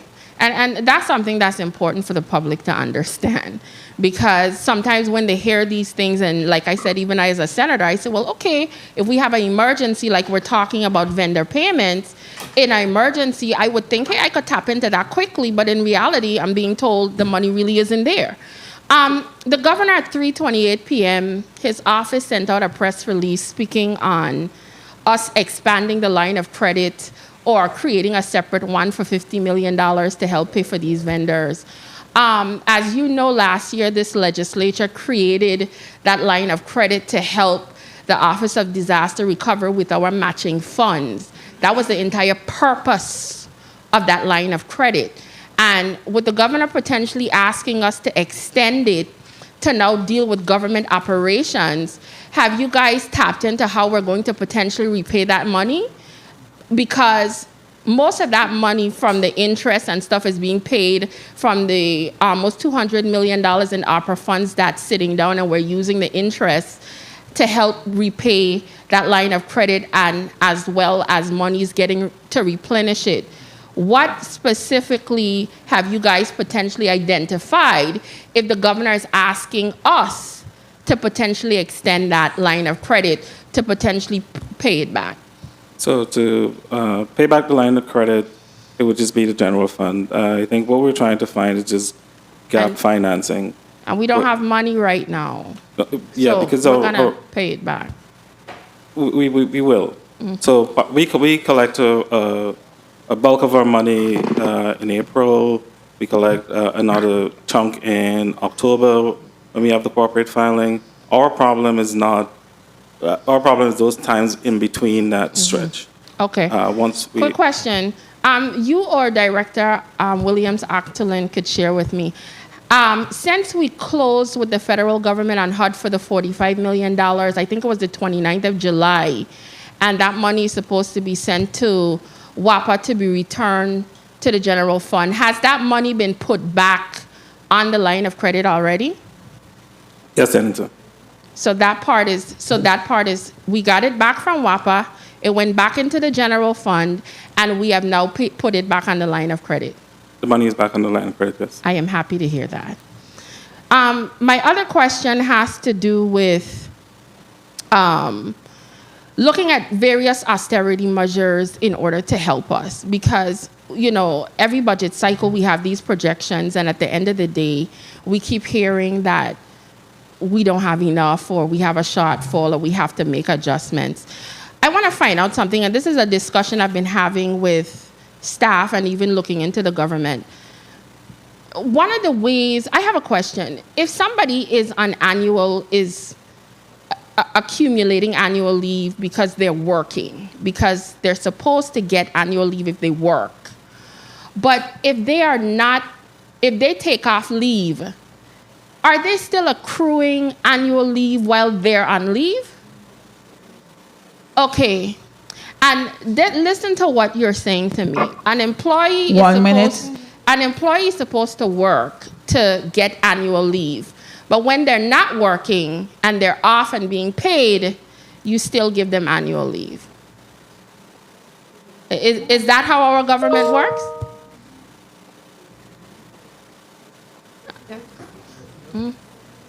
Is anybody because I'm looking at ways to save money. Because if you're off 30 seconds and you're being paid because you're off, how are you still collecting annual leave if you're not working? So I'm trying to look at ways of how we're expending funds. And it's a lot of things we did back in the day that I don't think we could sustain a lot anymore. So I'm trying to look at things across the board. I'm looking at how we spend money on travel out of this territory. We're population, a little bit under 100,000? Why are we always out of this territory going someplace? Time. So, Madam Chair, may I continue? Thank you. So, as a senator, I'm looking at every little thing that is a potential savings to this government, and I think we need to have a total overhaul, forensic audit on this government to really see where the potential loopholes as to where we could possibly save money. Because when we are spitting out money in all these different directions, essential services to the people that need it is not happening. I should not be here as a senator frustrated about trying for us to make up money to feed our seniors, or we don't have enough money for A, B, C, or D. But we could be up and down the place, and we have to figure out how to nip a lot of the things that we do in the butt and reduce cost across the board. And I keep asking these questions every time the financial team comes. And yeah, people say, okay, it needs to be done, but then I'm not seeing the results at the end of the day. What actually has been done to cut down on some of these things?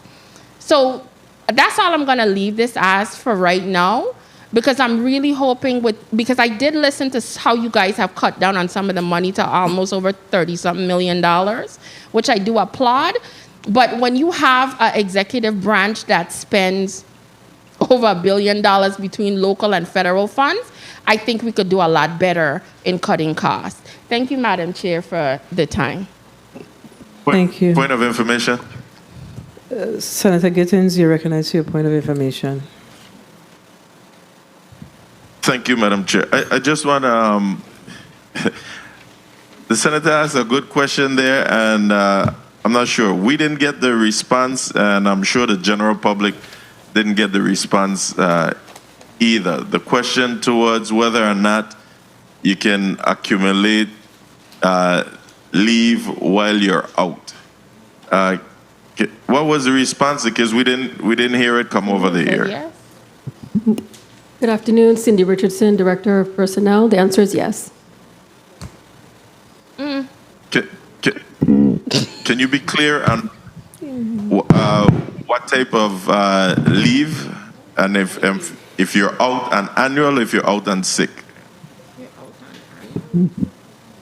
When you're out on both, you are still accruing.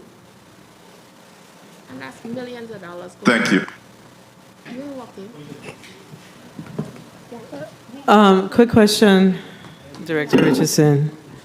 When you're on donated leave, so I think that's where the concern should be coming in more than anything else. When you're on donated leave, You are still accruing. you're accruing leave. Yes. Okay, and throughout, I don't know what the federal laws are around leave, but I know there are laws. So are we working against any federal laws that you know of as it relates to being out on leave and generating leave as a government employee? Not that I'm aware of. Okay, well, I would strongly suggest that you look into it, please.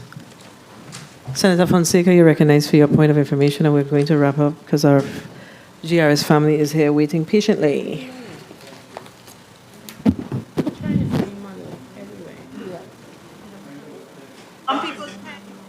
Thank you.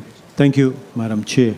Real quickly, Madam Woods, Kamika Woods, OMB, with the Arpa funds, are there any deadlines for expiring in 2024 for the utilization of the Arpa funds? We have by the end of this year to obligate all of the funds. The funds expire 2026, but we have to obligate all of the funds by the end of this year. And what's the balance of the Arpa? No. It is under reconciliation, but that information can be provided. It's still in a money market? The money is still... Yes, we do have funding in the money market. Okay. Mr. Simmons, Nathan Simmons, Mellon Bank of New York. Madam Chair had asked you a question on the balance. I didn't get that. Somehow I missed that. Can you give us the balance for Mellon Bank, New York?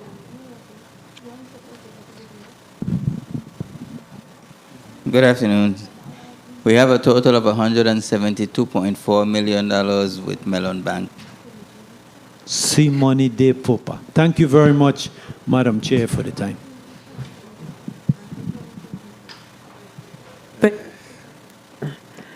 Thank you, Senator Fonseca. All right, I'm certain that we have more questions, but we'll have to ask you the additional questions offline as we work to build the revenue so we could figure out how to have a balanced budget for FY25. Colleagues, we've exhausted our discussion today with the government's financial team, so I want to thank you for spending all of your day with us. And we're going to be in touch with you all on tomorrow, so please answer your phones, and the rest of the week. That's for all of your departments and agencies as we figure out how to build this budget, okay? I know that there were, 3 additional asks? The 3 additional asks is... I have an ask. 4 actually. I have an ask. From your...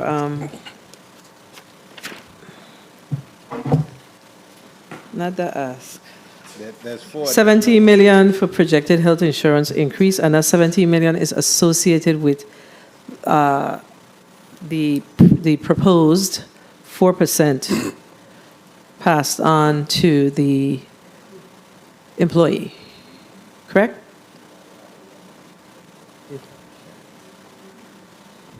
Yes. 5.9 million towards the miscellaneous wage adjustment line item, bringing it to 10 million. So that 10 million is associated with wage adjustments for fiscal year 24-5, or is it carryover from 24 because it's not going to be implemented in 24? There are some carryover for 24 because it will not be implemented. Please provide us with a spreadsheet with that information, okay? And then an appropriation of 5.9 to the Department of Finance to cover the additional work performed by our auditors for prior audit services costs incurred. So this 5.9 was incurred when? This was incurred during the completion of the 2020-2021 audit. So they had to go way back. Well, I think they've brought the bill before, but we just had obviously some pushback. We wanted to make sure that it was accurate. So we paying them, you're proposing to pay them 5.9 for work that already took place? That's correct. So why are you paying it in the new fiscal year and not trying to cover it down in at least a portion of it in this fiscal year, since it occurred in fiscal year 24? We don't have the money set aside for that. So, I mean, if we can do it this year, great. But I imagine as we're going through budget wrap-up, this is the ideal place to bring it so we can have that discussion. Yeah, I have a challenge with us coming up with this 5.9 million. Between OMB, finance, what about indirect cost money? I ain't got no indirect cost money. I'm serious. So the indirect cost budgeted for OMB is $2 million, and finance is, I think, it's less than. Finance is indirect cost But budget. what is about what less. you've generated in indirect cost monies? Because I'm saying, look, departments and agencies, this audit, most of this is tied to the single audit or the overall financial audit? Both. It's financial. There's a breakdown that kind of itemizes everything. So we have millions of federal dollars. Why can't we just look at the federal dollars, scrub them, and decide how much of this we could shave off to at least whittle down this number? We can't just come to the general fund for everything. We don't have it. I mean, we have millions of dollars we generate in indirect cost money. No? I have an indirect cost updated report. Do we? Sorry, We need to see that. We need to see that. Point of Everybody got to pay up. Everybody got to share in this cost. Everybody got to share. Indirect costs? I know that account went in red because of interesting decisions that were made in the past, but I'm sure I closed that and opened a new one. So what's going on with the indirect costs? How much have you generated in fiscal year 24 in indirect cost funds? What do you anticipate generating? Because we don't have any personnel against it. So we should be able to utilize some more of the indirect cost money from these respective departments and agencies, because much of this audit work is tied to that single audit. Ebony Serrano, I have it overall, but you were asking for just finance or just overall, the fund overall? 2.9 million. That's how we generate? Because, we was in a deficit, so we were able to get out of the deficit because we cut out some of the other costs that used to go there. Okay, so we're at 2.9 right now. Ms. Woods, we will talk to you a little more about that. Okay, there was a point of information from... Yes, okay, a quick one. I got to wrap up this meeting. I have to wrap this meeting up. So is that a yes? You may proceed, but we got to wrap up this meeting. I'm trying my best to gather the information so we could have this... Yes, it's a quick one. You just made mention of the single-payer utility fund. And I neglected to ask that earlier because during the questioning of the respective agencies, it appears that the the bills aren't going to the respective agencies. Finance Commissioner, are you aware whether or not the agency heads are still receiving these bills so that they can keep a proper record, or is just being paid through the single payer utility fund? Ebony Serrano, the bills are going to the departments. Of course they are. I didn't hear it. The bills, what? Yeah, the bills. Are? Yeah, the bills are going to the department. They have to vet it to be able to respond to us as we make those payments on the 15th of every month. Mm-hmm. Thank you. The bills are going to the department. I like that response, but that didn't seem to be what was taking place with several agencies that stated that they didn't see it. But thank you. Let's make sure that they be able to receive those. Thank you. All agencies that came before us shared that, this is what I will tell you. We're not saying that they're vetting them. And that's the thing that we need to make sure. But they are receiving those bills individually by department. Senator Francis Halligan, and we have to wrap up, please. Thank you, Madam Chair. Two quick questions.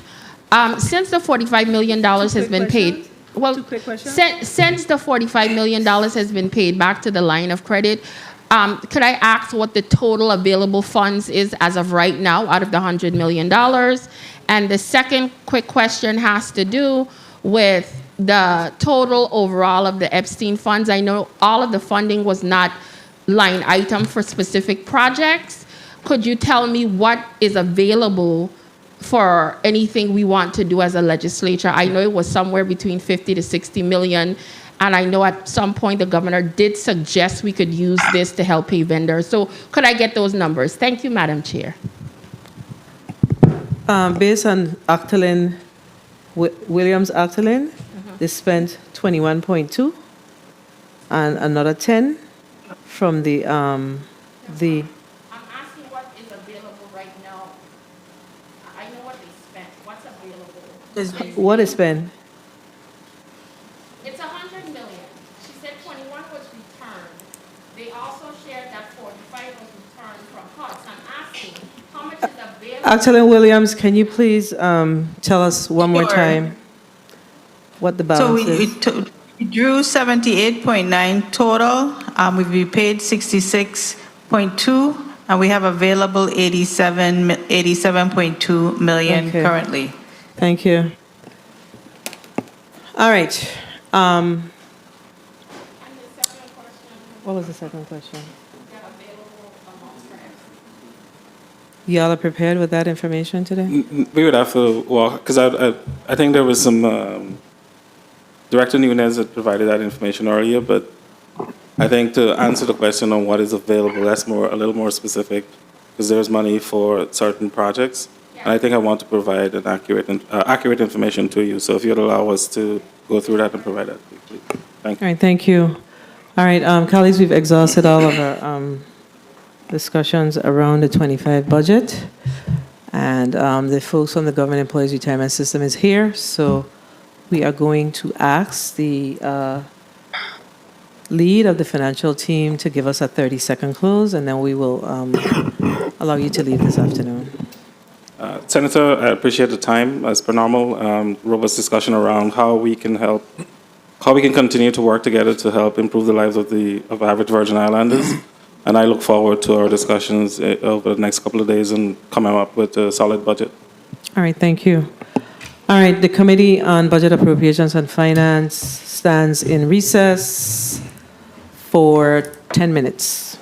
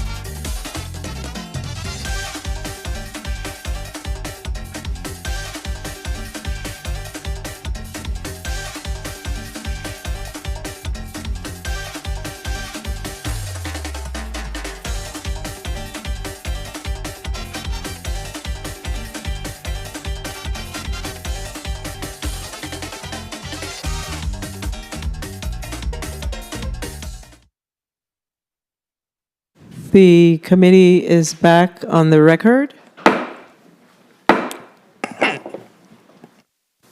Madam Clerk, can you please read block number 2 into the record? Block 2, the Committee on Budget, Appropriations and Finance will receive testimony on the financial status of the VI Government Employees Retirement System. Invited testifier, Mr. Angel Dawson Jr., Administrator and the Chief Executive Officer of the Government Employees Retirement System. This concludes the reading of today's agenda, Madam Chair. Thank you, and good afternoon to the GERS family.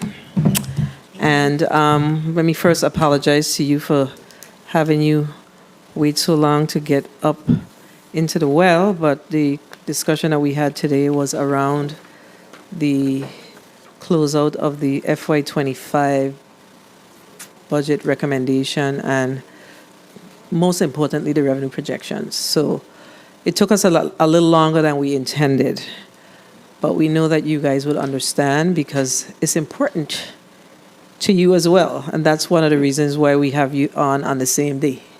It was strategic.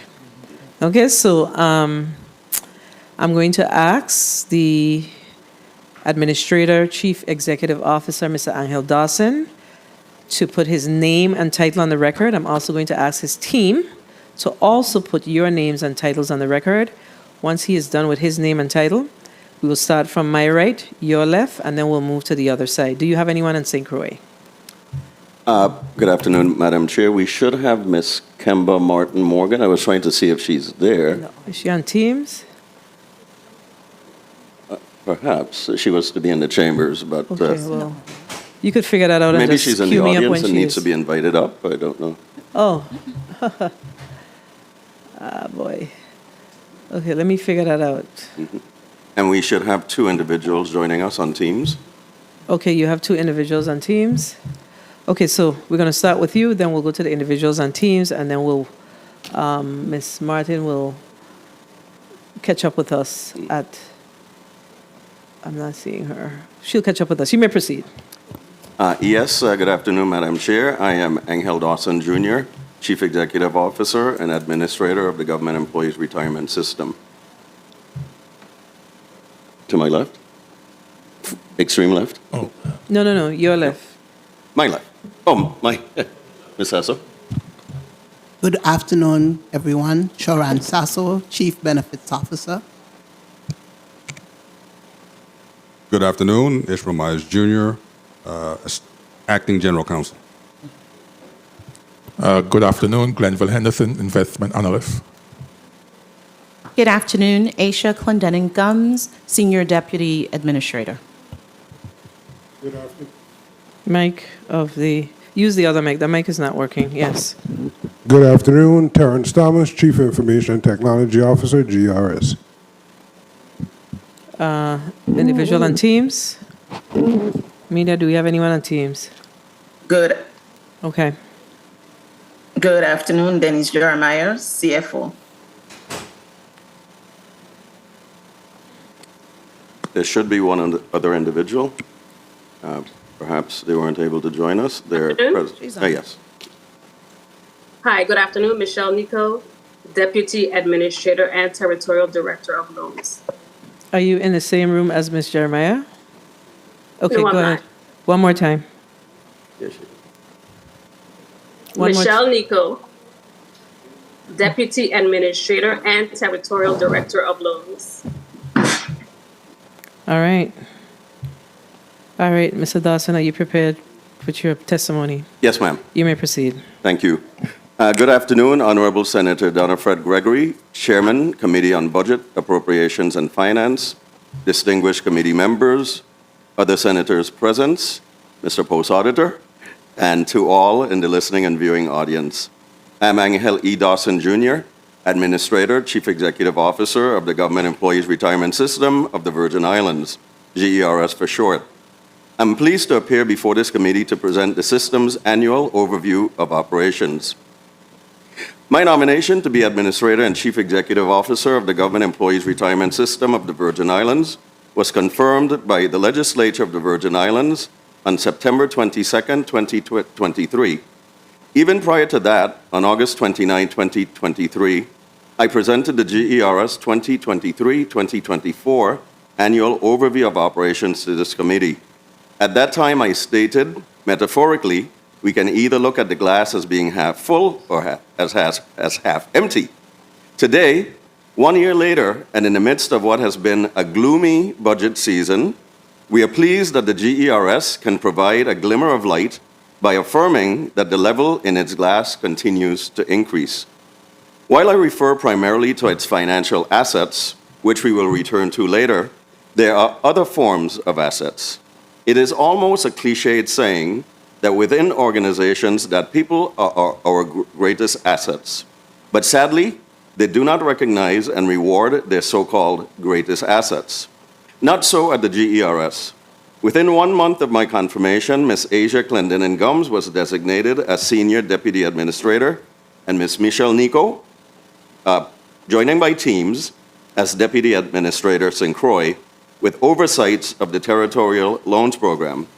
Yes, I like to be surrounded by smart, talented women. That wasn't the end, however. After studying the organization for another few months, on January 26, 2024, we implemented a comprehensive reorganization to better align our available talent with various functions within the GERS. In this reorganization, we reunited contributions processing with the Member Services Unit. Ms. Sharon Sasso, to my left, was tapped to be the Chief Benefits Officer, and Mr. Robert Semper, its Director of Member Services. We established a new Quality and Control Department. Ms. Alicia Malone was tapped to be its Director. We placed day-to-day management of the GERS's V3 Benefits Administration System within the Information Technology Department. To support this initiative and to develop and expand our IT talent pool, Ms. Janelle Forbes joined the IT department in the position of Benefits Systems Coordinator, and Mr. LaShawn Moses was promoted to the position of Computer and Benefit Systems Technician. More recently, we recruited Mr. Jamed Mills to be the Director of Retail, Dining, and Entertainment / Property Manager of GERS's Havenside Investment. Mr. Mills is an experienced hospitality professional, having served as General Manager of resorts in the Bahamas and St. Thomas. His appointment is timely, as GERS is in the process of broadening the 14-acre properties appeal beyond retail, with an increased emphasis on dining and entertainment to meet the current industry demand for a more experiential tourism product. Together with our Haven development partner, which is constructing a new 126-room Hampton by Hilton hotel, and our professional consultants who spent decades working with the Walt Disney Corporation, Mr. Mills will take the lead in transforming this valuable historical investment by the GERS into a thriving, experience-driven destination that will delight our local population and visitors alike for decades to come. A glimmer of light from the GERS.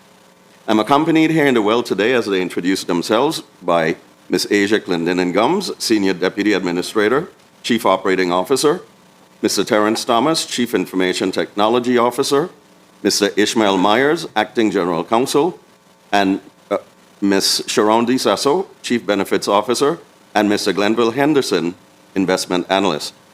Ms. Denise Jeremiah, Chief Financial Officer, is accompanying me on Teams. Ms. Danica Thomas, Director of Communications, Engagement, and Organizational Effectiveness, and a few of the staff mentioned in my testimony today are in the audience. Others are viewing from the office. I would like to take this opportunity to acknowledge and have them stand. Mr. Jamed Mills of Havenside Mall, Ms. Danica Thomas of she's the director of everything, I call her. It's a long title. And of course, Ms. Janelle Forbes in our IT department, who are some of those that were either attracted to the GRS recently or promoted within the GRS. Of course, we also have Mr. Kareem Grant, who has been promoted within our loans department and has played a critical role. And let me see, has Ms. Kemba Martin Morgan joined us? She's in the office. She's in the office, apparently. She's in the audience. In the audience, okay. So, I can't see that screen. Anyway, it appears that she's standing. Can you please, on St. Croix, can we please allow Ms. Martin to escort Ms. Martin into the well, please? There we go. Into the well? That's what you asked, right? Yes. Correct? Please.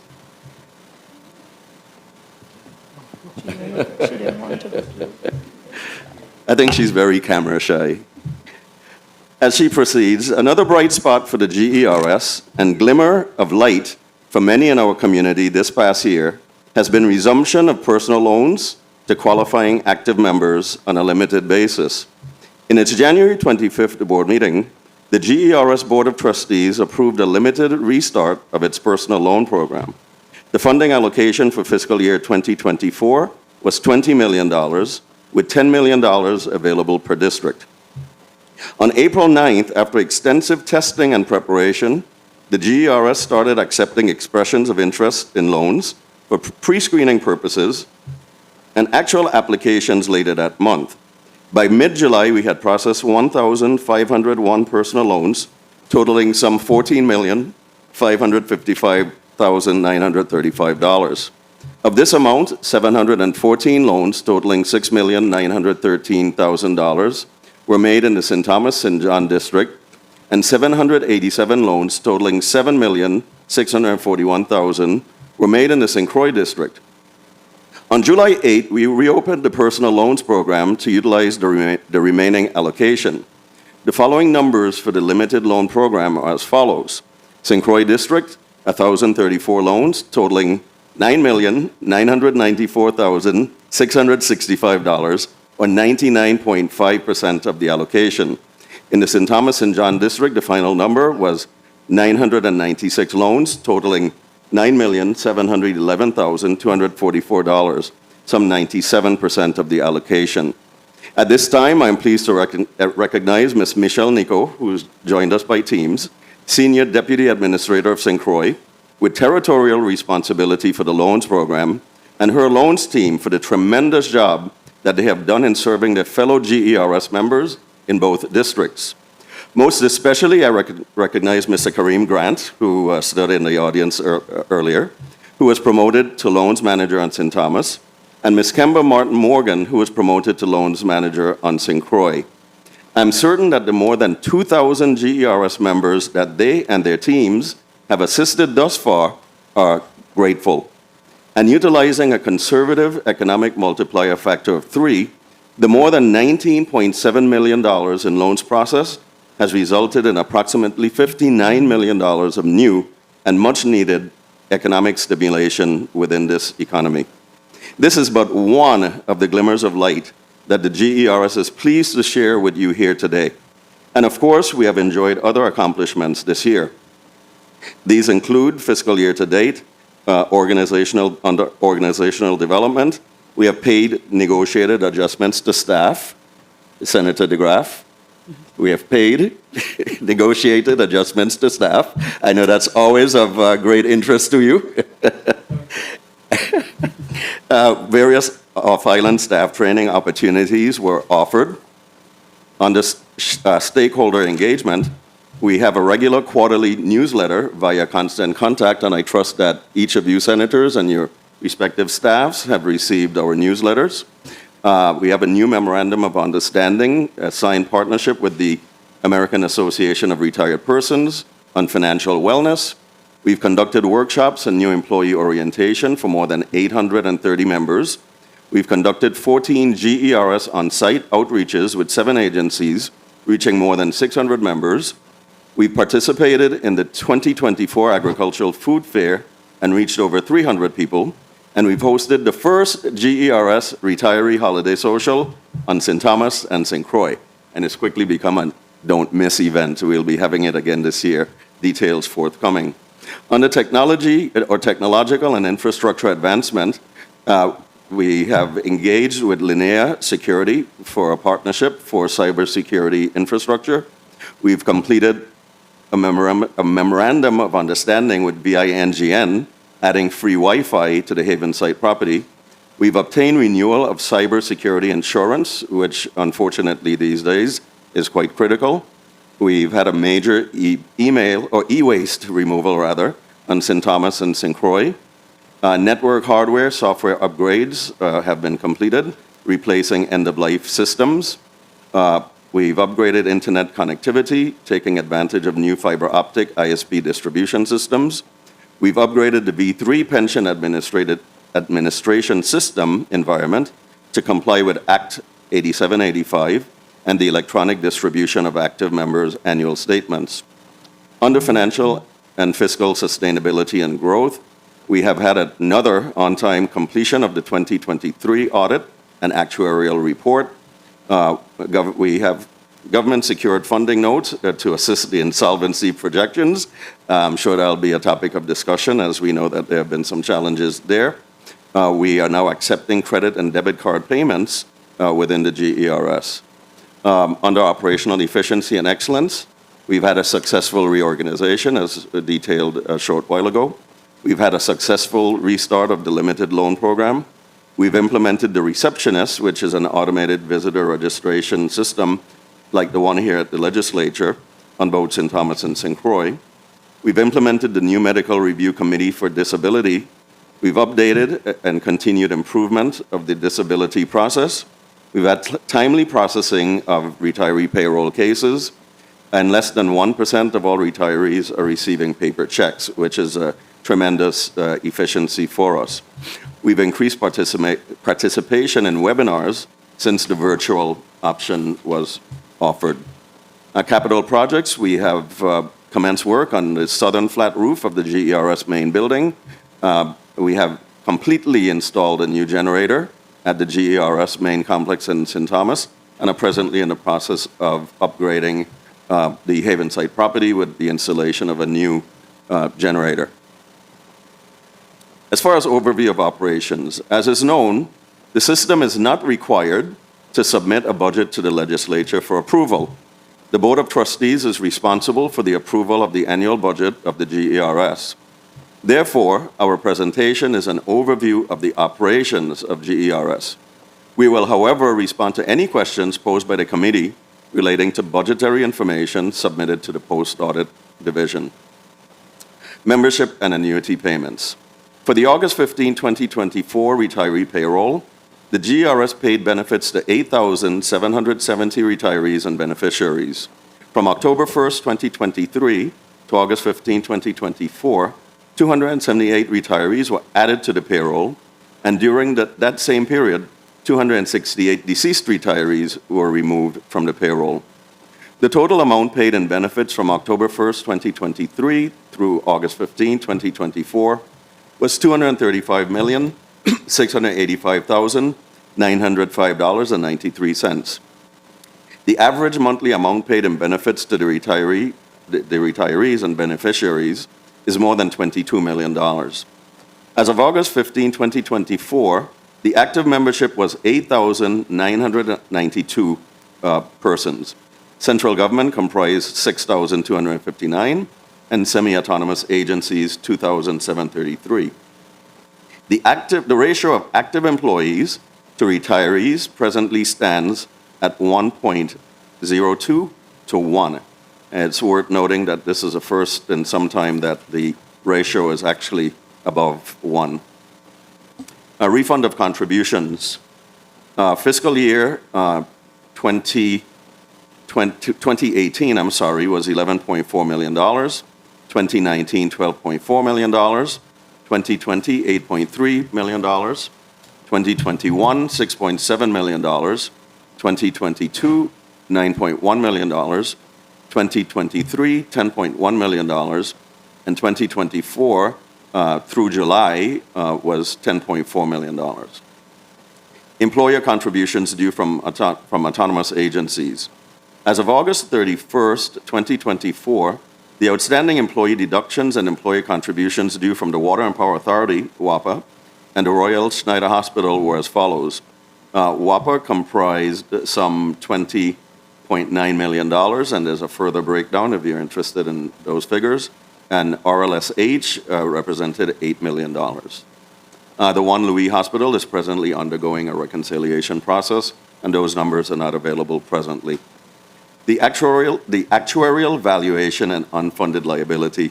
Now, this is where it really gets fun and the meat of our presentation as far as the standing of the GERS.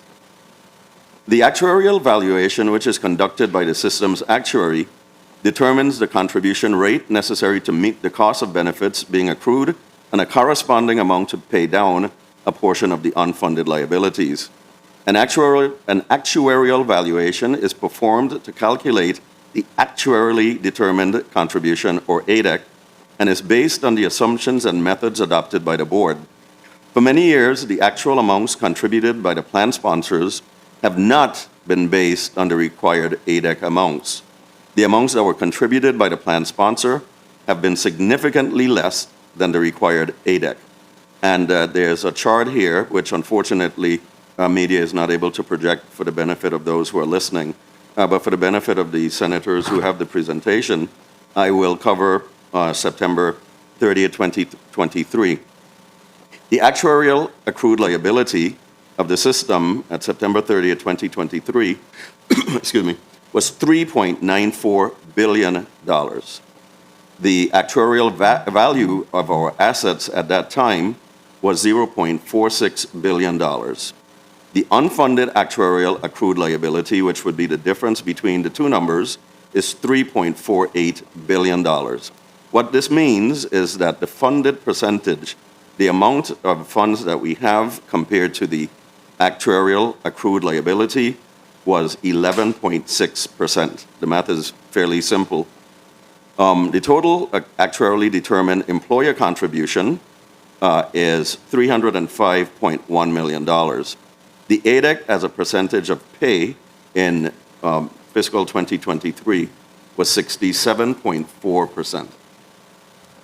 The information that is presented above, which I just presented, and in Exhibit A, which once again, unfortunately, we cannot project, represents the results of the actuarial valuation as of September 30th, 2023.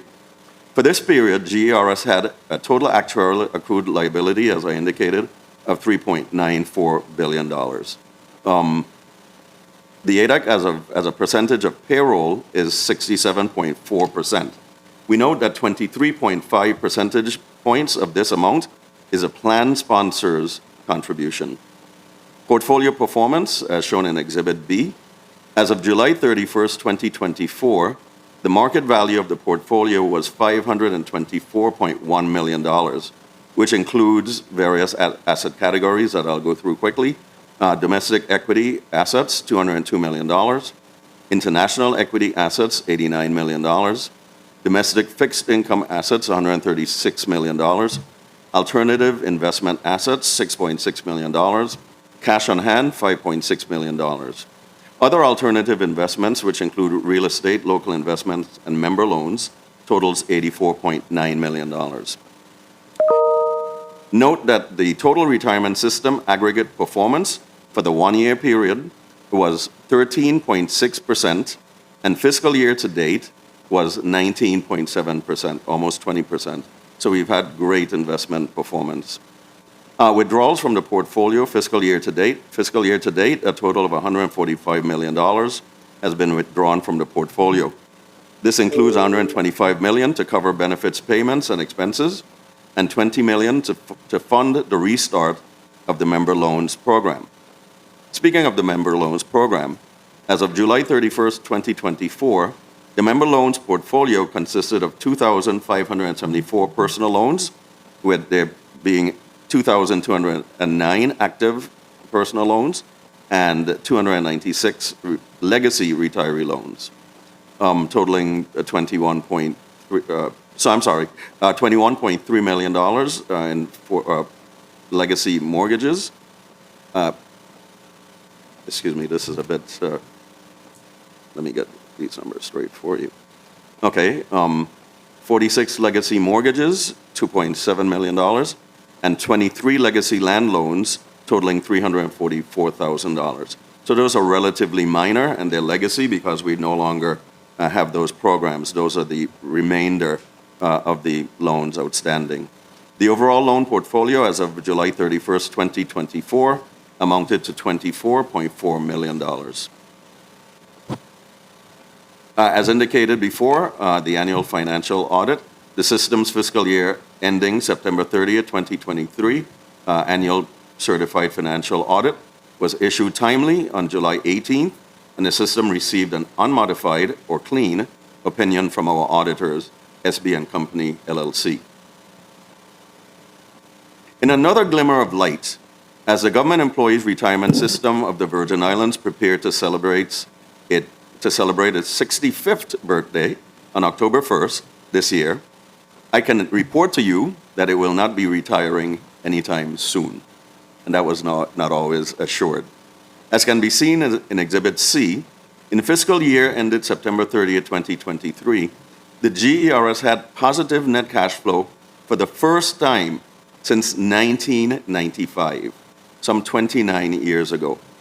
Due to this positive net cash flow and positive investment performance, the market value of assets increased from $400 million on September 30th, 2022 to $455 million on September 30th, 2023, as seen in Exhibit D. Thus far, in fiscal year 2024, the market value of assets has increased by another $69 million, from $455 million on September 30th, 2023, to $524 million on July 31st, 2024. This represents an increase of 31% in less than 2 years. While this turnaround in the GERS's financial position is promising, it could have been even better. To be precise, it could have been at least $34 million better had we received the entire amount of the funding note scheduled for fiscal year 2024. However, instead of receiving the full $158 million, we received $124 million, a shortfall of $34 million due to the matching fund cover-over rate remaining at $10.50 per proof gallon of rum produced in the U.S. Virgin Islands and sold in the United States, instead of the higher $13.25 per proof gallon. Unfortunately, this has been due to congressional inaction on a number of tax extenders. And as we heard Mr. Nathan Simmons of the governor's financial team indicate just before us today, we're expecting another shortfall of some $56 million in the upcoming fiscal year. Although we were able to sustain this shortfall in fiscal year 2024 for Exhibit E, should we have a similar shortfall for 2 more years, and apparently we'll be having it certainly for the upcoming fiscal year, the GERS will be facing the very real possibility of a temporary insolvency occurring between the years 2037 and 2039. To mitigate this, the GERS Board of Trustees is authorized to increase employer contributions from the current 23.5% to 26.5%, effective January 1st, 2025. It is the board's intent to do so, and the government of the Virgin Islands and other employees within the GERS plan will be billed accordingly. This will yield approximately an additional $13 million for the GERS annually, and is an important consideration for this committee as you work on finalizing the fiscal year 2025 budget, which you're presently in the process of doing. Finally, for Exhibit F, there is a scenario in which GERS will not face any insolvency, even if there continues to be a $34 million funding note shortfall through 2051. Under this scenario, the Virgin Islands legislature would rescind Act number 6233 and resume funding the GERS's annual $15 million administrative expenses as it did previously. It's a good return on your investment. Together with the scheduled increase in employer contributions, the GERS's defined benefits plan would be fully funded by the year 2048 per our actuaries' calculations. At that time, together, we would be able to proclaim that the cup is neither half full nor half empty, but full indeed. We are prepared to answer any questions that you may have at this time. We thank you.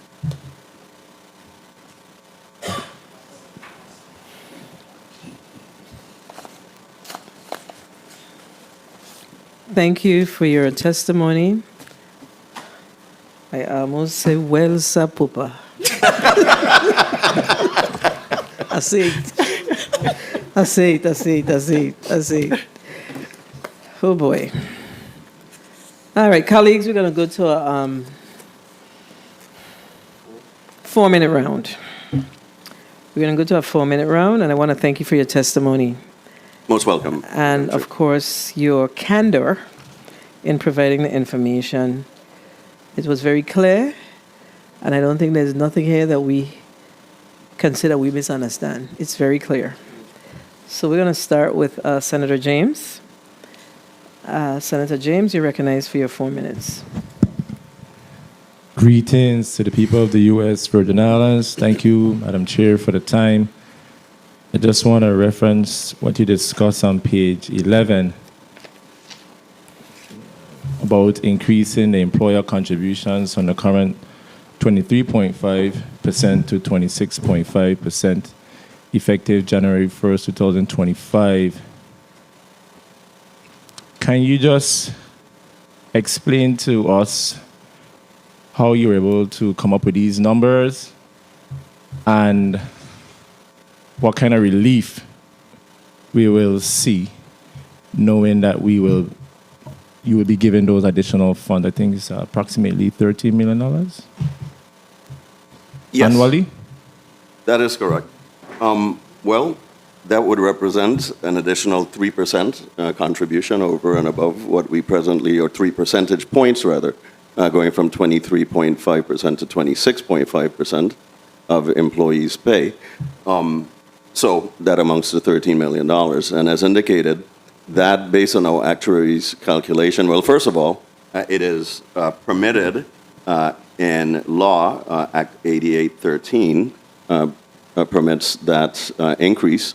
It is the board's intent, as indicated, to implement that statutorily allowed increase, and it will have a very positive effect on the outlook of the GERS. As indicated, even if we were to have a continued shortfall on the cover over based on the matching fund, we would be able to sustain the GERS and forestall any temporary insolvency if we were to receive that funding.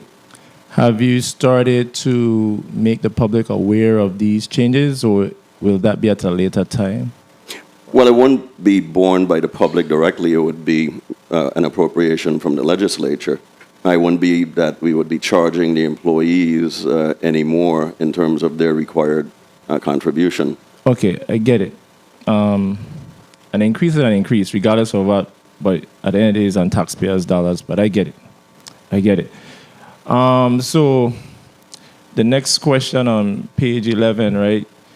As far as you referencing a temporary insolvency occurring between the years 2037 and 2039, I was trying to find it. I'm assuming that you have that, a graph or something. Yes, if you go to Exhibit E, which would be page number 17, or no, 16, I believe. 16, you see a number of lines with the purple line to the bottom indicating the shortfall for 2 years graphically, and you can see where the line intersects with the x-axis. It basically is like an airplane hitting the ground, right? And continues below for the next 2 years, 2038 and 2039. What that means in terms of a temporary insolvency is that we would be temporarily unable to pay retirees. And I don't think that's an acceptable outcome under any circumstance. And thank you for placing that on the record. Those are my 2 questions for today. And I really wanted to bring that to the forefront, not just to my colleagues, but to everyone who is placing their names on the ballot. For real, it's a real conversation that needs to be had. I just want to give kudos to the administration and, of course, the members of the 34th legislature for bringing their bright minds together and making sure that we found some way to at least put a little Band-Aid on it. But moving forward, we have to have those tough conversations. 30 seconds. And my concern is 2027. And based on your projections, you know for sure it's going to be between these years, 2037 and 2039. Better than my projections. These are our professional actuaries' projections. And my final question, with these numbers you have here, these were done internally or with a consultant? Time. Well, our actuary, you could consider them to be a consultant, but they have a fiduciary responsibility to the system to provide the best calculations possible. That is their profession. And we provide them with information, and so do our fund managers, and they do the calculations, and this is a calculation that they came up with. I was asking for one purpose only, and to make sure that we have checks and balances, and it wasn't just something that you heard. It's not internal. It is not internal. All right. Well, colleagues, we definitely have a lot of work to do. I understand the hard decisions that we have to make, and I really will really pray for the Virgin Islands as we make these hard decisions. Thank you, Madam Chair, for the time. Thank you, Senator James. I'll tell you, every opportunity that we get, we do ask about the status of the cover over dollars. When the funds are reverted back to the 1050, we were assured that we would have something done by December of, I think, that year. That didn't happen, and I'll venture to say, wait, it's 2 years or 3 years later? It's time to fly. It's been about, 2 years? 3 years later. Almost 3 years later, we're still in the same position. It's my fervent hope that, this matter will be resolved sooner than later, and we really give it the priority that it needs to get, because our retirees are the drivers of our economy. And I think sometimes we forget that. So we have to do what we have to do on this end, but this is a matter that's a little above us here in this institution. But it's not for the lack of us trying to push to make this a reality, because the thing is, while the issue is not one that we can necessarily make happen, if it doesn't happen, we have to figure out what to do in the interim and in between. So I don't know how much of our hearing you listened to earlier, but we do have some challenges with revenues looking to this year and looking out to the outer year of 25. And your ask today is $14 million, give or take, $14 million. Correct.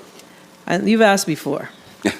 And we've gotten in trouble with you before because, based on the law, your board has the authority, the legislature has given your board the authority to increase the government's portion, of which they're taking, from what you've shared, they're taking their responsibility seriously. So hence the reason why many years ago, we found ourselves in court with the GRS. We have to figure out how not to find ourselves in that same position. We've worked really hard in the 33rd and the 34th legislature to get this bill passed. And it will be very unfortunate if we slide back into remission, literally. So we have to apply some pressure. Folks got to get to work. We have to apply some pressure on this. I think we've been more than patient. Of course, again, it's not necessarily within our control or the control of our governor. And we all know what's happening on the national level. The national politics is a whole nother story, but let's pray that they have a tax bill. They have to have a tax bill. We got to get on our knees for a tax bill. We need a tax bill. We need to fill this delta. But let me just ask, so based on your report on page 8, you shared with us that the Virgin Islands Water and Power Authority owes 15.9 million. What's the, how far does this project back to? Well, this is cumulative, so this is the outstanding amount presently, going back several years, probably increasing at times and then I guess leveling off. What the Water and Power Authority has been doing at least since last year, which I can speak to as that's when my tenure began, is they would, when one applies to retire to the GERS, we would prepare the amount that is owed for that particular employee. Not so much for employee contributions, they've gotten pretty good about remitting those, which wasn't always the case, but the employer contributions that are delinquent would be paid up at that time, along with whatever lost income opportunity is owed to the GERS. So they are paying up the lost income opportunity as well? yes, they're billed for that and they pay it. Or the employee simply can't retire. So in essence, you're not losing on this? Well, the time value of money is such Right. that we would like to have it sooner rather than later, but we ensure that there is a penalty paid by the employer, in this case WAPA, so that the employee can retire and receive their well-earned benefit. And I suspect that's the same thing for the Royal Leicester Schneider Hospital? Correct. Okay. Yeah. Senator Blyden, you're recognized for your 4 minutes. Thank you so much, Madam Chair, and good afternoon, Administrator Dawson and your support and leadership team there with you, and thank you so much for that testimony. Let me ask in respect to well, first of all, let me thank the Board of Trustees for the approval and restart of the loan program. And I want to thank the employees who worked on the program and who did a great job. Some 99.95% St. Croix and 97% St. Thomas. It goes to show the importance of that program, and we appreciate, that it was restarted. Let me ask in respect to your testimony. You spoke to various off-island staff training opportunities. What type of training are we speaking to? Well, we have a number of new leaders within the GERS, and I'm happy to point out that most of the individuals that I refer to as new leaders were promotions from within. So we provided leadership development training that a number of them attended, and we do, in fact, intend to continue to invest in our employees by providing such training opportunities. Very well, because training is very important, and as you say, we invested in your employees. When did the board approve your budget? Well, the board will be, well, let me not speak for the board, but I anticipate that the board will be approving the budget in its September board meeting later this month. Okay. Let me ask you, in respect to the shortfall, of course, you stated that we are $30 million for 25 budget season, and you gave a couple options moving forward in order to assure that the system stays solvent, right? And you spoke to Act number 6233 to have $15 million included annually in the budget moving forward to assure that the system stays solvent. But you said you will be able to absorb the $30 million for a couple budget cycle, or just this 25 budget cycle? Once again, the time value of money is such that the sooner that we can receive monies from sources such as that, it sort of grows on its own, so it helps the system to close any anticipated gaps. So the sooner we can get that, the better. And it's frankly a way of maybe a little pain over a long period of time rather than an intense period of discomfort and pain if there were to be an insolvency of the GERS, temporary as it may be, for a couple of years. How would you like to be told that you're not going to be paid for 2 years while the legislature, the government works through its issues? So we are duty-bound to look forward and see 1 minute problems before they occur and make recommendations as to how we can avert those issues. Or we could put it off and be back to where we were 3 years ago which I think you will recall was a dire situation. Non-talgo, so we don't want that. Okay, thank you. But nonetheless, it shows the importance of the budget process and how important it is for us to do our due diligence and assure that we actually collect all of the revenue that's due to the government of the Virgin Islands in order 30 seconds. to sustain the system and to assure that our people, we do right by our people. And in closing, I just wanted to highlight what jumped out at me in respect to our members.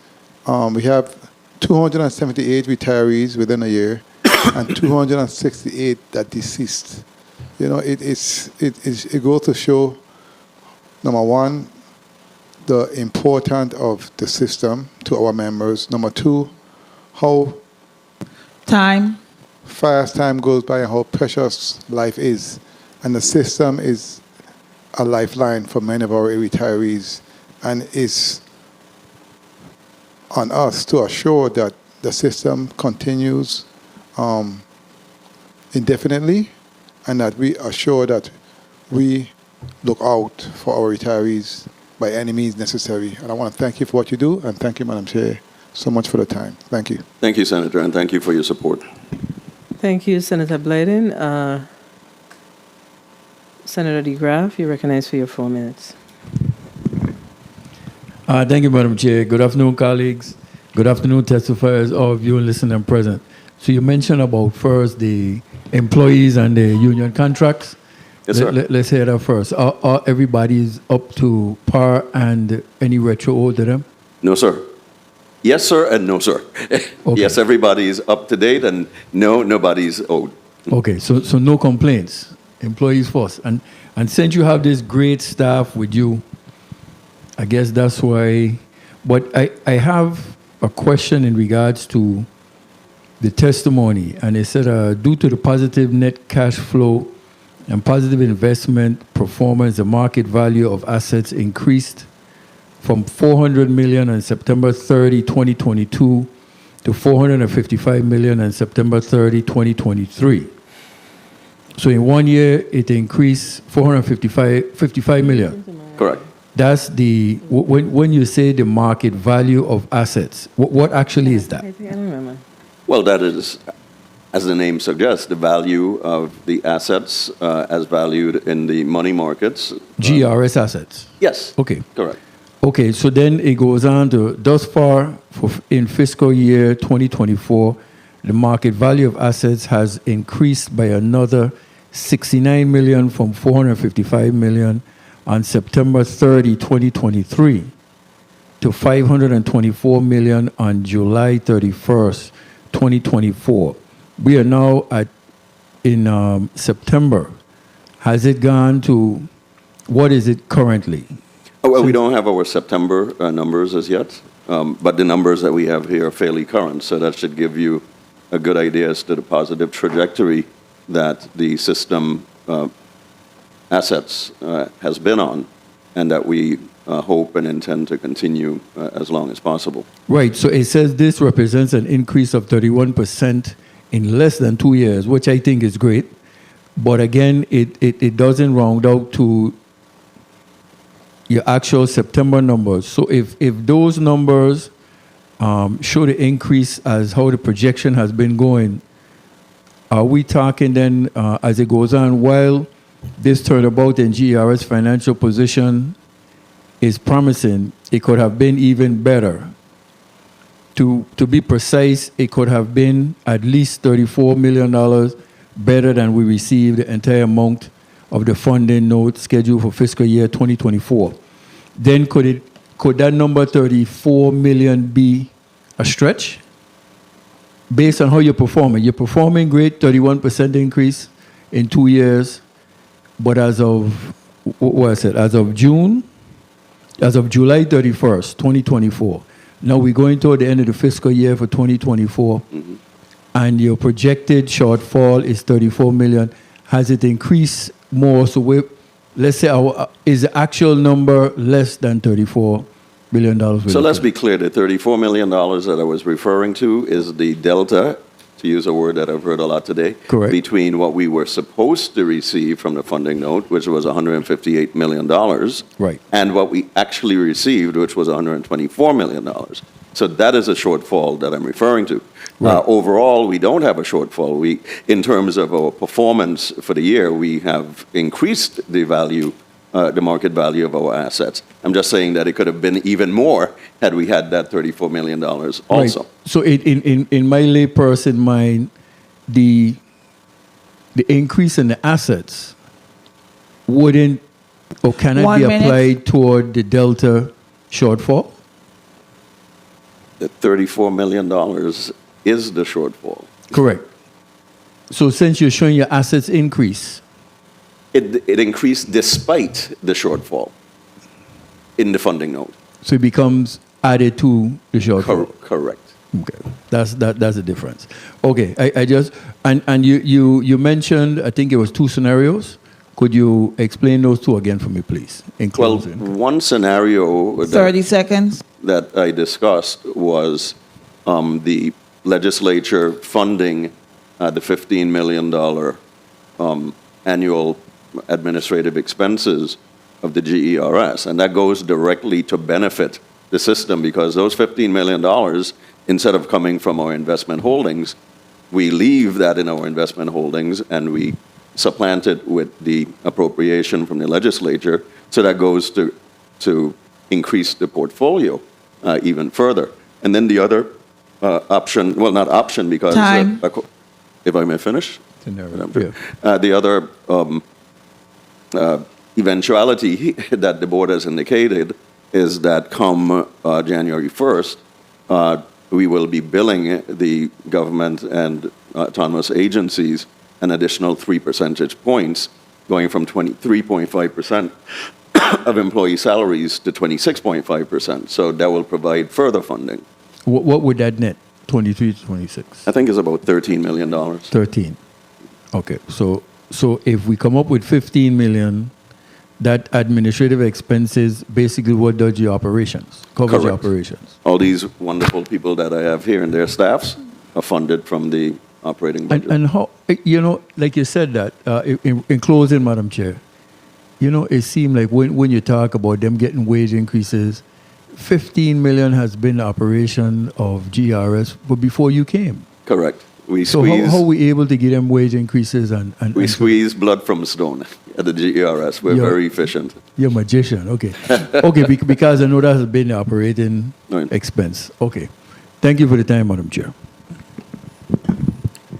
Thank you, Senator DeGraff. So your performance, do you have a performance a policy on your performance?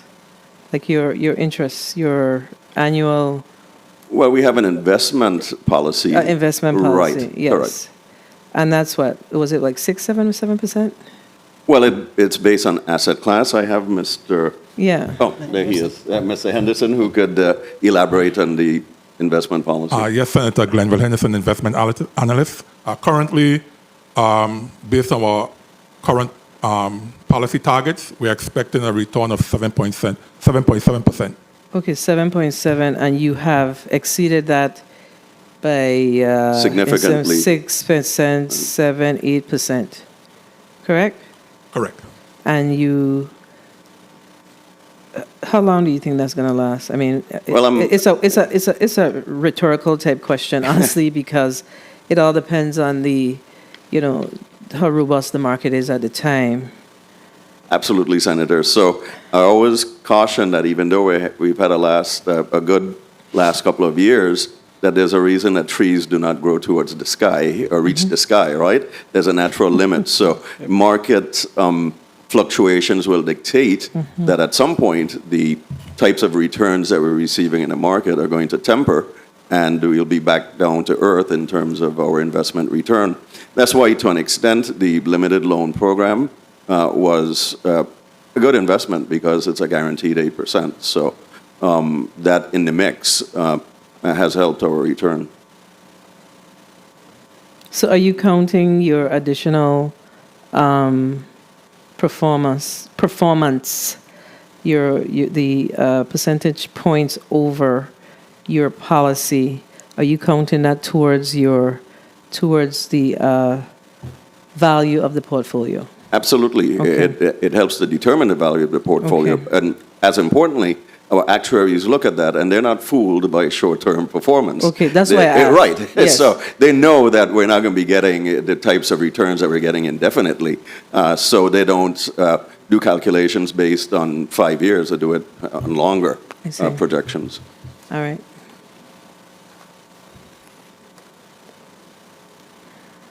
Fonseca, Senator Fonseca, you're recognized for your 4 minutes. Yes, thank you, Madam Chair, and welcome, Director Dawson and the whole GERS posse. You know, you could see the difference in the GERS since Mr. Dawson took over as opposed to the few years, and you guys are doing good. And actually, you know, I like your analysis with the glass being full because I like to look at it with the glass being full. You know, your assets went from 400 million to 455 in 2023. This year is gone from 455 to 524.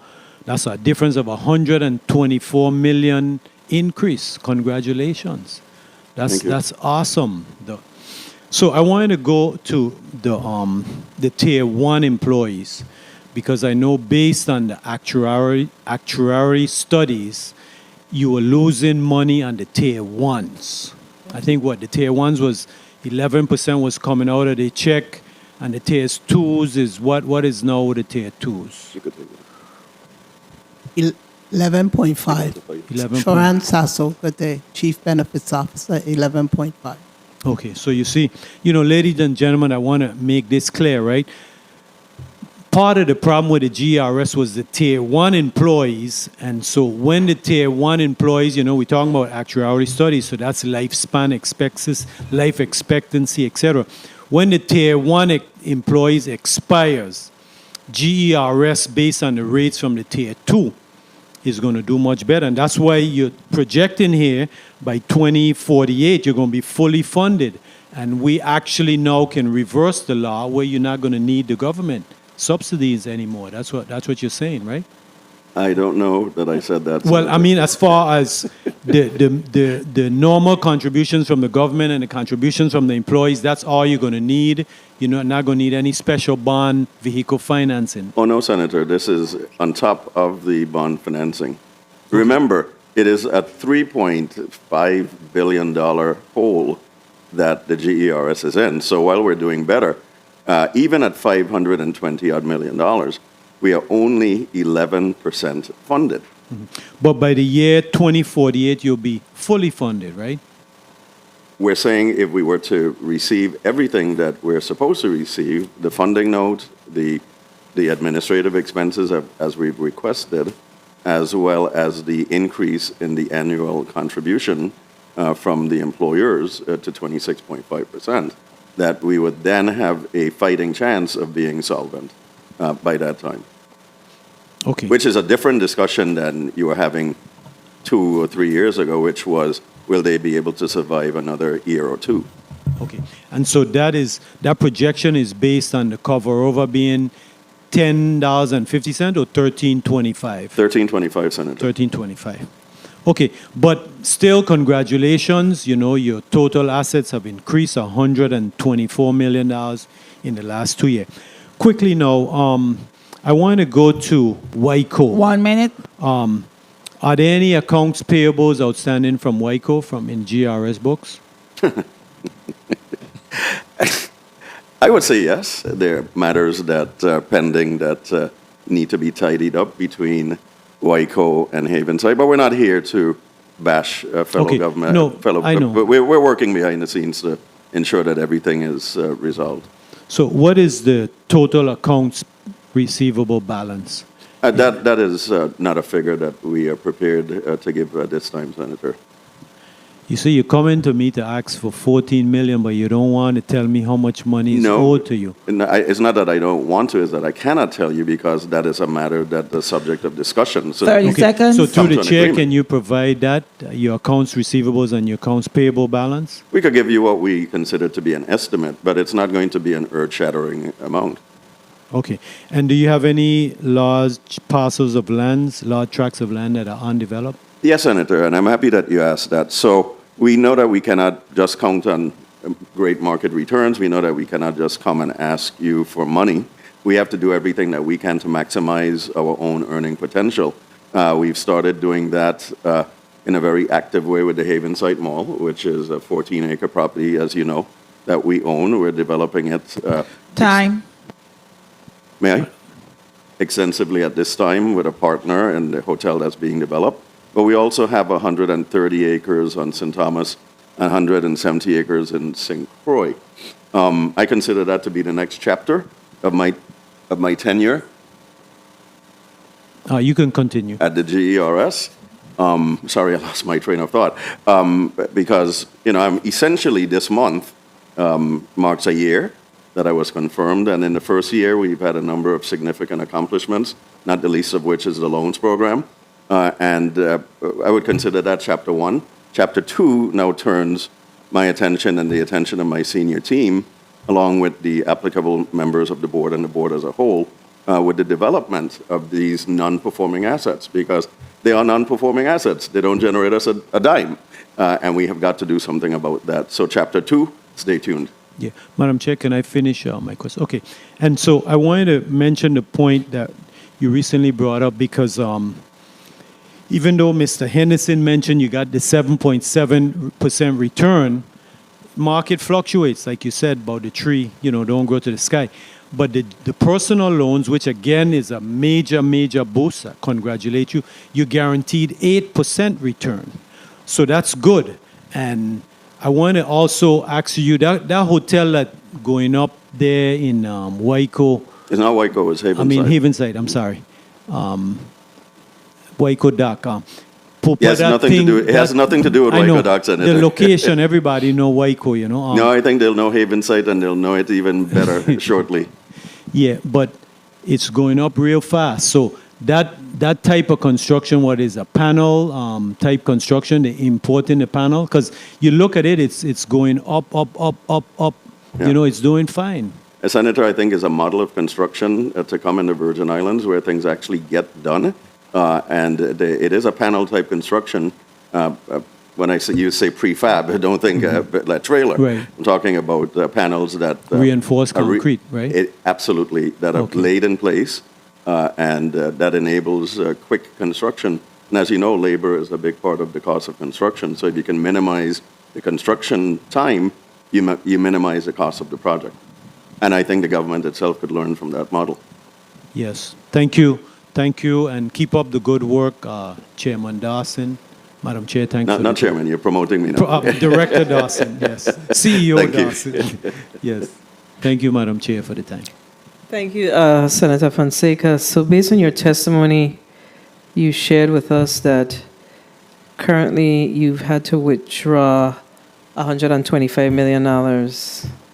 You will have to withdraw $125 million. 145, actually. And Senator, well, it's part of the loan program, and then the 125 to cover the annuity payments. Right. And I think that's the important thing that you have to drive home, that you are while we are seeing increases or positive results in your investments, you're still in a place where you are having to take out millions, $1,025,000 to cover benefit annuity payments.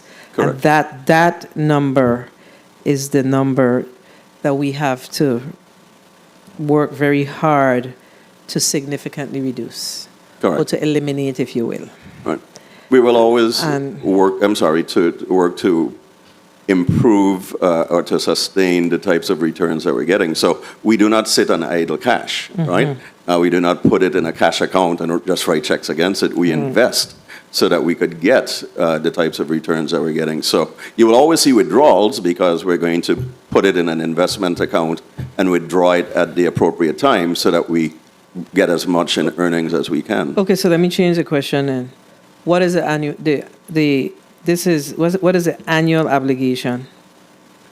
It's 22 by 12 presently, so you're looking at about $240 million. And you are taking out 125? Yes, so far. And we don't anticipate that it will be much more for the fiscal year. So you said 225? I'm sorry, 240. 240? Approximately. So we've seen a shortfall still of about 115.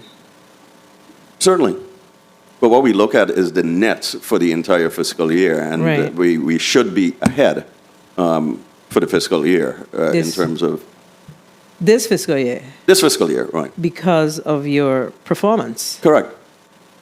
But it's, I don't want to use the word false economy, but because that's not what it is. So we don't want to make anyone believe that this is going to be something that we'll see down the road.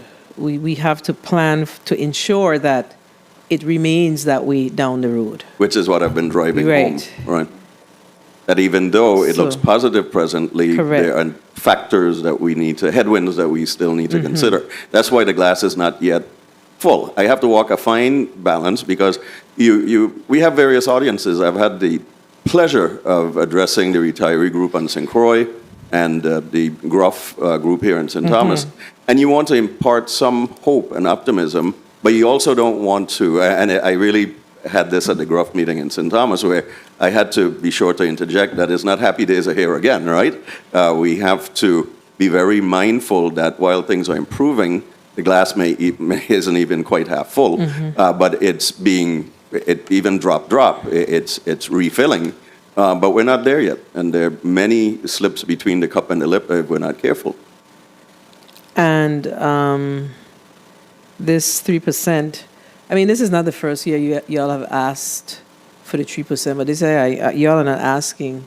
You're saying, look, I'm going to implement the 3% based on your board's vote, and we'll send you a bill. I think that we need to have have you discussed this? Do you know whether or not your board chair or yourself, do you have the authority to discuss this with the executive branch leadership chair? Governor? Well, I'm sure we could discuss anything, but towards what end? No, I'm Senator? just saying.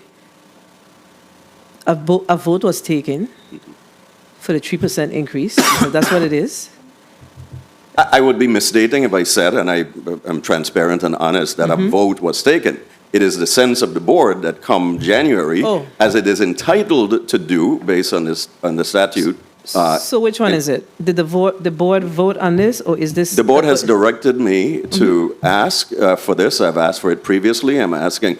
This time I'm not asking in the sense that the statute does provide for the board to implement this increase come January 2025. Got it. However, so a vote hasn't been taken on this. That is not my primary concern. I think my primary concern is as we work on the submission of the 2025 budget, and will impact our numbers if this happens and it's given any attention, right? So the 2025 budget is submitted in, what is it, May?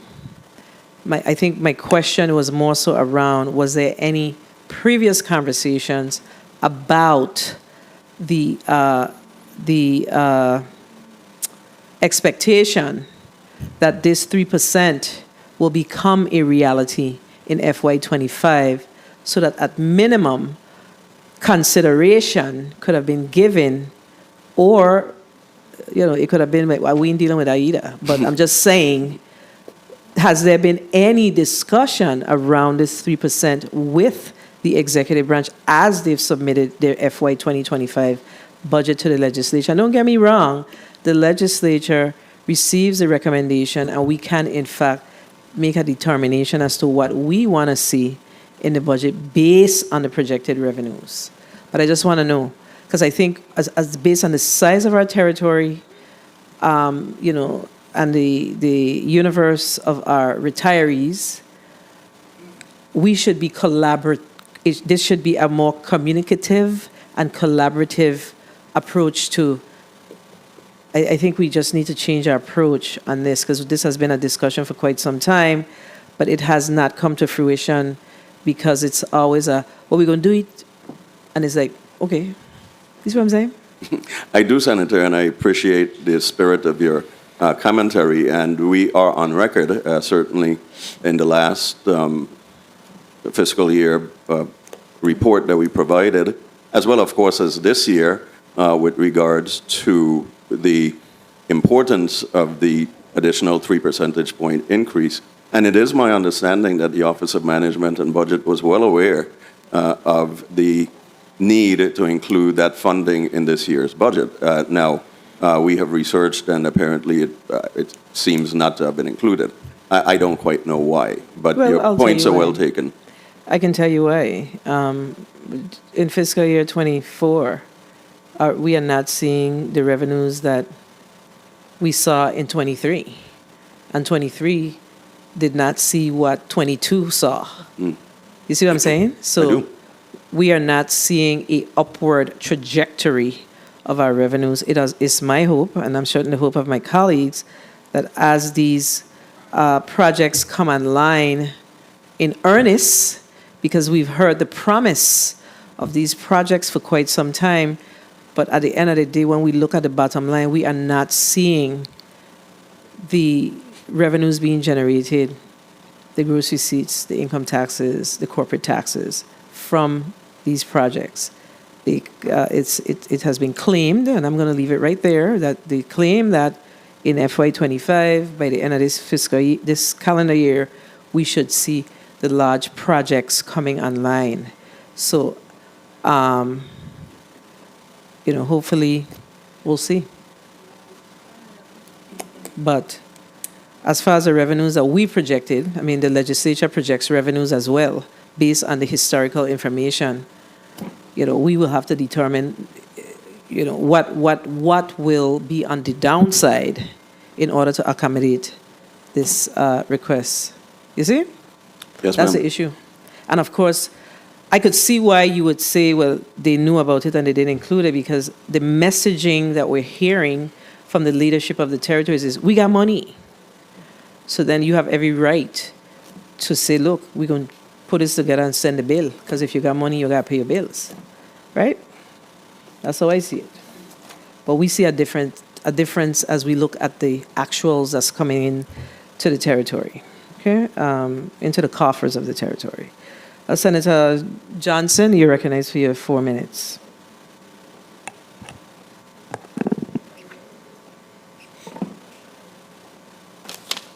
Hello. Oh, thank you very much. Good afternoon, Madam Chair. Thank you very much. First of all, I want to start off by congratulating the GRS folks for a successful year in investment, and hope to see that continue. You have a loan manager here in front of me. I want to ask her experience. How have it been going with the folks that came out to apply? About how many loans you process since the loan program started? Good afternoon, Kemba Martin Morgan, Loans Manager, St. Croix. On St. Croix, we had about 1,033 loans, and on St. Thomas, a little under 1,000. The turnout was good. Meeting the people, it was a need, and our staff just knocked them out. So most of the people that applied got loans? Everybody got loans, got their checks, payments started. So we have some strugglers that payments ain't started yet, but we... So you get a good feedback from the people that came in? Tremendous feedback. Okay, thank you very much. Thank you very much. Mr. Dawson, I want to ask you this question. Is there any plan to do a second tranche? And if there is, for personal loan, when do you plan to do that second tranche?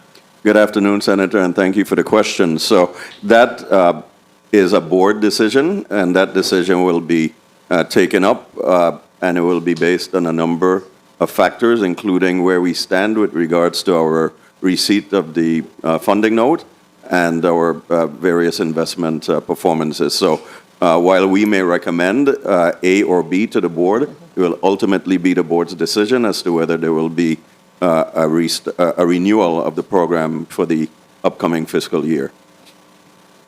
And a little off script here. I know GRS have some land here on the island of St. Croix, and you guys look forward in looking for investors to do something with that land, a hotel, some kind of investors to, instead of just having the land growing grass on it, we look for investors to do something with that property?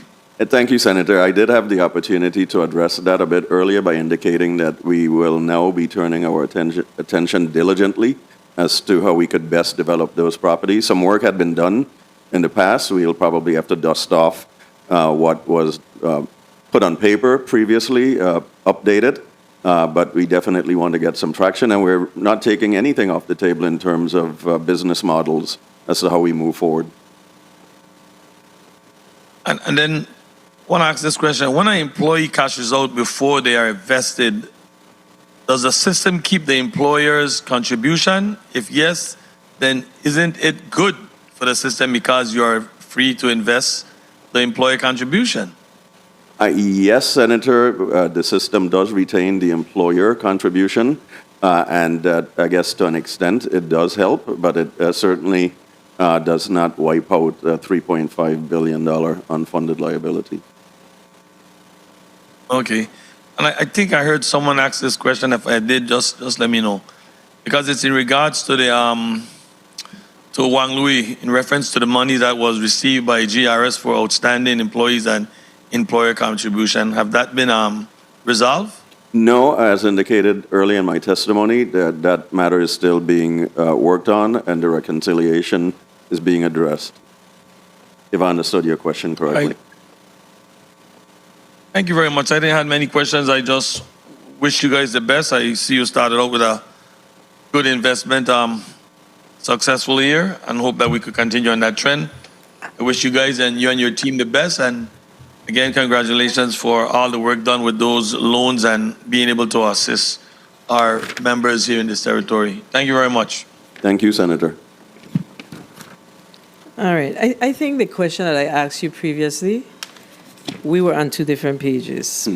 So this 125 million is to cover, this is not in addition to, this is to cover your annuity responsibility? Or is it, like in the past there was I can't remember the number off the top of my head, but say it's 200 million per year. You would have to go into your portfolio to and draw down X millions of dollars because you were not meeting the number for the annuity for that respective year. So I need to clearly understand what you're representing here.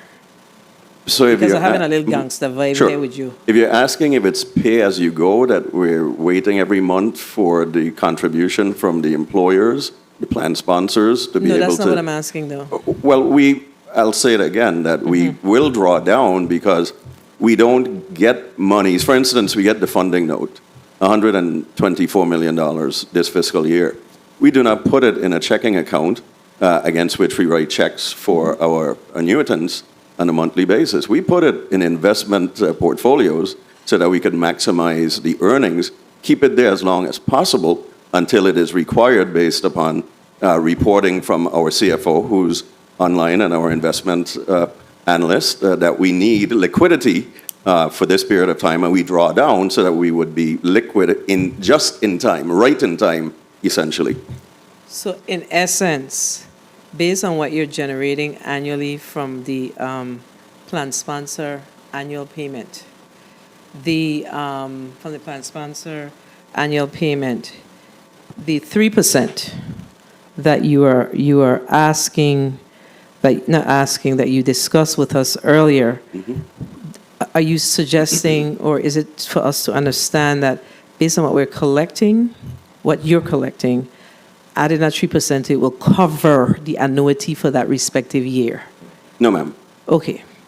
So what is the annuity for the annually? What's your annual annuity, give or take? Because you can't give a hard number, but... Sure, but once again, we're presently at about $22 million per month.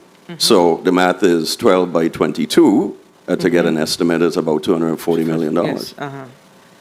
Okay, and how much do you collect from the government now? Well, not including the funding note, it's 20-something% of the required amount. Okay, so it's only 20-something%. Yes, I want to make sure that we... Right. That's what I was trying to get at. So Yes. it's only 27%, 20-something%. Right. So in essence, you have a delta of about, I ain't going to say 80. I'm going to say 70. 70-odd%. 70-odd%. Correct. That's what I was trying to get at. Yes. The 70-odd%. All right, got So it. everything that we're doing, in addition to the funding note, is to fill that. Got it. that You're gap. filling that gap. I That is probably didn't correct. ask the question the right way, but that's why I had to go back to it. No problem, Because I wanted to Senator. be clear that we're still having that delta because of, over the years, the shortfalls. Correct. So, okay, get it. And then we now still want to I'm get to a clearer. point where we have eliminated a $3.5 billion past deficit, if you may, Yeah, over decades. over decades. Let's pray that we're around. The sins of the fathers Yes. and the mothers. The sins of the fathers. Senator Gittins? Oh, Senator Joseph. Senator Gittins, you're recognized for your 4 minutes. Thank you, Madam Chair. Just for your knowledge, the President is on this end. Good afternoon. Thank you all, the GERS team, for being here. Thank you for your presentation.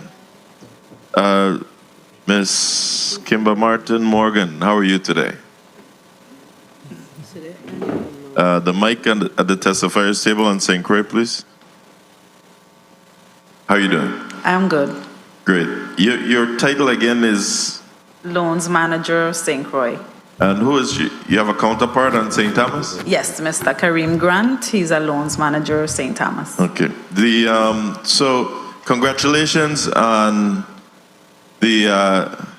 on finally implementing Act 7880 with regards to the personal loan program to the members. We do note that retirees have not been able to participate in this program. Can you tell me if you had any inquiries from retirees in the St. Croix district? Latin. Okay, I noticed you talking for St. Thomas a lot. But I'm asking Well, you. who is one? Right, but is your counterpart on St. Thomas? Yes, he's on St. Thomas. All right, but for St. Croix, what's the percentage between 1 to 10? 1 to 10, about 2 calls every day. Every day? Yeah. Okay. St. Thomas, what's the person's name? Mr. Grant. Mr. Kareem Mr. Grant, are you there? He's not in the well, Senator. He's in the audience. Okay. So, Administrator, we've been going back and forth with this as well. So the current code does not permit for the retirees to take part in the loan program at this time. However, not revealing everything, but to note, you all are in agreement that they should be part of the program. You just want to cross all your T's and dot your I's. Now, I still do have the amendment to include the retirees in there. Have you on the board had an opportunity to discuss this yet so that we can include the retirees in this loan program? Yes, good afternoon, Senator. And once again, I thank you for your acknowledgement that the board would have to make a decision affirmatively to extend the loan program to retirees. I have been asked for some information that we are in the midst of compiling to provide for further discussion, as no decision has been made by the board with regards to. So, slow down for me right there. I'm happy you just made a statement that the board will have to make the decision to include the retirees. That's not totally accurate. We have to put it in place first that they can take part in the loan program. Thank you for the correction, what I Senator. don't like is that, we've been back and forth with this, and it's very easy to say that the legislature have to do it, the legislature have to do it. But then when we look to do it, we're being asked to put the brakes on it.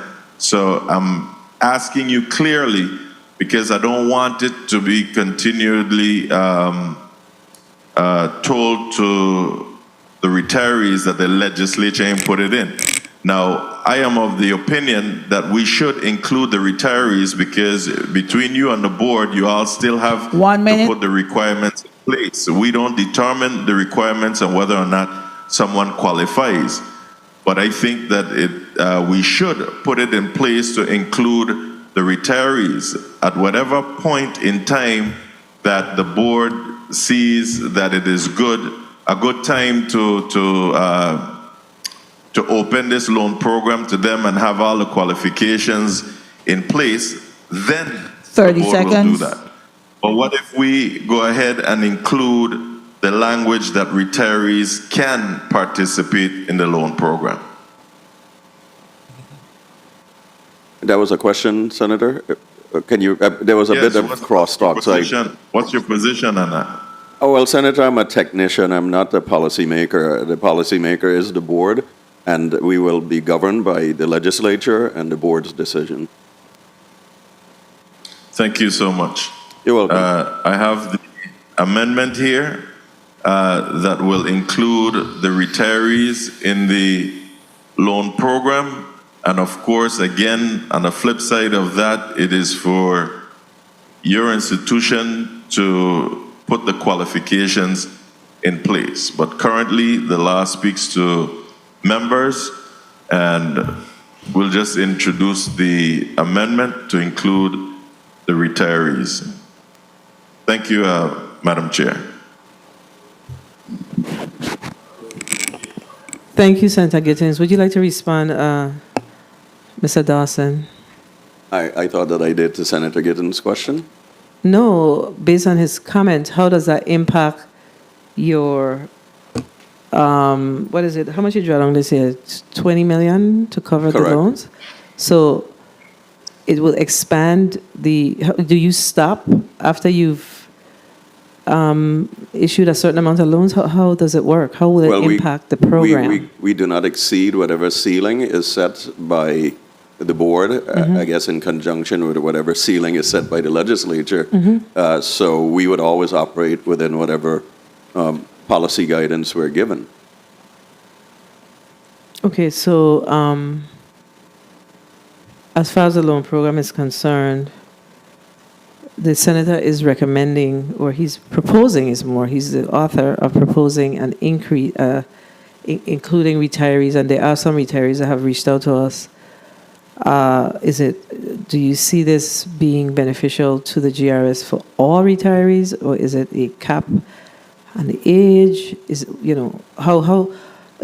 My concern is, because then some of are those loans currently secured loans? That's what I'm trying to understand. Are they secured loans? The current loans are secured within the limited loan program, and even those prior that are residual, are secured by the employee contributions. Right, but if you pass away while owing a loan, how is that taken care of? That's what I'm wondering. Is it secured where there is insurance? Is there insurance on the loans? No. So how do you get your money back? Is secured by the employer contributions. Employee contributions, employee contributions.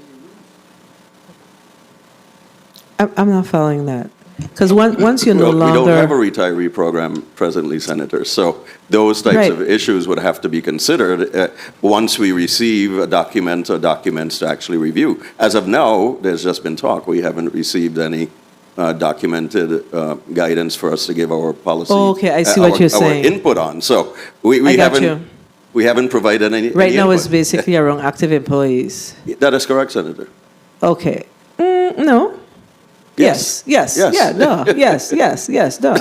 around active employees. Yeah, I had a brain freeze there for a minute. You're right. So you would have to develop that policy around how it will look for retirees. I suspect that it cannot look the same as the active employee program. Well, there are different considerations and characteristics. Yes. Correct. Okay. I had a little. It's been a long day. In our age group, Senator, that happens. I'm right back on track, though. I'm right back on track. Senator, you had another question? Go ahead. Yeah, you asked whether or not the loans aren't backed by an insurance, and I think the response was no. But don't they have what's called a credit life insurance? We do have our territorial loans director joining us remotely, if she would care to weigh in on that. Take it Ms. Nico is still with us. Are you muted? But that, to answer your question, as she chimes in, hopefully, that was not one of the operational policies with the limited restart for the personal loan program. Right. So your policies, you could create your own policies. You could even get an insurance for the retirement portion on your own. But you do have insurance with the credit life insurance. Senator, are you asking me or you're telling me? Am I on? Yes, Ms. Nico, we can hear you. Oh, okay. I thought it was the delay. We do have credit life insurance, Senator. Michelle Nico, Deputy Administrator.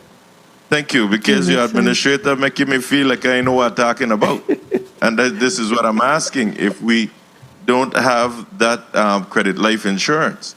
Now I'm saying if it's not applicable to the retirees, can they get one for the retirees?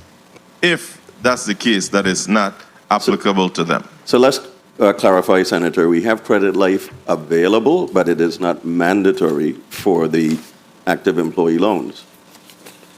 Right. So, Administrator, so you're the one in the driver's seat. You're providing the qualifications necessary to secure these loans. But Senator, so if you set the qualifications and one cannot meet the qualifications, then they don't qualify. But Senator, I don't know that we're disagreeing, because we are talking, in your instance, you're talking about the setting the parameters for a retiree program. We do not yet have a proposal or anything for us to weigh in on and give our professional guidance on. At that time, we will provide all the input that is required for the policymakers, in this case, the Board of Trustees and possibly the legislature. We were to be invited to testify on this. We would provide our input in response to a document that we've reviewed. Thank you, Mr. Administrator. You're most welcome, Senator. So basically, I think what we got out of this discussion was it's not just a simple amendment. It requires a deep dive discussion because it has far-reaching implications. Absolutely. Thank you. But we're not in the habit of commenting professionally on things that we have not seen, that are not before us. Understood. Definitely understand.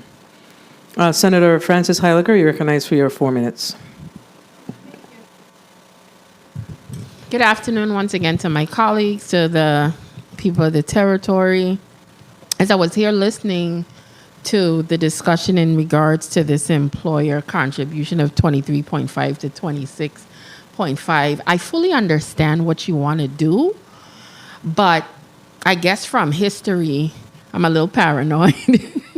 I'm not even going to lie, because I'm sitting here talking to my colleagues and saying, wait a minute, we literally gave them control over a section of the general fund, because you literally could change it at any whim, and you're saying we have to pay. That's basically what the conversation is. But like some of my colleagues were saying, you know, revenues are not always going to be the same every 2 years. So I think that's where my concern would come in, to see how we could have these conversations before it's just arbitrarily done via the board and say, well, okay, legislature, make sure you put it in the budget, versus saying, well, okay, I think we could handle it this year, or maybe we might have to make adjustments another year, because I don't assume you're going to stop, because you might raise it another 2 years from now, or whatever the case is. So that was my only concern around that dialogue. When you also spoke about over 130 plus acreage in the district of St. Thomas, St. John, and over 170 plus acreage in St. Croix, I remember a couple years ago, I had did some analysis and I said, well, one of the major things that our people are always stressing for is home ownership and land ownership. And I remember I sat down and I did some calculations. If you were able to put in the infrastructure and divide up those acres, even to a quarter acre, you could have potentially brought in, just with the land sale, anywhere 26 million in one district, 27 million, because I remember I adjusted the cost a little bit less for St. Croix. And then I also thought, well, mortgages. And I was really looking at that as a revenue stream, because that's one thing when it comes to us here in the territory, we hold on to our homes. We try to invest in land, we try to invest in that. Is that something you guys had looked at potentially taking a portion of these acreage and subdividing them so they could either be sold to the public and through the land sales, which you guys could handle, as well as some of the mortgages as a way of generating funds? Is that something you've ever looked at? Because I remember about the conference rooms and all of that prior. So when you said you have to dust off some other projects, I remember those were conversations that had before. Have you looked at it from a home ownership aspect for any portion of these properties? Thank you, Senator. So we would be at the beginning stages of our consideration, and I think the easiest way to answer your question would be to say that nothing is off of the table. Okay. So absolutely anything that makes sense, but makes sense holistically, so that we don't end up with a hodgepodge, so that the parts, the whole is greater than the sum of the parts. By having some synergy, we'll have an attractive and a comprehensive project that the GERS and the territory could be proud of in both districts. So it's going to be looked at across the board. Across the board. I fully understand that. Have you guys done any numbers in regards to individuals that might be coming onto the system for up to 2025, so you could see what type of numbers you would be pushing out in 2025? Because 30 seconds. You could tell who's going to be retiring. So have you done any analysis to see who might be coming onto the system? So every year a census study is conducted. Okay. And factors such as that are considered. Okay. And do you do it by a numbers amount, or when everything is driven by numbers?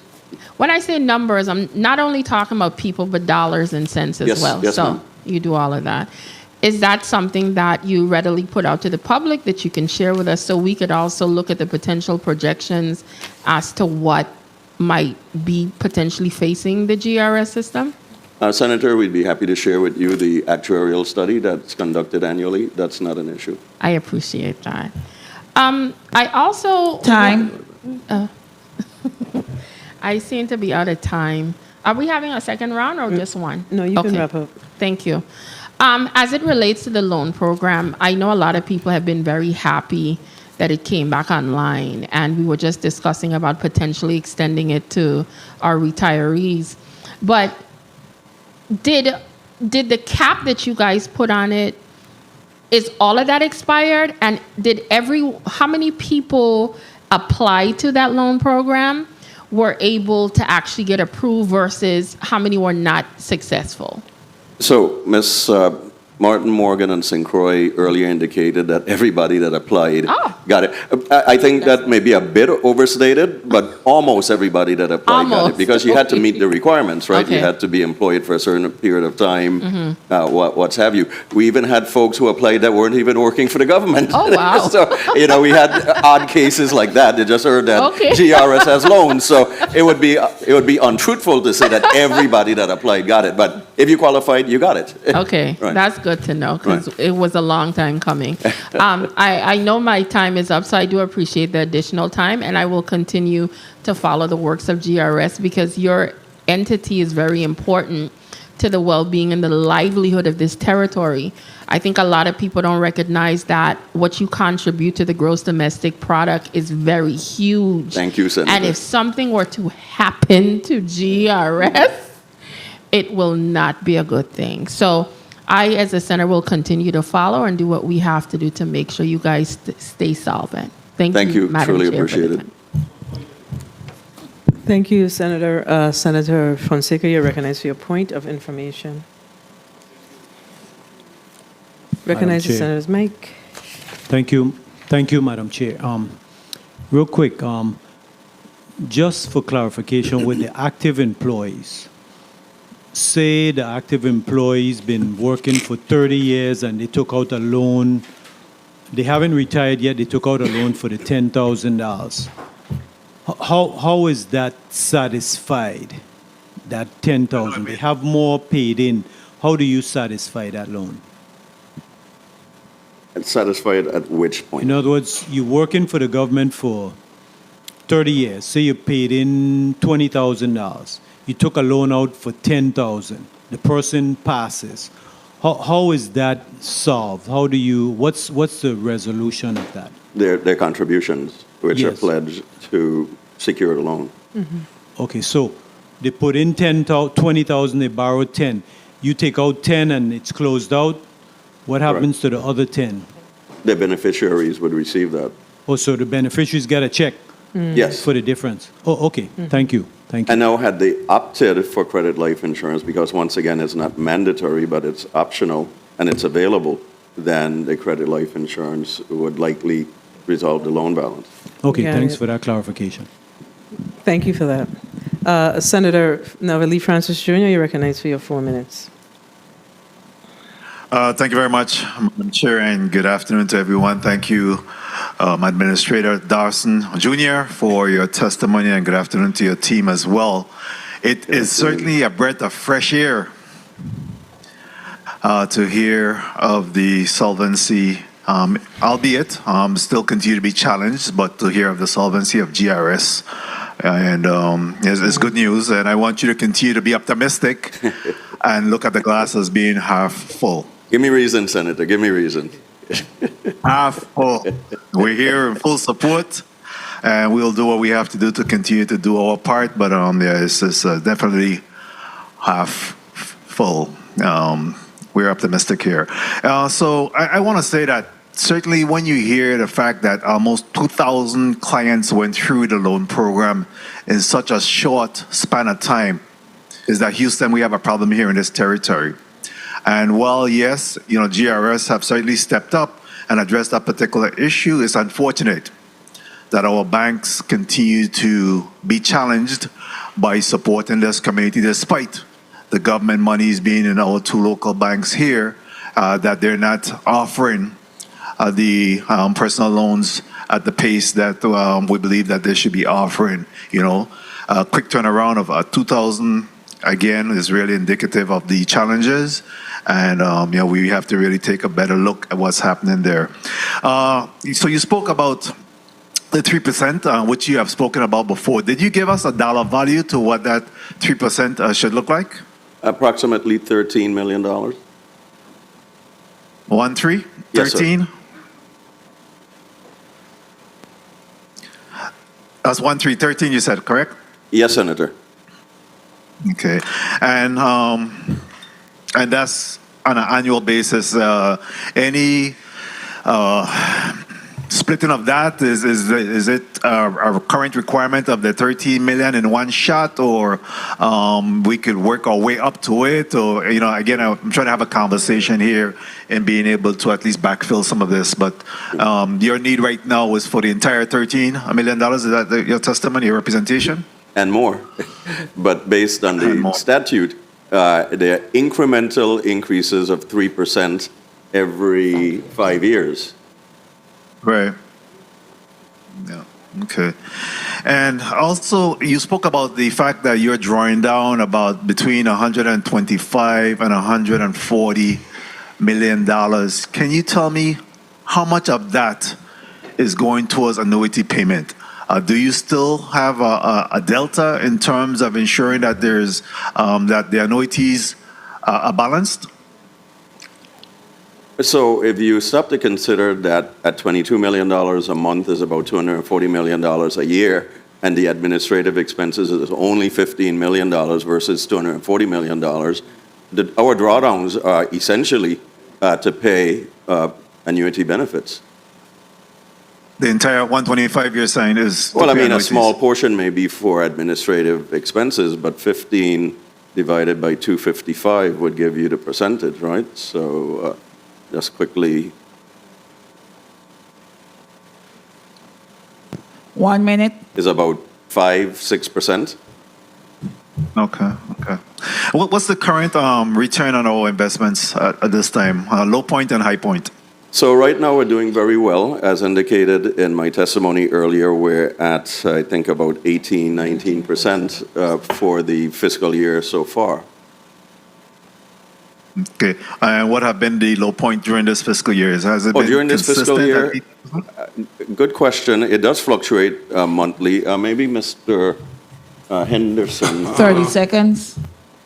Glenville Henderson, investment analyst. Senator, I don't have that information directly here with me today as to what month we may have underperformed significantly, but I can get that to the body.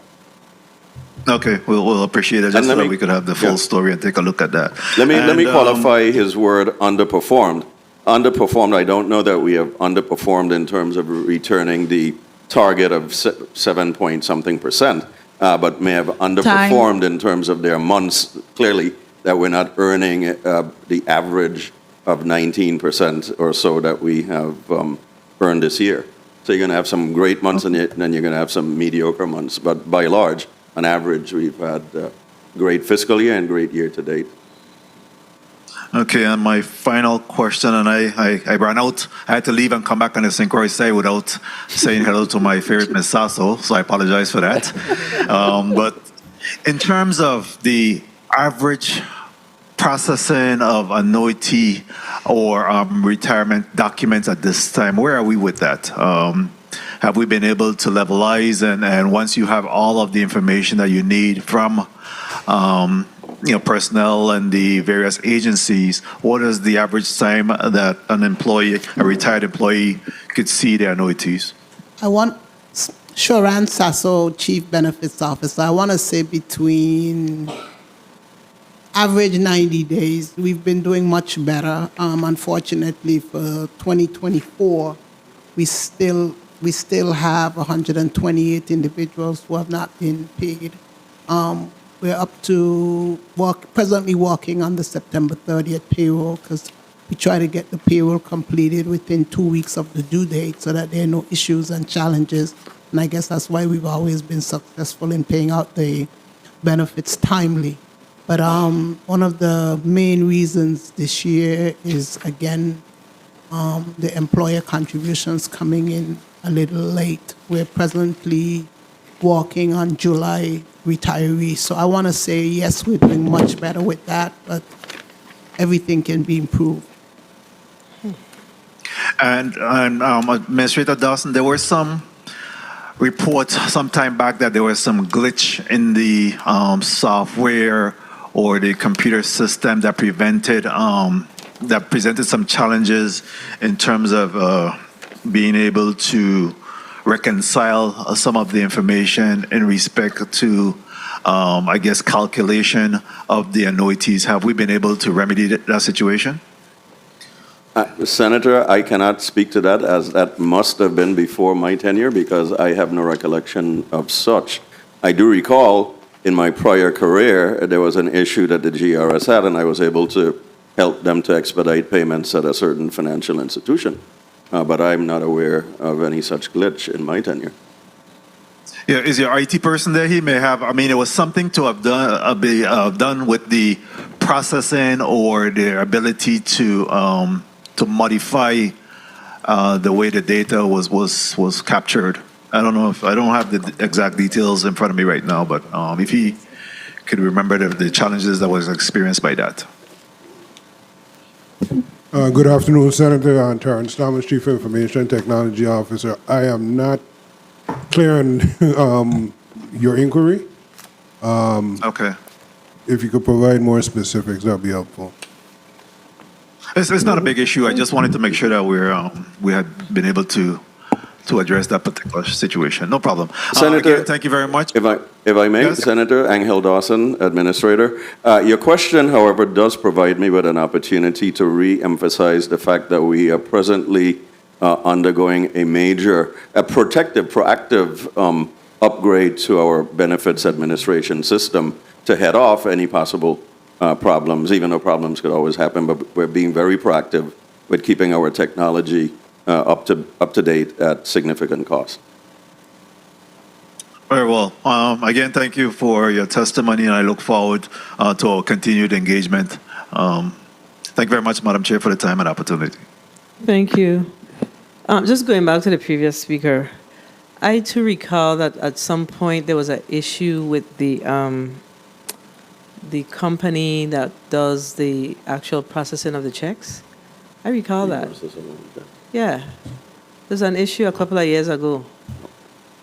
I don't know if there was they were updating the system, but there was some individuals who were, yeah, look at right here. Somebody texted to me. I have people to listen. Okay, it says it's in the St. Thomas source. Software glitch delays easier rules on GRS loan refinance source. Yeah, this ain't what I was thinking it was. And this is dated 2014, but this was tied to. Lord, that's 10 years This was ago. the loan system, but the GRS had shared that that was one of the reasons for delaying the terms. I mean the personal loan program, which turned out to not necessarily be the case. But I just thought there was an issue with retirees, individuals who retired. It was taking them longer to get their check because there was some issue. If anybody knew, it would be Terry T. Exactly. So if you are saying that you don't know, I'm going to leave that right there. Unfortunately, most of Yeah. them are not paid by check. They're paid by direct deposit. Right, direct deposit. Okay, so yeah. No. Terrence Thomas again, Senator, Chief Information Technology Officer. I've been with the system since September 2016, and we do all the check processing in-house. So as Administrator Dawson said. It was prior to then. Okay. It was prior to 2016 for sure. It was. Okay. There was an issue. It was prior to 2016. But anyway, again, another one. Here it is. It says, clarification regarding computer glitch payroll deduction issue with GRS, and that was in 2015. There was an issue. I remember it. 2015, right before you came. Yes, but moving right along. Because it actually feels like you were there longer than 2016. But that's what happens when you do a good job. People just, when you see GRS, you see Terrence Thomas, So refund of contributions. Are you finding that, and then we're going to look to close. So in your testimony, you made reference to, you gave us some details around refund on contributions, and we see that, in 2018, it was high, 2019, high, then it started to level down, but it looks like it's sort of ramping back up. So are you concerned about the amount of people who are actually taking their money out of the system? I mean, I don't think it's something to be concerned about because you're talking about $10 million, give or take. But right. Are we seeing, do you anticipate that we'll see more of this? Because it looks like it's ramping back up since 2023, 22, 23. Because in 2018, it was at 11.4 million, and it dropped. And then I'm seeing the uptick coming back in 24. So, Senator, I don't know that there's any particular rhyme or reason as to why we would see it going up.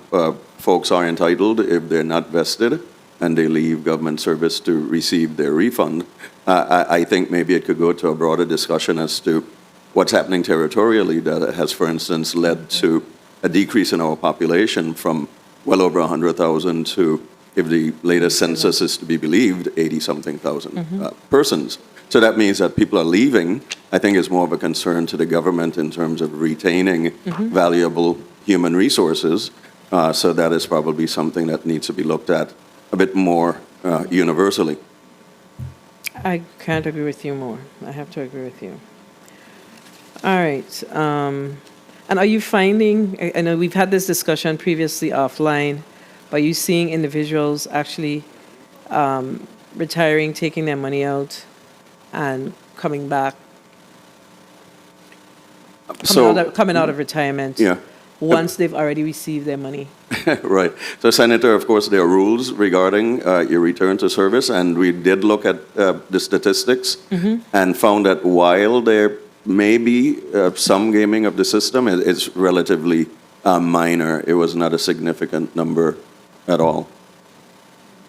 Okay, so that's right. Based on the information you shared, it wasn't significant. And of course, as a senator previously asked, I think it was Senator Fonseca, or maybe not, I hope I'm not misattributing anyone, but we do retain the employer contributions in any event. So on an individual basis, that is a net benefit to the GERS. So have you actually looked at how much employer contributions you have retained over the years? Oh, we would have to run a pretty massive study.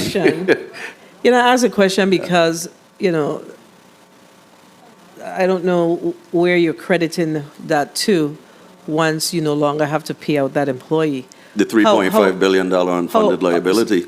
I'm asking, are you giving it that credit on a serious note? It's a net, the monies remain in the system, so it goes to help reduce the Well, I agree with you that the money remains in the system. That employee, you're no longer responsible for paying out that employee. Well, if the employee were to properly rejoin the government, then of course that employer contribution is once again theirs. Yes. It benefits them. Yes, it does. If they don't come back, then it remains with the system, and we don't have to pay an annuity against that. I have to look at that a little closer. Thank you, Senator. You're right. Yeah. So if you come back, it benefits them. Yes. So that department or agency that they're working for, how do they pay the employee portion if they already have money bulked there? I'm trying to understand that. They all come before you annually, Senator. No. I don't know how they feel. No. I've never had the reason to ask that question.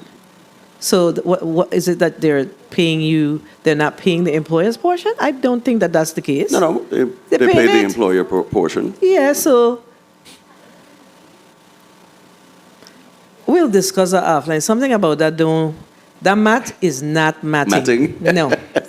That is not matting. We'll be happy to discuss it with you. If they are benefiting from that, I'm not sure how that aligns, because then that's off balance, because they've already taken.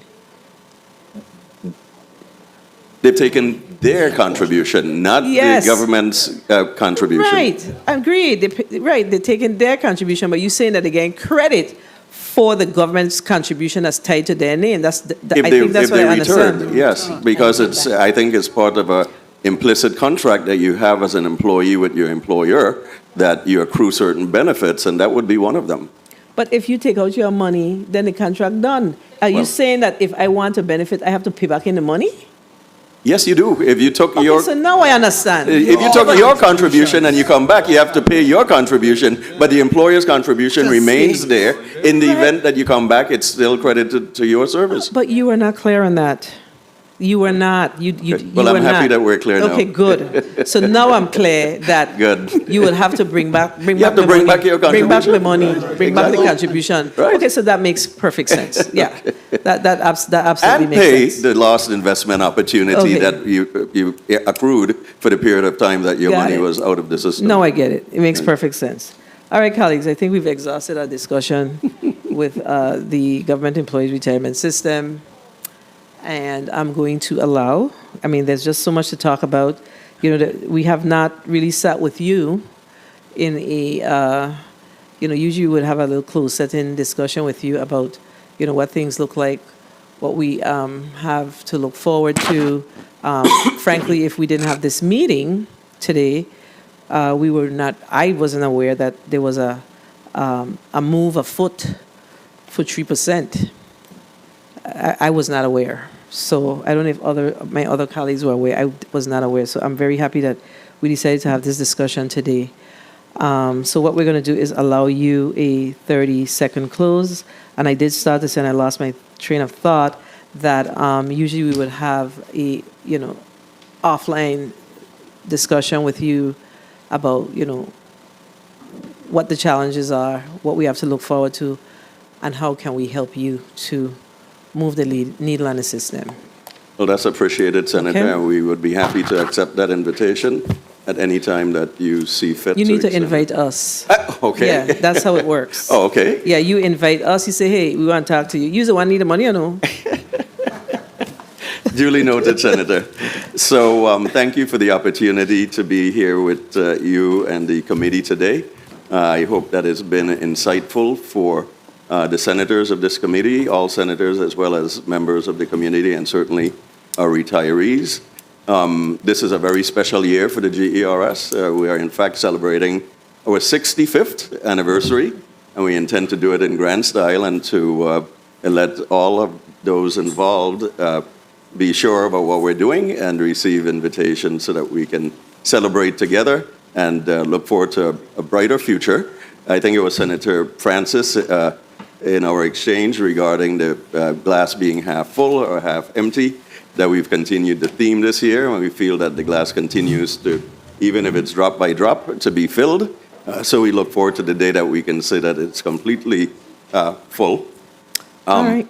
In many regards, you give me 30 seconds, thank you. But just one final statement. When I joined the GRS last year, in my first address to the employees, I indicated to them that the GRS is in fact a bank.